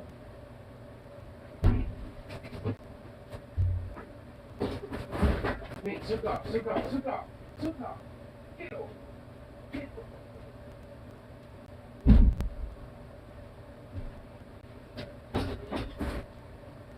Damn, crazy mud.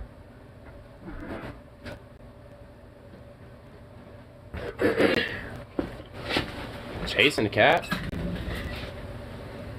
That the holiday season is just strategy to drive corporate profit. Well, yeah. I mean, at this point, that's literally what it's about. Like, I mean, it's pretty much about these corporations just maximizing the most amount of money with the holiday season with extra deals and sales and specials and all that type of bullshit. And just getting people to buy as much bullshit and much consumerism as possible. Like, this pretty much is what, it's like, it's very hyper-consumeristic, capitalistic holiday now. I mean, it's like, if people want to make an argument about War of Christmas when it comes to that shit, then sure. Like, I could actually, justify that. But, I mean, no one's ever going to have that as a thing. And honestly, like, I don't even necessarily think, like, exchanging gifts and all that shit isn't even really the problem. It's just how these, corporate entities, exploit this shit. But that ain't necessarily just a problem with the holiday season. That's just one fucking, octopus, like octopus arm in all these things, when it comes to those motherfuckers. But say Merry Christmas all the time. I think what most people say is Merry Christmas and Happy Holidays. so that it's like a, hey, Merry Christmas, because 93% of us celebrate Christmas. I mean, like, that's literally what I do.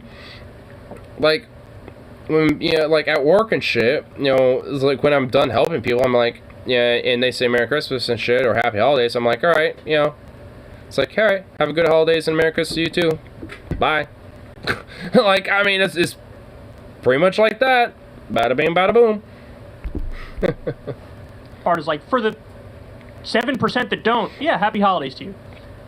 By the way, even if some people don't say it, who cares? No one Why cares. Would you care? If you celebrate it and you like it, say Merry Christmas, nobody cares. Count? But if somebody doesn't celebrate it, well, like, you what are always do? count, Chastise them? Yell at them? Say it! Say Merry Christmas! Say Merry Christmas, you son of a bitch! What? I mean, this is from the people, free speech, free speech, free speech. And, and they're freaking out about the speech of just simply saying Merry Christmas, even though no one's... Say Merry Christmas, damn it! Say it! Say it! There is no war on Christmas. There's this great old Jon Stewart joke, which I always remember.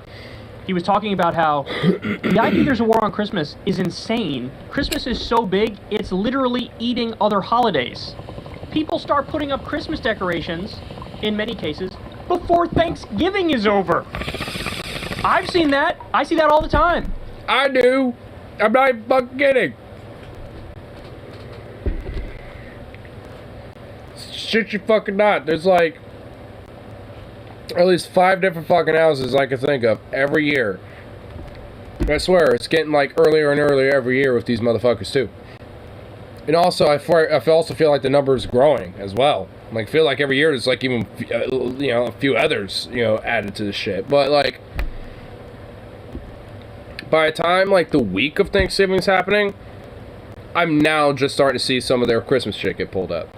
Now, they don't necessarily have, like, the big extravagant, holiday things and shit out quite yet, but they got, like, the lights up, and got a few other things going on and shit, and it's like, oh, what? It's like, we're not even in December yet.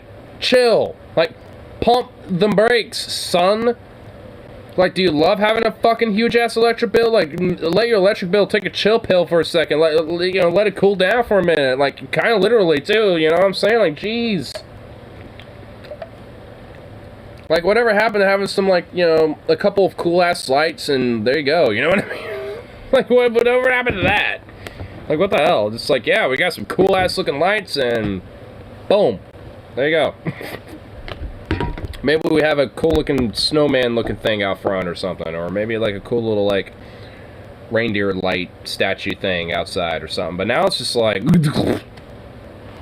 It's all sorts of shit. There's like, there's like consumerism within the consumerism holiday now. Really on the libs.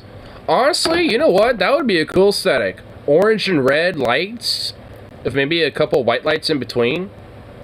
Like orange, like some like dark yellows and some bright, and then some like light yellows.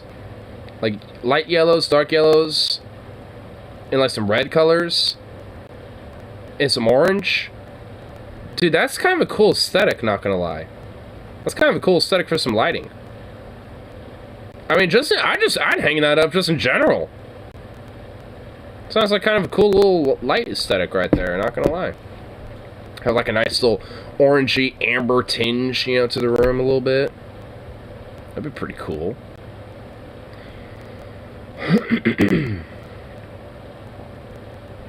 Honestly, that just sounds like kind of a cool just aesthetic in general. November, and you're in some shopping center, and you already see the Christmas decorations up. That's also true. I work at fucking, it's, at retail, and, like, oh my god. Like, the amount, I will see Halloween shit in September. I'll see Thanksgiving shit in late September. I'll start seeing fucking Christmas shit in late October. Not even November. It's just like, why? Like, come on. If you're gonna have the shit, then just have it stocked in the back, ready to go. Don't put it up yet. Like, fuck. It's like too early. Too early. Christmas. If anything, Christmas is the imperialist holiday overtaking other holidays. Yeah, Christmas is imperialistic, bro. And by the way, look, we don't need to get into all this. We gotta be so anti-imperialist. We have to declare war on Christmas. We gotta end Christmas's imperialistic ways. But Christmas, it has pagan roots. I was saying that earlier. Experts have looked into when Jesus was born. It wasn't in December. I don't remember, but I think they said it May or April or something. Based on whatever historical documents they've been able to get, that it appears like it might be around April or something like that. There you go. This is totally. And that's even if he existed. Look, all they have is the culture war. That's it. That's all they have. Because, stop and think about it. Has there been any open fighting back against Build Back Better from Republicans? No. All the fighting about Build Back Better is going on within the Democratic Party, with Manchin and Sinema obstructing, and a lot of Democrats on the side of like, let's pass this thing. Republicans aren't saying anything about it. Why? Because they know they can't come out and be like, I hate child care and universal pre-K and elder care and lower prescription drug prices. So instead of talking about those things, just shift the conversation. Shift the conversation to the culture war. I mean, honestly, even then, they're not necessarily, trying to hide away from it when it does come up. Like, there's been enough times I've seen these Fox News hosts and shit literally been, like, not just, like, shitting down the throat of fucking workers in the working class and shit, or whatever's left of them. And, working poor especially. I mean, that's pretty much what the working class is now at this point. It's just, like, the underclass and the underbelly of this fucking country.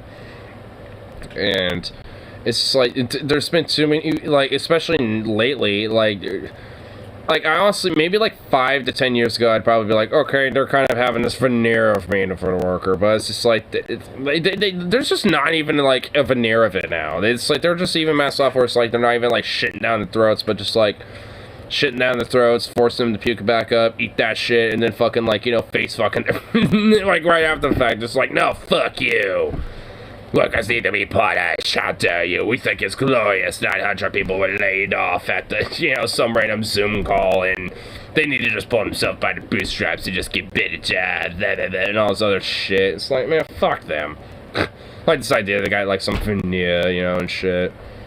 It's like that was gone, like at least since, like, 2015, but probably way longer than that. And honestly, they never had, like, any real pro-worker merit in the first place.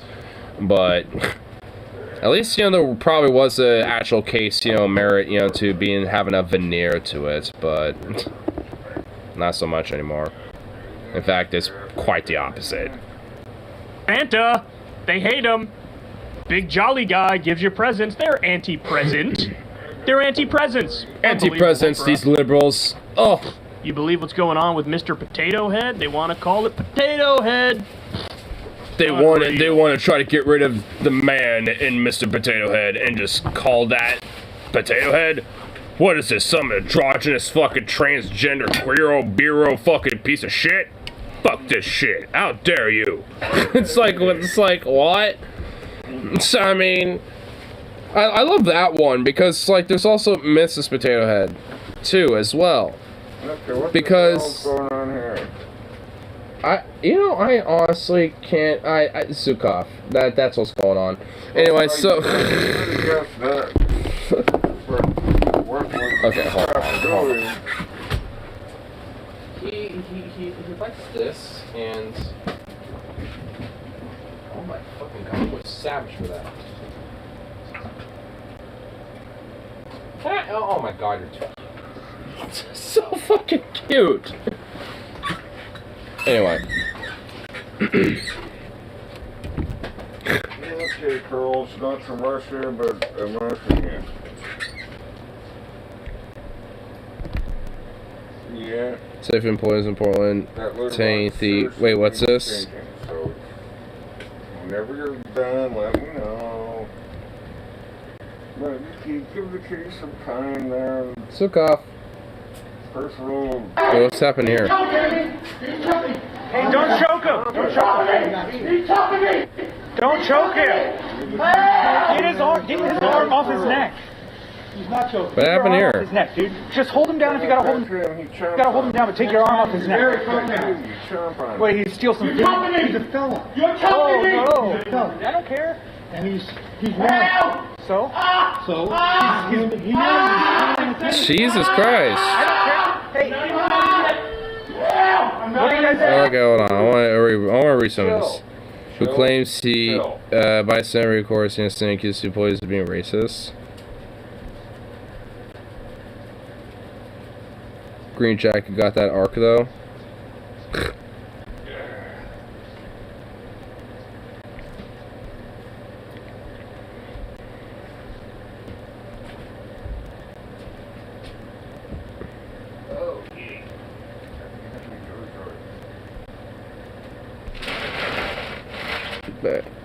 Arc? Is there something else to this? Probably heard about. Yeah, this is not my location at all. Come on, man. So what happened here? What are you guys doing? What are you guys doing? What are you guys doing here? What are you guys doing? I mean, it doesn't look like it. I mean, especially if you keep. I mean, especially if you're able to continue to scream that, you know, over and over again. What are you guys doing? So what do you want? So fuck off, cop. Fuck off, cop. Let him go. Racist fuck. Fucking 3 racists. Let him go. Let him the fuck go. Let him go. Let him go. Are you a cop? Let him go. Let him go. Let him the fuck go. Get off. Chill out. Stay down. Get back. Are you a cop? I'm legally licensed in this state of Oregon. Whoa. Well, that ended quickly. What the fuck else happened? Is anyone else?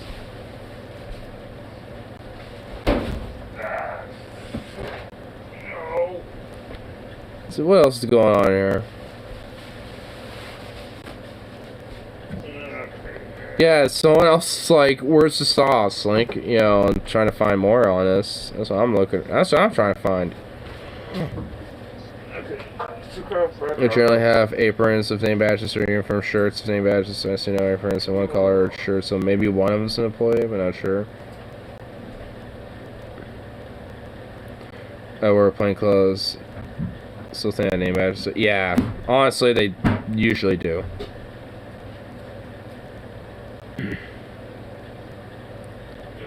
Customer no name badge. Do I have a state line so I have to carry around? Oh, yeah, okay.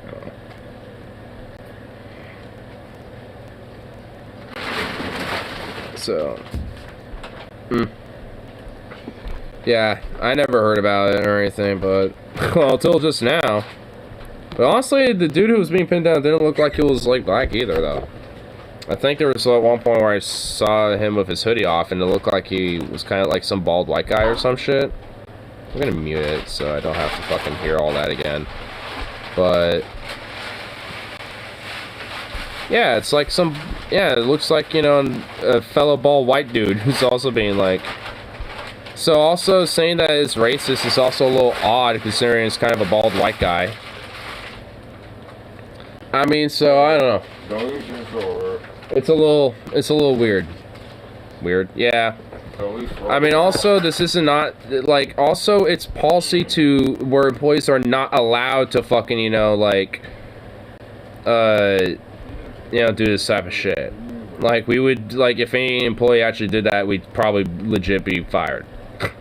Like, I mean, so it's, that does not seem like those are fucking actual employees. So, that, I mean, I would have to get more sauce on that. Because I know some Safeways do have, like, security and shit, but, I mean, I don't think their license go that fucking far. Like, I mean, I don't know. So, this definitely seems odd and does not seem like it's within, you know, full-on policy or, you know, so to speak. Off-duty cop, ex-cop, maybe. I mean, honestly, and if it is an off-duty cop, they should have openly mentioned that, be like, I'm an off-duty cop, you know, fuck off, blah, blah, blah, you know, all this shit. But honestly, even then, like, if the dude's jacking a little bit of food, who gives a fuck? I'm honestly a little bit, you know, overall, like, on the dude recording it. Like, I'm on that guy's side overall. But, like, one, it wasn't necessarily racist. Two, it was more of just a class fucking problem.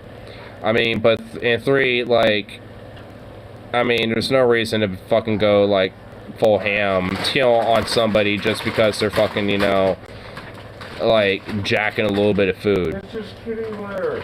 Like, I've straight up have seen people, like, I've straight up, like, you know, seen people, like, grab some food from Mardelli, and we'll just walk right the fuck out. And honestly, it's like, I mean, it's a part of me really helps, but, you know, but not give a fuck. I mean, another part of me is just like, damn, that sucks, but whatever. You have to be loud. What? My point exactly. My point fucking exactly.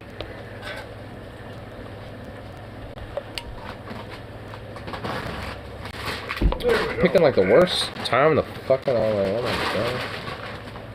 Sukov, I think you are also delaying this, thus making it very more prolonged. Like for Sukov, get over here.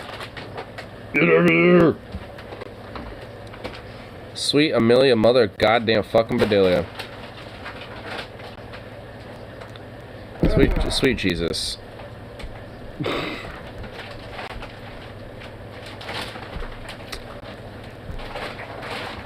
Well, oh my god. Oh my god.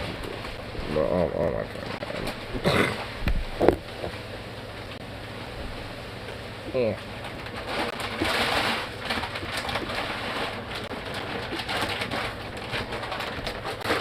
Hey. Get over here. Get Sukov. Oh my fucking god. Get over here. Come here. I could straight up hear those jingles from over here. I heard the jingles from that radio over here. Like, holy shit. Those are some loud ass jingles. Oh yeah, the jingle bells. Something like that. No, you have to stand and you have to no. Do you want to do a full jump? Do you think you can do a jump? Well, actually, it's a commercial, yeah. No, you can't use me. Here in Christmas, you can do a jump, bro. I know you can jump. You're a good jumper. Oh, you got it. Oh shit, boy. Good boy. Have fun. Never mind. Never mind.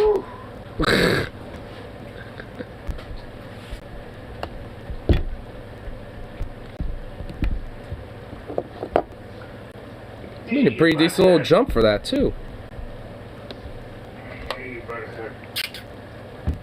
Who's a good boy? Come here. Come here. Come here.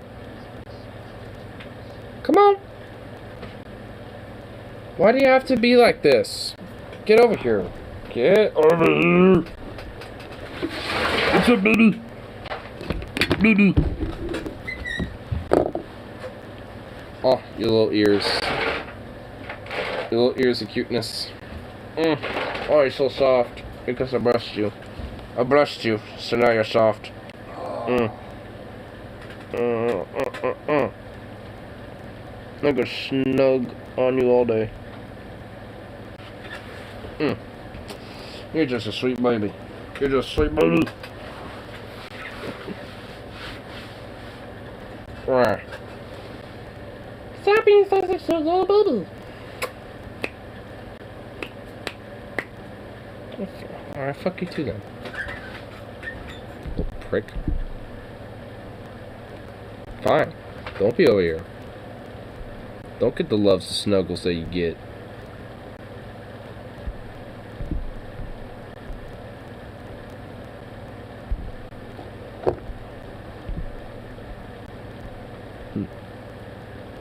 Oh. What?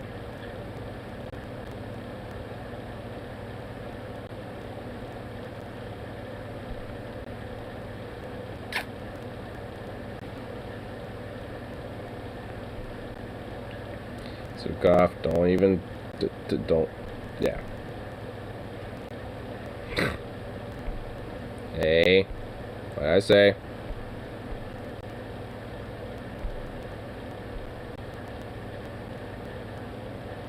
Goofy boy. What the hell are you doing?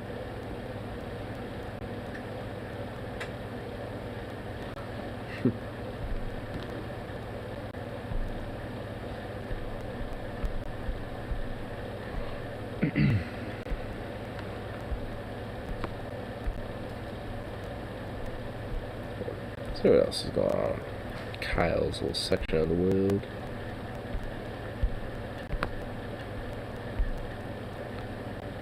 Aside from the absurd hilarity of Cuckafuckapee. And the broader absurdity of the culture war shit.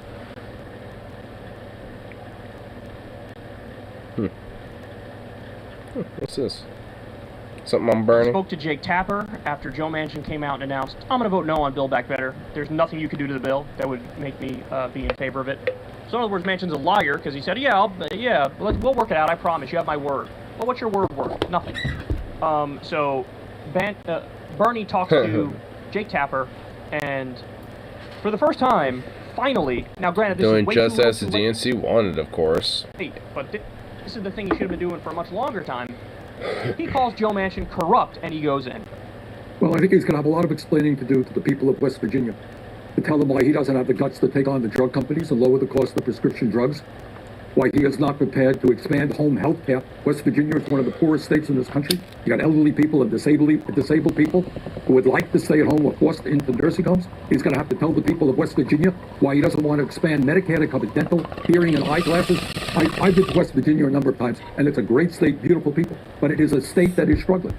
And he's going to have to tell the people of West Virginia why he's rejecting what the scientists of the world are telling us, that we have to act boldly and transform our energy system to protect future generations from the devastation of climate change. You know, what's going on now, Jake, in Washington is the big money interests are pouring hundreds and hundreds of millions of dollars to make sure that we continue to pay the highest prices in the world for prescription drugs, that the rich do not start paying their fair share of taxes. And I would have hoped that we could have had at least 50 Democrats on board who have the guts to stand up for working families and take on the lobbyists and the powerful special interests. We have no Republicans, not one Republican in the United States Senate or the House for that matter, is prepared to stand up to the drug companies or the insurance companies or the wealthy. I would hope we would have had 50 Democrats. But if that is the case, then I hope that we will bring a strong bill to the floor of the Senate as soon as we can and let Mr. Manchin explain to the people of West Virginia why he doesn't have the guts to stand up to powerful special interests. So you want to vote on it no matter what, even if... Absolutely. Absolutely. The American people have got to understand what is at stake. For decades now, what Congress has been doing, giving tax breaks to the rich, not standing up to the drug companies, so that we end up paying the highest prices in the world for prescription drugs, ignoring climate change. The President of the United States and almost every Democrat is trying, finally, to address these issues. Did you know that Manchin doesn't want to support us? Well, look, we've been dealing with Mr. Manchin for month after month after month. But if he doesn't have the courage to do the right thing for the working families of West Virginia and America, let him vote no in front of the whole world. So how do you tell somebody out there watching, wondering, how come you couldn't get Joe Manchin on board? Because he's corrupt? Because I vindicate. We're taking on not just Joe Manchin, we're taking on, you know how much money the pharmaceutical industry has spent in the last year on lobbying alone? I mean, what about, like, you know, honestly, you know, like, Bernie hasn't really tapped into this quite yet, but what about, like, fucking, you know, all the fucking shit when it comes to, like, Manchin's, like, it's like oil baron business and shit that he has going on in West opposing Virginia. this legislation will be popular, and Manchin has said he thinks... Oh, wait, well, did I skip a little ahead? I think I did. Oops. A long way to reducing childhood poverty in America. They're gone. That's over. We cut childhood poverty by over 40%. An extraordinary accomplishment. Manchin doesn't want to do that. Tell that to the struggling families of West Virginia and America. So you're suggesting he doesn't have the guts to stand up for working families and to take on the moneyed interests. If Senator Manchin were here, he would say, my state is he's a a Wall state Street that voted baron overwhelmingly for Donald and a Trump. coal What baron. I'm doing That's and going why. after and opposing this legislation Doesn't will give a be fuck about the popular. average And Manchin people has said he or the thinks West Virginians. all this money, he's saying. And honestly, all this idea that like, oh, West Virginians love him and shit, I just find that to be kind of some bullshit, though, considering how much of a fucking robber baron and a fucking coal baron and a Wall Street goon that he really is and shit. It's like, I mean, just because you have like the quote-unquote vote blue no matter who types of shit, and that's literally all they got, like, I mean, it doesn't mean that they actually are, like, you know, ringing up for him. Manchin is going to make inflation work. Well, let me talk about it. Joe Manchin voted for a huge increase in military spending. Manchin voted for an infrastructure bill, which added $250 billion to the deficit. The truth of the matter is that if you look at the military budget, $770 billion, times that by 10 years, it is 4 times higher than what the Build Back Better plan is. Now, you know, Mr. Manchin says he's representing the people of West Virginia. Okay, why don't you do a poll? Get CNN do a poll. And you ask the people of West Virginia whether or not they want to lower the cost of prescription drugs. You ask them whether they want to expand Medicare to cover dental, hearing, and eyeglasses. You ask them whether they want to continue the $300 payment to help working parents in these very difficult times bring up their kids with dignity. Ask them if they want to deal with climate change. On all of those issues, I suspect people of West Virginia, like every other state in this country, will say, yes, do the right thing for working families. You don't have to suspect it, Bernie. We know. As I just discussed, there was polling done by Data for Progress not too long ago on Build Back Better. West Virginia likely voters, 68% of them support Build Back Better. 90% of Democrats, 64% of independents, and even 56% of Republicans support Build Back Better in West Virginia. West Virginia, yes, it's a Republican state, it's a Trump state, but they also have a strong labor history in that state. Union history. No, absolutely. Like, I mean, fucking West Virginia is, like, absolutely rich in history when it comes to the labor movement. I mean, fucking Battleboro Mountain happened in goddamn West Virginia. I mean, saying Harlan County, there are no neutrals there, right? Where do you fuck think Harlan County's at? Only vote for Democrats. And so they have very unorthodox or heterodox politics. And we're going to get to a story on that later where the media spoke to a Trump supporter in West Virginia about Build Back Better, Biden's agenda. And you're going to be surprised as to what that Trump voter thinks about Build Back Better and what he wants Joe Manchin to do. So we know, based on the numbers, that I want to hear Joe Manchin is not a West Virginia Democrat. He's a Goldman Sachs Democrat. Duh. He's a corporate Democrat. Duh. So he's representing industry over his constituents. We know that. You don't need to do another poll. I mean, you can, and the results will be exactly the same, but we already have the information. And so, yes, when Bernie says, okay, go explain to the people of West Virginia what you're doing. I mean, he's just trying to couch CNN into fucking, you know, and goating them into, you know, like showing that, hiccups, go away. Where Joe Manchin is actually, you know, like wrong on, you know, shit like this, because, well, he is. Damn, hiccups. But, like, honestly, in a way, like, I mean, considering how much of a corporate handout the Build Back Better fucking legislation is at this point, like, I mean, if it was still, like, the 3.5 trillion shit, like, I mean, I think it would be a lot more worth fighting for, but, like, I guess, I don't know. Like, I mean, at this point, it's just, like, doesn't really fucking matter, but it's really more so about the whole broader point of just, like, how much, you know, DNC and these fucking corporate Democrats and this whole vote blue no matter who, you know, the consequence of what it fucking brings, because this is like the result, because you get Democrats like this, you know, who have been in there for so fucking long, but, you know, are pretty much ostensibly goddamn Republicans because of how they fucking operate. These blue dog fucking Dixiecrat style fucks. It's just like, you know, it's like you can't just have like some big broad big tent, you know, fucking vote blue no matter who bullshit.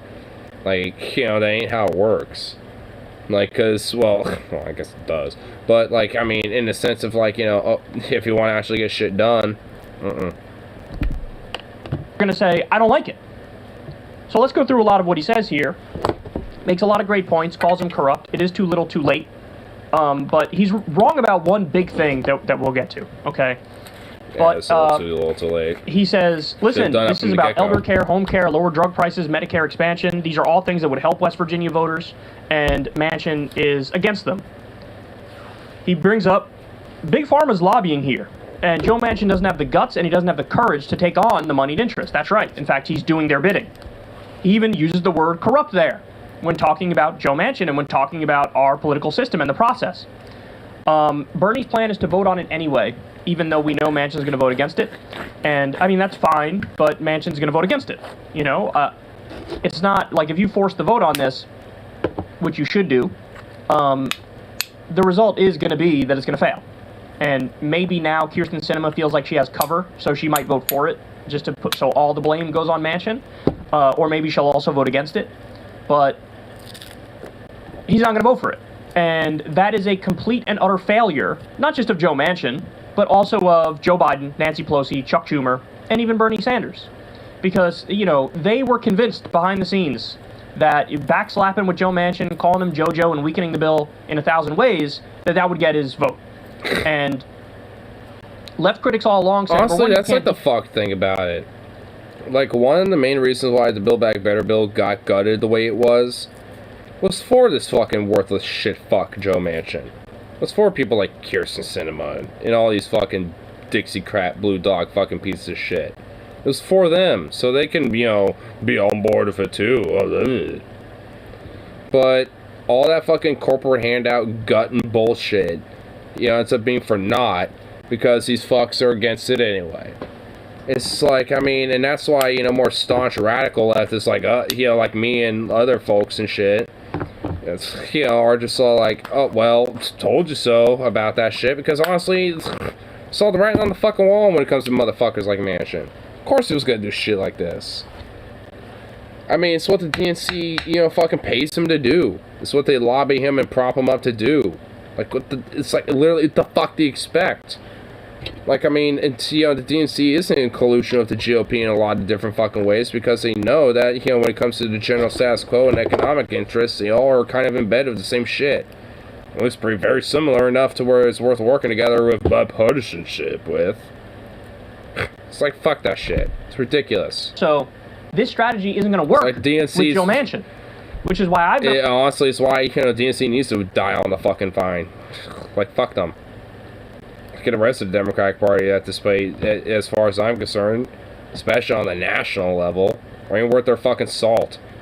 You know, or, you know, and they ain't worth their fucking stone, you know, and it's shit.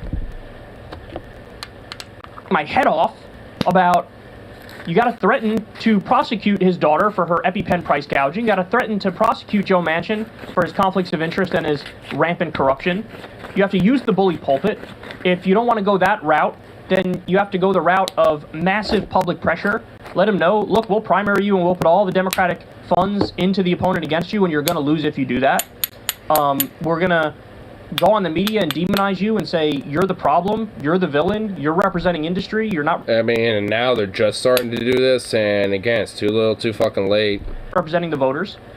If a Republican steps out of line for a major piece of Republican legislation, they make that person public enemy number one. And they either fall in line or defect. But you have to try. And they didn't try. You could have done rallies in West Virginia. You could have went and done that. The one time they touched a nerve with Manchin was when Bernie wrote an op-ed in West Virginia. That's when he flipped out. Okay, so that means you're onto something there. No, not yet, as far as I'm aware. But Joe Manchin is pretty much openly, I think on Fox News no less, was like, yeah, I'm not voting for this. He's like, yeah, I just can't. I can't do this. No, it's just going to be a no for me.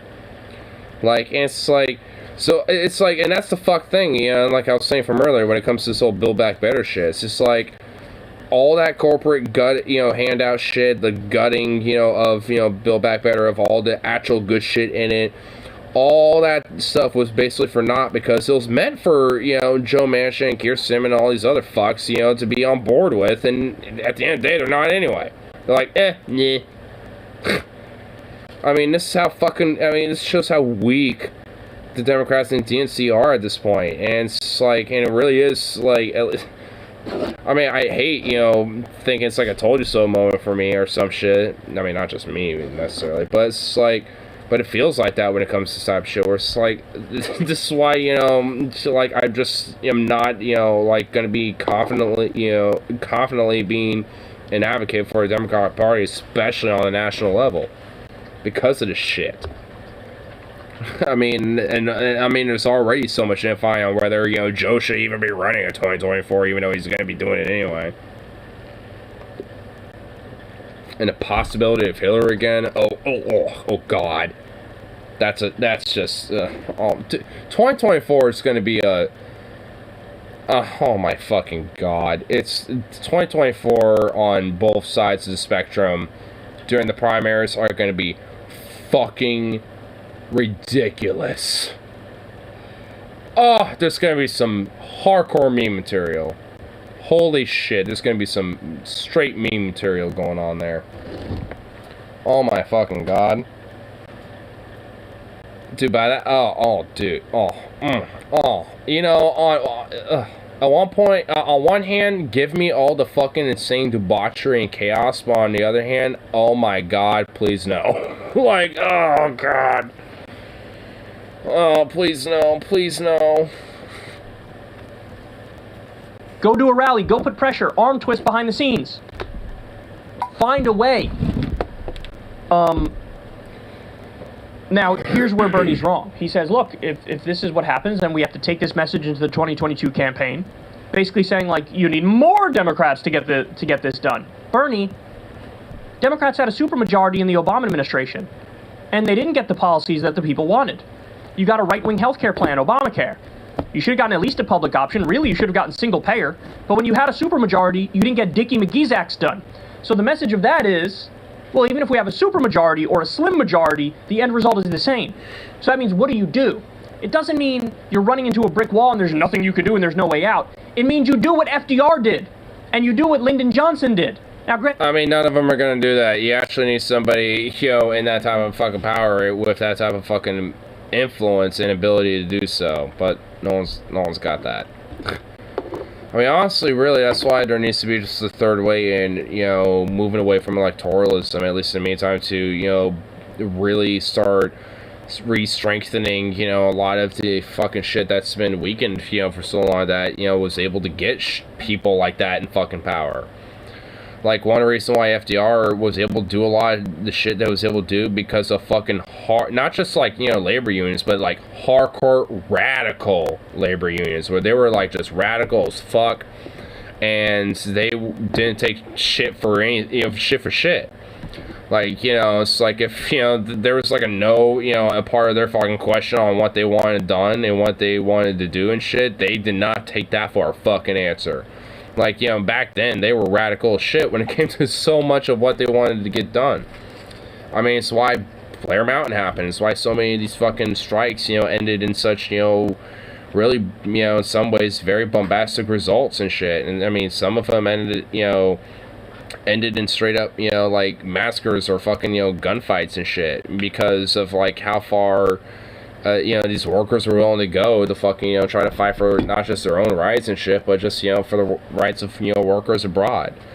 I mean, and that's how, like, the unions became so fucking strong, and it took, somebody in government, FDR, to recognize that fucking power and actually, kind of give him a seat at that table when it came to fucking, getting shit legislated.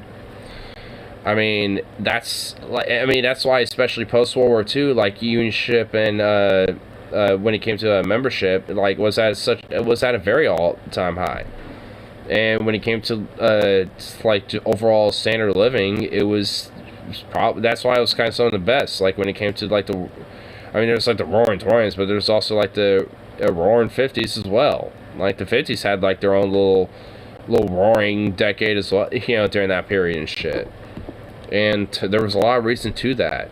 I mean, it was because of fucking very hardcore, radical, fucking, claw and teeth fucking labor movement that was backing behind it. That goes as far back as the 1870s. Much bigger majority, but you have to work with what you have. To make a weird analogy here, and anybody, the 2% of my audience that's ever played golf in their life might understand this. If you're warming up on the driving range and you can't hit a straight shot and all you're doing is hitting shots off to the right, what do you do that day? Shit, I keep missing to the right. I can't fix it while I'm here on the range. The ball's still going right. I'll just aim left on the course and play a fade all day, play a left to right shot all day. You have to work with what you have. So, look, this is what we have right now. We have a slim majority. He's not wrong, and I know... I haven't played golf in a long time, but it's so weird I know what he's talking about. When it comes to golf. But... I mean, like... I mean, it's true. Like, I mean, when it comes to it, I mean, honestly, I think this is one thing where, at least when it comes to specifically, like, electoralists that, you know, that I kind of harp out about this issue, is that, like, when it comes to the whole, you gotta work with what you have, it's like, well, electoralism isn't necessarily all we got. I mean, there's other shit we have. We're just not taking advantage of this other shit. And maybe right now, we need to, like, focus on that type of stuff to really, you know, actually get more strength in the electoral field. Because honestly, it's like, it's not that it doesn't matter, but if we got, like, real no influence or no strength to really challenge, you know, especially the current paradigm on the electoral sphere of things, then we need to start figuring out shit more locally and more communally as well to kind of start re-strengthening that type of field. And one way is to kind of start re-strengthening the labor movement, especially with unions and shit. Because that'll start getting people more collected and more gathered and having more broader common interests and shit. And it's not about just having unions, you know, to be strong just so, you know, workers have protections and shit. But also to give back to those communities that they happen to be, you know, locals of and shit. Like, have, like, little, like, you know, rent a hall out, have, like, little union bashes where, like, you know, the community and the workers of, you know, those people and shit, you know, of that union come together. And, like, you know, their family members, their friends, you know, come over and shit. It's like a pizza party, and you got a couple kegs of beer and shit. Like, that was a fucking thing back in, like, not even during, like, the 70s and the 80s and shit. I mean, you know, so it's just, like, back in the day, like, that was, like, a common thing that unions would do to kind of have, like, the sense of camaraderie. Not just, you know, with amongst the workers, but with their families and some of their friends, too, you know, that they would, you know, invite over and shit. Like, it would, you know, there was, like, a sense of kingmanship and solidarity, like, legitimately. It wasn't just like, oh, we just protect you here, yeah. It wasn't just, like, you know, some bare minimal thing. Like, you know, some of those funds, and when it came to those dues, went into not just, like, renting a hall for a meeting or two and shit. It also went, or, you know, some side funds for a strike, maybe. But also for fucking, like, having, like, a little, like, you know, bring it back to the community with, like, a little bash or, like, a little party. Not just for the workers, but, like, their folks and some of their friends and shit. Or, you know, like, even as far as, like, maybe even helping rebuild up a park and shit. Like, you know, putting some of the union funds and shit, you know, into some contracting work into rebuilding a park. I mean, that type of shit. Like, I mean, and that's, like, one thing that needs to really get brought back when it comes to re-strengthening unions and shit, is, like, the more community solidarity sense of it, not just, like, you know, just for the sense of the worker protections. I mean, because, I mean, one way to really, you know, bring back some more strength, you know, community-wise especially, is to bring that type of shit back. I mean, because there's a lot of these local unions, mine especially, that, you know, that sit on a lot of fucking money, where a lot of these higher-ups get, you know, nice little salaries, but honestly, there isn't really too much that gets brought back to, you know, for the rank and file. I mean, and a lot of that, you know, honestly, I think, you know, some of that could be alleviated if just doing, like, a little party here and there. It's like, hey, we rented out, you know, this little hall, we rented out, like, this little local pizzeria where, you know, it's like anyone who's part of the local here in this, you know, specific little district and shit, you know, all can come down and fucking have a little bash.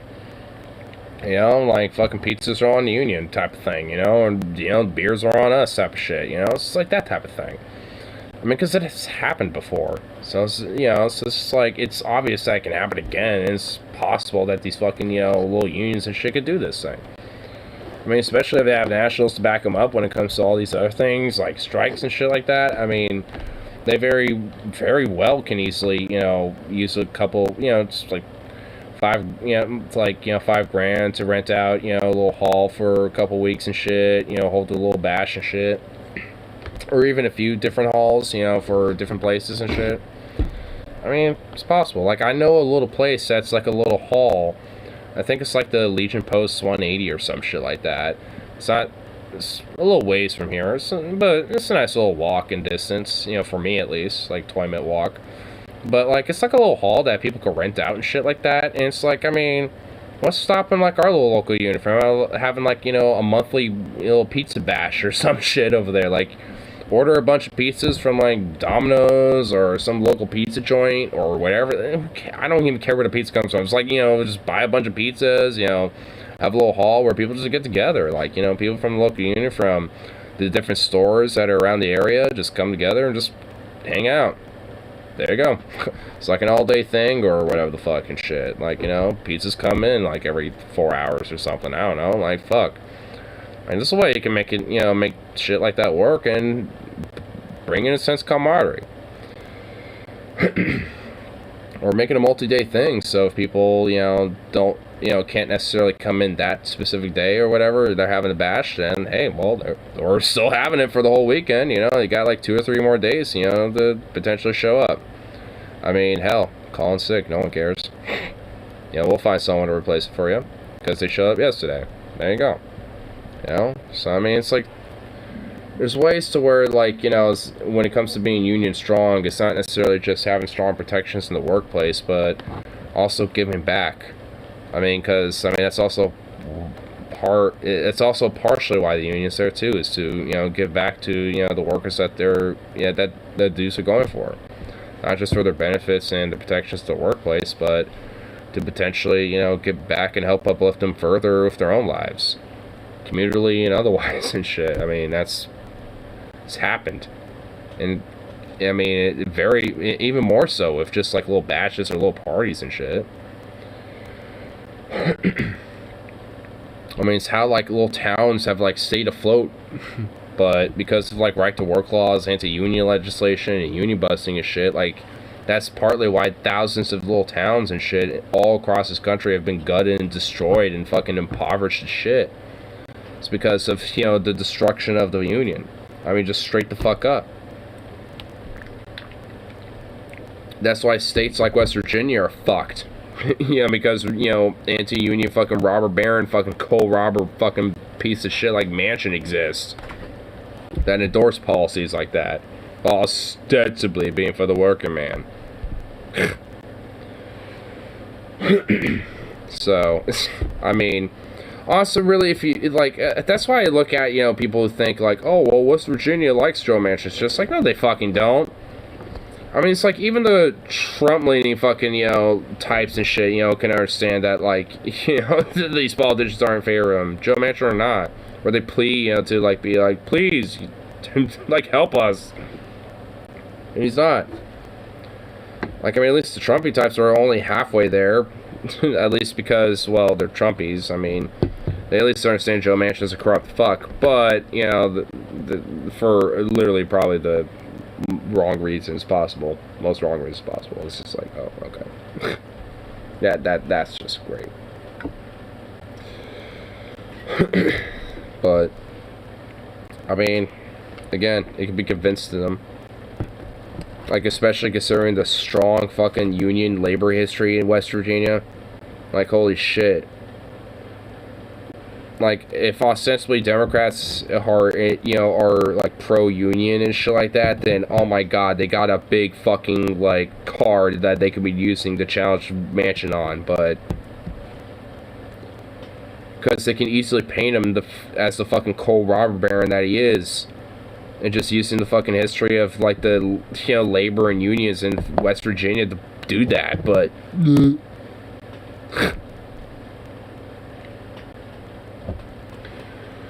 it's like, come on. Like, if the Democrats actually gave a fuck and actually wanted to try to get progress done, they would actually be calling Joe Manchin out for what he is from the very fucking start. Democrat who's not falling in line and doing the right thing becomes public enemy number one. You crusade against them in public. You let them know you'll never have a job in Washington, D.C. again. Joe Biden should be on the phone with the industries that are thinking of hiring these people as lobbyists and saying, if you hire them as lobbyists, they are blacklisted. If you hire them as lobbyists, every single subsidy and every single tax cut that you're going to get is gone. So we're going to punish your bottom line. We're going to punish you financially. Kyle, please don't give me this fucking, like erecting dream. I wish Biden was like this. Kyle, please stop. You're cinema. Public pressure, rallies against them, media appearances, everything you have, every weapon in the arsenal you use. Again, the biggest one to me, to really scare the daylights out of them, is look, I'll make you an offer you can't refuse. I'm going to prosecute you and your family if you don't do the right thing, and where there's smoke, there's fire. The federal government's conviction rate is through the roof, probably upwards of 90%. Do you want to go down as a corrupt goon senator? Look, either I'm going to come after you, or if you do the right thing, you'll be a hero. We'll build a fucking statue to you in West Virginia, Joe Manchin. Okay, I would not give him that. I'll give him a nice little fucking, bridge name in his honor. How about that? The Mansion Bridge. There you go. That's what he gets. Mansion Bridge. Bridge Mansion. I don't know where you're gonna fucking put that in West Virginia, but there you go. I mean, it's like he ain't getting no guy. Like, don't give him no fucking statue. Ew. Gross. Well, you know what? Honestly, do that, because then, we can vandalize it. In Minecraft. We could do that. So, you know what? Okay, I'm actually in favor of that. Because they'll probably get a lot of rotten eggs anyway. But honestly, if we actually had fucking units of fucking, like, teeth and balls and shit, like, like, I would especially, with that, I mean, honestly, there are a few that are. Especially locals. There's been a few locals that have been, like, really, like, kind of ball and teeth of shit. But, I mean, like, honestly, when it comes to, like, the power of government and shit, like, I mean, unions and, like, union leadership really needs to, like, actually have, like, some form of, like, power, at this point. Honestly, I'm thinking, like, having, like, the whole, like, one big union, grand, being even, like, has an influence, as a form of government shit, like, getting, the whole local aspect of that can be a, start, too. Like, because, the whole idea of giving back to the community shit can, be in this way as well, where it's just, like, well, have, like, like, actual, like, union represent, like, heads or higher-ups and shit also be a form of, like, city, municipalities when it comes to, like, legislation, procedures and shit. Like, let them have a seat at the table and this type of shit. Like, what, like, I mean, honestly, I mean, it's like a form of, like, governmental philosophy, syndicalism. I mean, and honestly, I mean, at this point, I feel like, that's pretty much, like, the one idea that, is going to, at least, especially locally, get us anywhere when it comes to any form of fucking progress. Because at this point, like, especially on the national level, like, these, duopoly fucking, electoral fucking leadership and these powers and shit fucking failed us. For infrastructure for your state in particular. You want somebody in your family to be in my administration? Not only will we not prosecute you if you do the right thing, whatever you want. You have a position in the administration. This is what you do. This is politics. They either don't know that or they don't care. And the reality is, when it comes to Democratic leadership, Bernie cares, but Democratic leadership does not care. Because they would rather have a slimmed down $1 trillion or so Build Back Better bill. And they thought Joe Manchin would ultimately sign on to that. Now that he's not signing on to that, what are you going to do about it? I'll be right back. Go in the bathroom. Are you going to do something about it? Or are you just going to stand there and bleed? And the answer is, they're going to stand there and bleed. Jesus Christ, man. Bernie also lays out Manchin is just flat out in favor of child poverty because you don't want to continue the child tax credit. So, families are not going to be able to afford vital goods that they need. Now, there's a story that just broke this morning. Apparently, Manchin behind the scenes said, yeah, I want to stop the child tax credit because I think the parents are just taking the money and spending it on drugs. This is a guy who talks about entitlement culture. As he begged for a bailout for Goldman Sachs recently, by the way. How's that for entitlement? He talks about entitlement culture and he says parents are spending child tax credit money on drugs. You're telling me you're not a Republican? Then he talks about, oh, inflation. Build Back Better has nothing to do with inflation, as I've laid out 1,000 times. It's the supply chain, it's monopolies, and it's corporate greed. Those are the three things that are leading to inflation. It's not me speaking, that's various experts and economists speaking. So, Bernie's taking the gloves off here, but it's too little too late. This should have happened a long time ago. There should have been a deal cut behind the scenes. Instead, they were treating Joe Manchin like he's a genuine ideological actor. He's not. He's a corrupt actor. He's representing industry. He's representing lobbyists. He's representing special interests. He's representing his own bottom line with his own investments. And so there is no real... Think about it. If he was really like a centrist or a moderate and he just wanted the bill to look a different way, they already gave him everything he wanted. So why was he still against it when they gave him everything he wanted? Because he was never actually in favor of any of it. And he got the thing he said he wanted for real, the traditional infrastructure bill, because a lot of that had giveaways to corporations in it. And as soon as you delinked the bills, you were donezo. And, only 6 progressives in the House voted against it and said, nothing's going to get passed on reconciliation now, and they were right. We were proven right. The left was proven right. Can't take this guy at his word. You can't take Joe Biden at his word either. Oh, I'll get the votes. My ass cheeks will get the votes. You didn't. So my message to the progressives who voted for it is, hey, like them apples. You should be embarrassed. And if I'm a progressive in the House, you use whatever power you can to get the right outcome now. So what I would do if I was progressive in the House, try to form a coalition of 12 or 14 left Democrats and say, listen, we're not playing around anymore. And we're trying to save your own ass here, Democratic Party and Joe Biden. We're going to block every single piece of legislation. You won't even be able to name a road or a bridge if I have something to do with it. I'm going to block everything unless you break out that executive order pen right now, legalize marijuana, which you can do through executive order, abolish all student loan debt, which you can do through executive order, expand healthcare, which you can do through executive order, and the list Is he talking about Biden now? goes on and on. I mean, that's the fucked up thing about Biden, too. It's just like... he has the ability to do so much shit with the stroke of a pen. Especially with the powers of executive orders and shit, because I was running Zukov too a little bit. Fucking crazy boy. But it's just like, I mean, especially with the powers of executive orders, like the one fucking president who really fucking expanded on that shit was fucking W. Bush. So it's like, when you have these, like, like, these fucking presidents, especially, like, the past, like, 2 decades, who have been able to fucking, get away with so much fucking executive power and shit, it's like, Biden, have easy ability to do this type of shit, even especially for good. It's like, I mean, the executive power has so much, power and shit, like, legit, you can start wars on that shit. I mean, it's just like, what, you're just gonna sit on that? Seriously? Here's a list of 10 things. Do it all, or you don't get a single thing through, and you are the lamest of lame duck presidents ever. That's what you... Even in comparison to Buchanan. You do. And he's so pretty Bernie's bad. finally fighting, but it's too little too late. And, or Hoover. Honestly, Biden might, like, these, like, couple administrations could be, like, amalgamated into, like, these different, like, lame duck presidents, honestly. Like, these last few...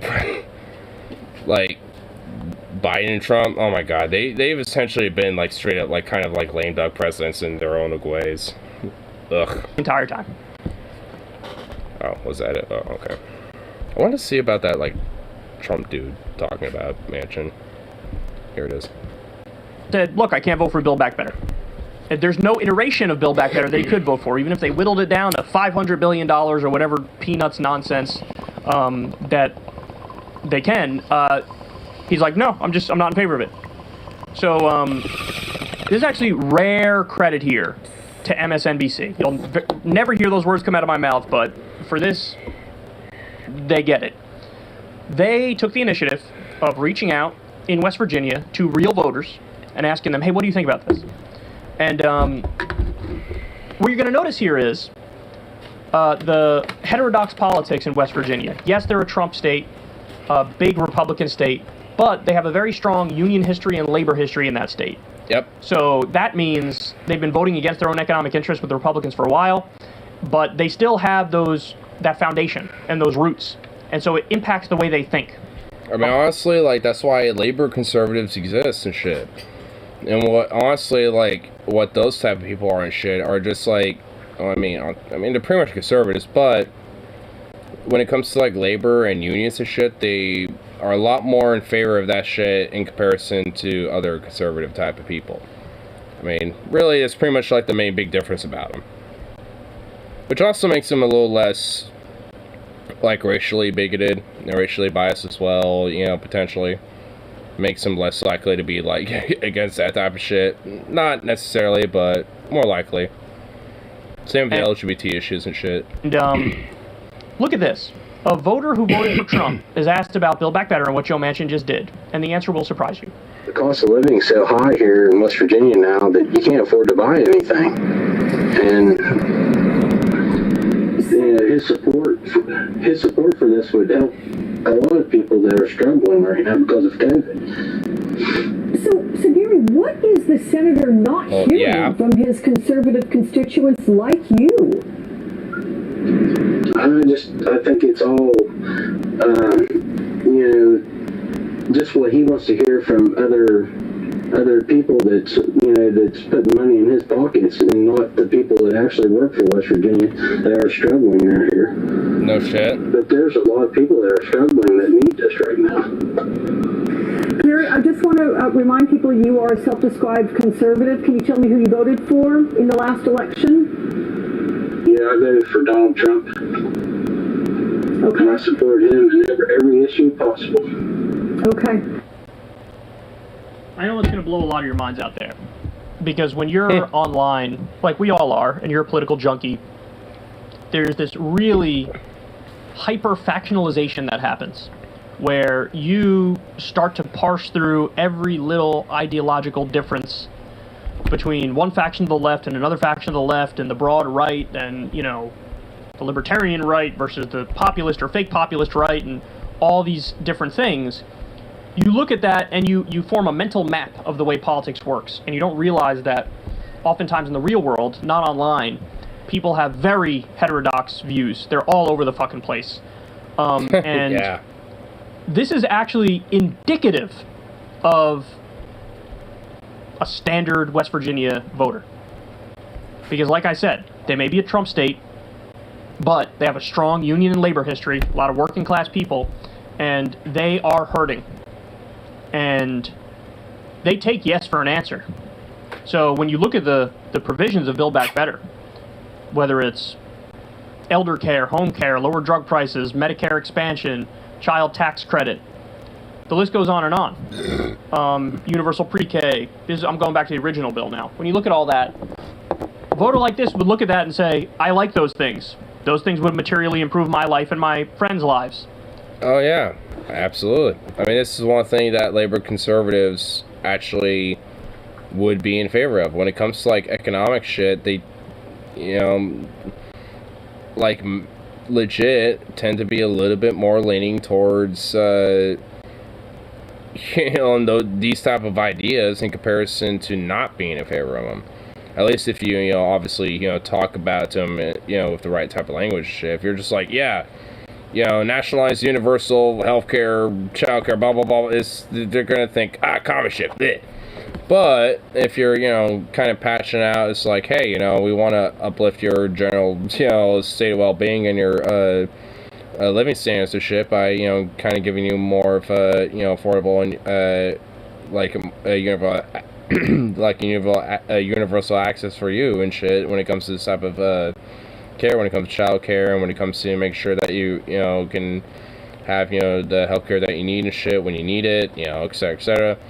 Like, even though it's a little bit more worded, to them it's like, oh, yeah. You know, like, they're a lot more in favor of that shit and a lot more, like, inclined to probably be in agreement to this type of shit in comparison to not.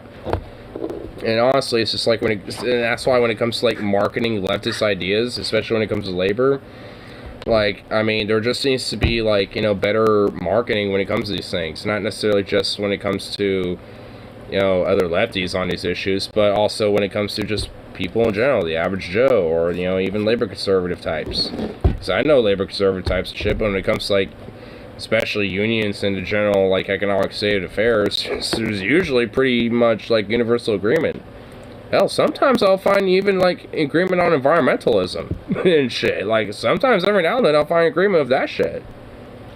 So it's just like, I mean, you know, like, utter tribalization, you know, when it comes to this type of shit does take a hold, but fundamentally it's just bullshit. It's just arbitrary. I mean, like, if you break that type of shit down, I mean, realistically, there's probably not as much disagreement as you might think of, you might have with that person.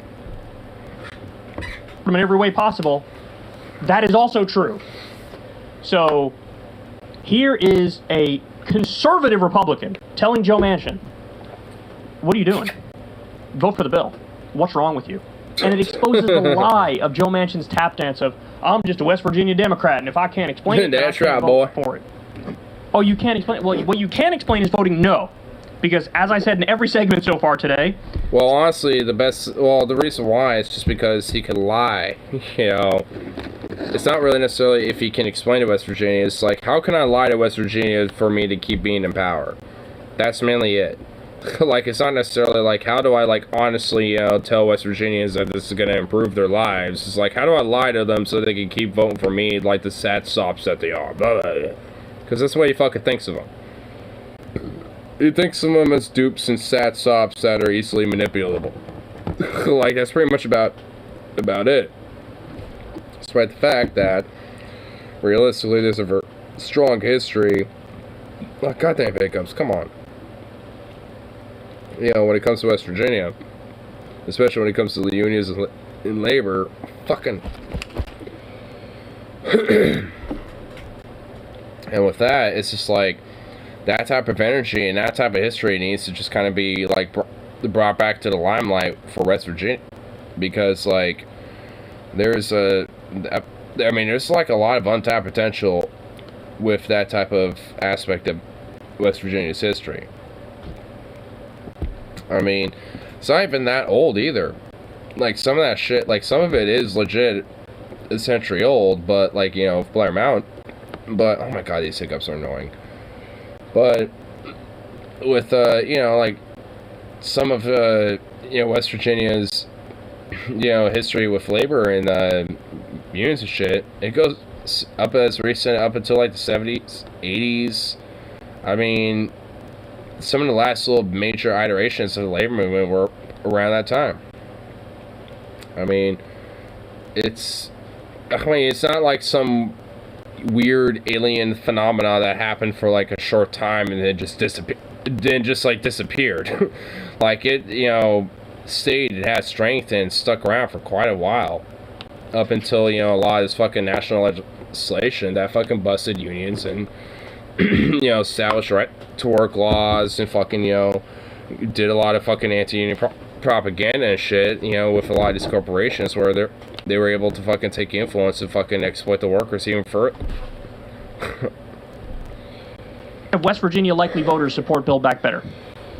90% of Democrats in West Virginia support Build Back Better. 64% of independents in West Virginia support Build Back Better, and 56% of Republicans in West Virginia support Build Back Better. A majority of Republicans support Build Back Better, and I'm not even doing full justice to the issue because, again, when you go issue for issue within the bill, it's even more popular. So, Joe Manchin is not a West Virginia Democrat. He's a Goldman Sachs Democrat. He's a corporate Democrat. He's a right-wing Democrat. That's what he is. That's what he is. And he's not in favor... Because honestly, a real West Virginia Democrat would be a hardcore fucking radical union-style labor Democrat. A labor leftist type. Like, that's, a West Virginia Dem. So, listen, you're telling me that a public pressure campaign wouldn't work when the voters are already there in West Virginia? You're telling me if Biden did a rally there, or Bernie did a rally there, or you get a group of Democrats to do a rally there, that wouldn't work? You're telling me if you ran ads in West Virginia about corrupt Joe Manchin, that wouldn't work? Hell, fucking, like, encouraging fucking the current, different, industries that are still alive and beaten in West Virginia. Like, these Democrats and these different, like, like Bernie, for example. Like, if he did, like, a rally in West Virginia and be like, hey, I encourage the working people of West Virginia and all the unions within West Virginia to strike, and all that shit. Like, if he, like, even encouraged the unions to, like, kind of put a log on their fucking ass and strike and fucking, like, put a halt to different industry and have, like, different workers, from all the different, even non-unionized shops and shit to fucking, like, walk right out like that'd make a major impact, especially when it comes to Colbert and fucking Joe Manchin. Especially when it comes to Joe industry. When it comes to the coal industry. Because, like, I mean, even if they're non-union, if you have, like, a bunch of fucking, national heads, saying, hey, like, go ahead and, do mass walkouts and just start doing some strikes and shit. And we'll be able to fucking, help and do fundraisers and shit to help, alleviate, when it comes to, like, strike funds and shit like that. And, we'll be able to help, build funds and shit, for lawyers and, shit like that when it comes to protecting your jobs as well. So you can ensure you can keep them. And then with, like, non-unionized workers, working within actual unions, especially locally, in those areas, to expand those unions and get them even stronger by putting those workers as well into the fold, too. And a part of them walking out is, the renegotiation of the contracts being, to be a part of the union too. So it's just like, there could be a mass fucking, movement, especially West Virginia, that could reinvigorate, not just like some sort of a national labor movement, but also a regional, statewide labor movement in West Virginia. Like, fundamentally. It's just like, I mean, they can oust these pieces of shit like Manchin. I mean, but yet, of course, especially with the fucking money and power that DNC has, they will never fucking allow that type of shit. I mean, it makes so much profits for them. Because the corporation of DNC needs to keep chugging along with the status quo, and Joe Manchin's, benefits way too much from that. But, nonetheless, I mean, just not like, there's people like, Richard Jetta, Paul James Swearengin, etc., who are from West Virginia, who are trying to do this type of shit. Which fundamentally, at the end of the day, is good. And needs to continue to be further, because, like these motherfuckers are the main reason why West Virginia has been gutted for so fucking long, and people like Paul Jean and Richard Jetta, at least, to some extent, have already tried, their fucking bet on pushing against these motherfuckers. And either way, that's good. Op-ed a couple months ago, and Joe Manchin had a tantrum. I was like, don't you dare do that. The reason he's saying that is because it touched a nerve, and it would work. FDR or LBJ... He's referring to Bernie when he did like a little local paper op-ed or something in West Virginia. But it kind of enforces the point, though, doesn't it? Because even just one mere local op-ed that Bernie does and shit, can cause something like that. Imagine if, like, some regional movement, what that can do. Against, especially just him specifically. To fall in line and vote for this piece of legislation months ago. But Biden didn't, because Biden doesn't really care about the specifics. Does he want Build Back Better passed? Yes, but he wants a watered-down, slim version of it, maybe $1 trillion, and he thought Joe Manchin would ultimately sign on to that, and guess what? Joe Manchin didn't. And every excuse Joe Manchin gave was a lie. He's really representing industry, he's representing business interests. He raised money from 50 billionaires in the last decade. So, are you going to do something about it, or are you just going to stand there and bleed? That's not like the 5th time I've used that reference today. But the answer is Pelosi, Schumer, and Biden will likely stand there and bleed. Ain't gonna be no arm twisting. Ain't gonna be no threats of prosecution of Joe Manchin's EpiPen price gouging daughter. No threatening of prosecution of Joe Manchin himself. No carrot or stick approach. No, hey, you do the right thing, you get a frickin' statue and more infrastructure money in West Virginia and whatever you want. None of that. None of that. The Biden administration is gonna go out like he came in, with a fucking whimper. Look, the best stuff he did early on. He reversed all of Trump's executive orders. He cut the $1,400 checks, lied about that, said it would be $2,000, it was $1,400. But still, people appreciate it. And actually, funny enough, at the end of the day, Trump, to what it comes to stimulus checks, actually gave more in comparison to Biden. Go figure. This is strangely enough. The orange orangutan fucking piece of shit himself was actually able to get more money out to fucking people in comparison to the old doddering... Not orange man fuck. That is goddamn fucking Biden. It's like, oh, okay. Great. Tremendous. Wow. Oops. Oh, fuck. I fucked up. There we go. Getting money, and they need money. First, COVID rescue bill was not bad. Way better than the Trump ones, which were even more corporate heavy, supporting corporations over people. But look, what have you done for me lately, is what people are saying.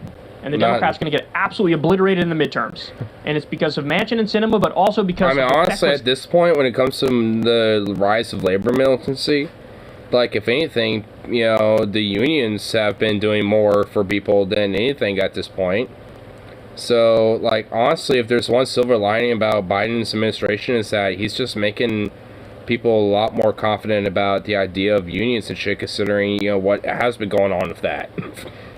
I mean, you know, there still has been, you know, in some factors, like with the ITSE and Kellogg still holding strong against, you know, the union there. I think it's the bakeries, confectionery, and tobacco grain mills union, I believe. Yeah, but either way, it's just like you got all these different strikes going on. Like, hell, our fucking local union just earlier this past week did one that I think at most was like 48 fucking hours, and they were able. And Kroger came in fucking session, which honestly I think it's just fucking bullshit anyway. It's a low key, to be fucking frank. But nonetheless, you know, still, it got, you know, somewhat more closer to what people wanted. I mean, like, there's just been a lot of different shit, and honestly, the way that's getting people a little bit more having a positive outlook towards unions and shit, or at least, especially at the very minimal, a little bit more, you know, open, you know, to the idea and putting that in the zeitgeist of their fucking thought. You know, so it's just like, at the end of the day, you know, that type of shit is, you know, starting to kind of come back and creep its head again. It's just about actually making it fucking, you know, well, these people hate it, but for some reason, but it's just like, make it radical. It's like unions need to not just, you know, get, you know, teeth, but be radical again. Especially if they want to actually, you know, get some shit done around this, you know, fucking country and shit. I mean, dead ass. Weakness of the Democratic leadership. This is what you get with neoliberal rot. We're seeing it in front of our eyes. Yeah. When No you have shit. a conservative Republican Trump voter in West Virginia who is more lefty on economics than the Democratic president and then a Democratic senator, that's a real problem. Yeah, no If shit. you want to see me and Crystal Ball interview Shut up, random, like, Zoom call version of Kyle, where you're not like a nice, high quality Kyle. Boo. It's another one. Man, pretty much like Kyle's Monday show is pretty much like all about Joe Manchin. Okay. Don't need to see every single thing about that fuck. Pretty much beating that to the goddamn grave.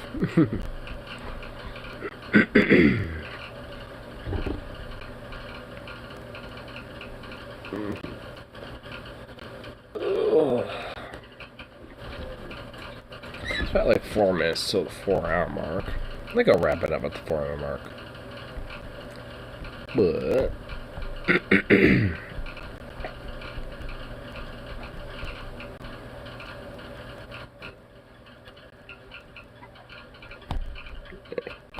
damn, D5 Fridays have been going on for way more than 4 years ago.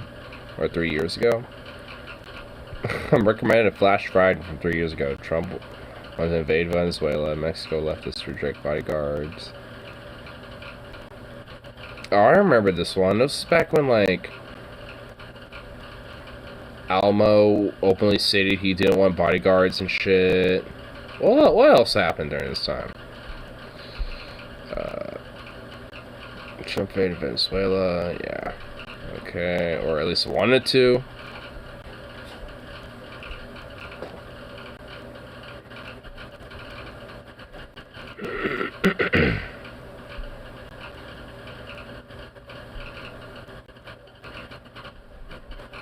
That's about the right for a lesbian couple to protect their marijuana crops from pesky birds and fireworks. Okay, I might have to rewatch this Flash Friday from back in the day. From 3 years ago. You know what, maybe like even news might have some rewatch material from back in the day.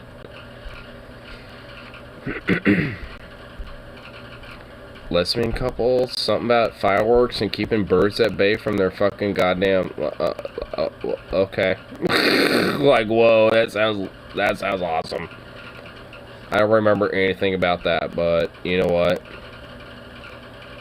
I want to hear about that. It sounds like an awesome news story.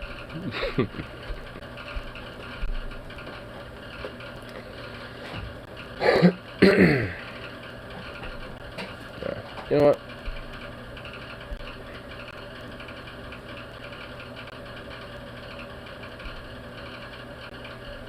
I don't believe I'll get fucked, but you never know. But I doubt it. Well, I was thumbing through my wallet. I'll let this be the one song I shall play.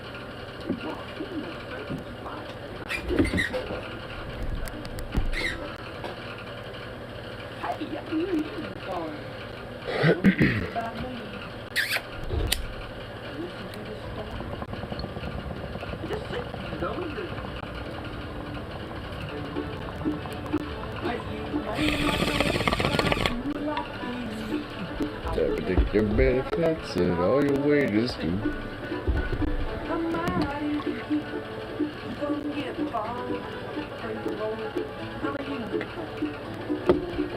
Praise the Lord, I'm a union guy. It could have been the Visa, could have been the Master Charge. Don't worry about your money, cause I'm on guard. Just praise the Lord that I'm a union guard. Wow. This ball is not even a ball anymore. Wow. Good job, Zukov. Your wallet here sure is hard. Just below that, I'm a union guard.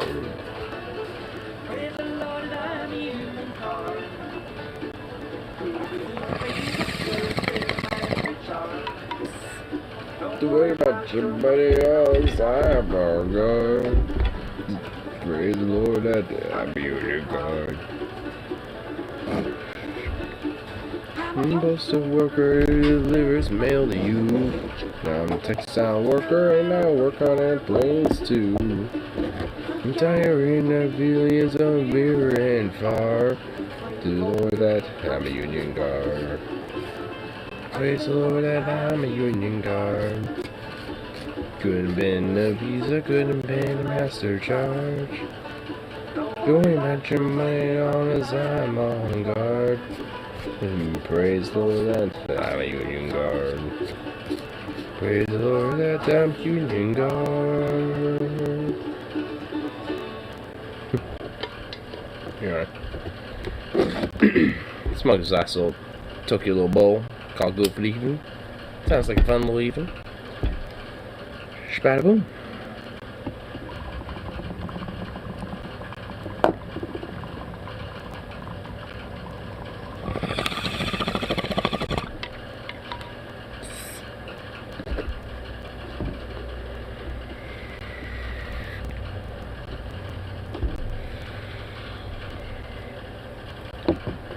Anyway, I'll call it good for the rest of this little in. So, peace out. Now, of course, see y'all in that next one. So, took off.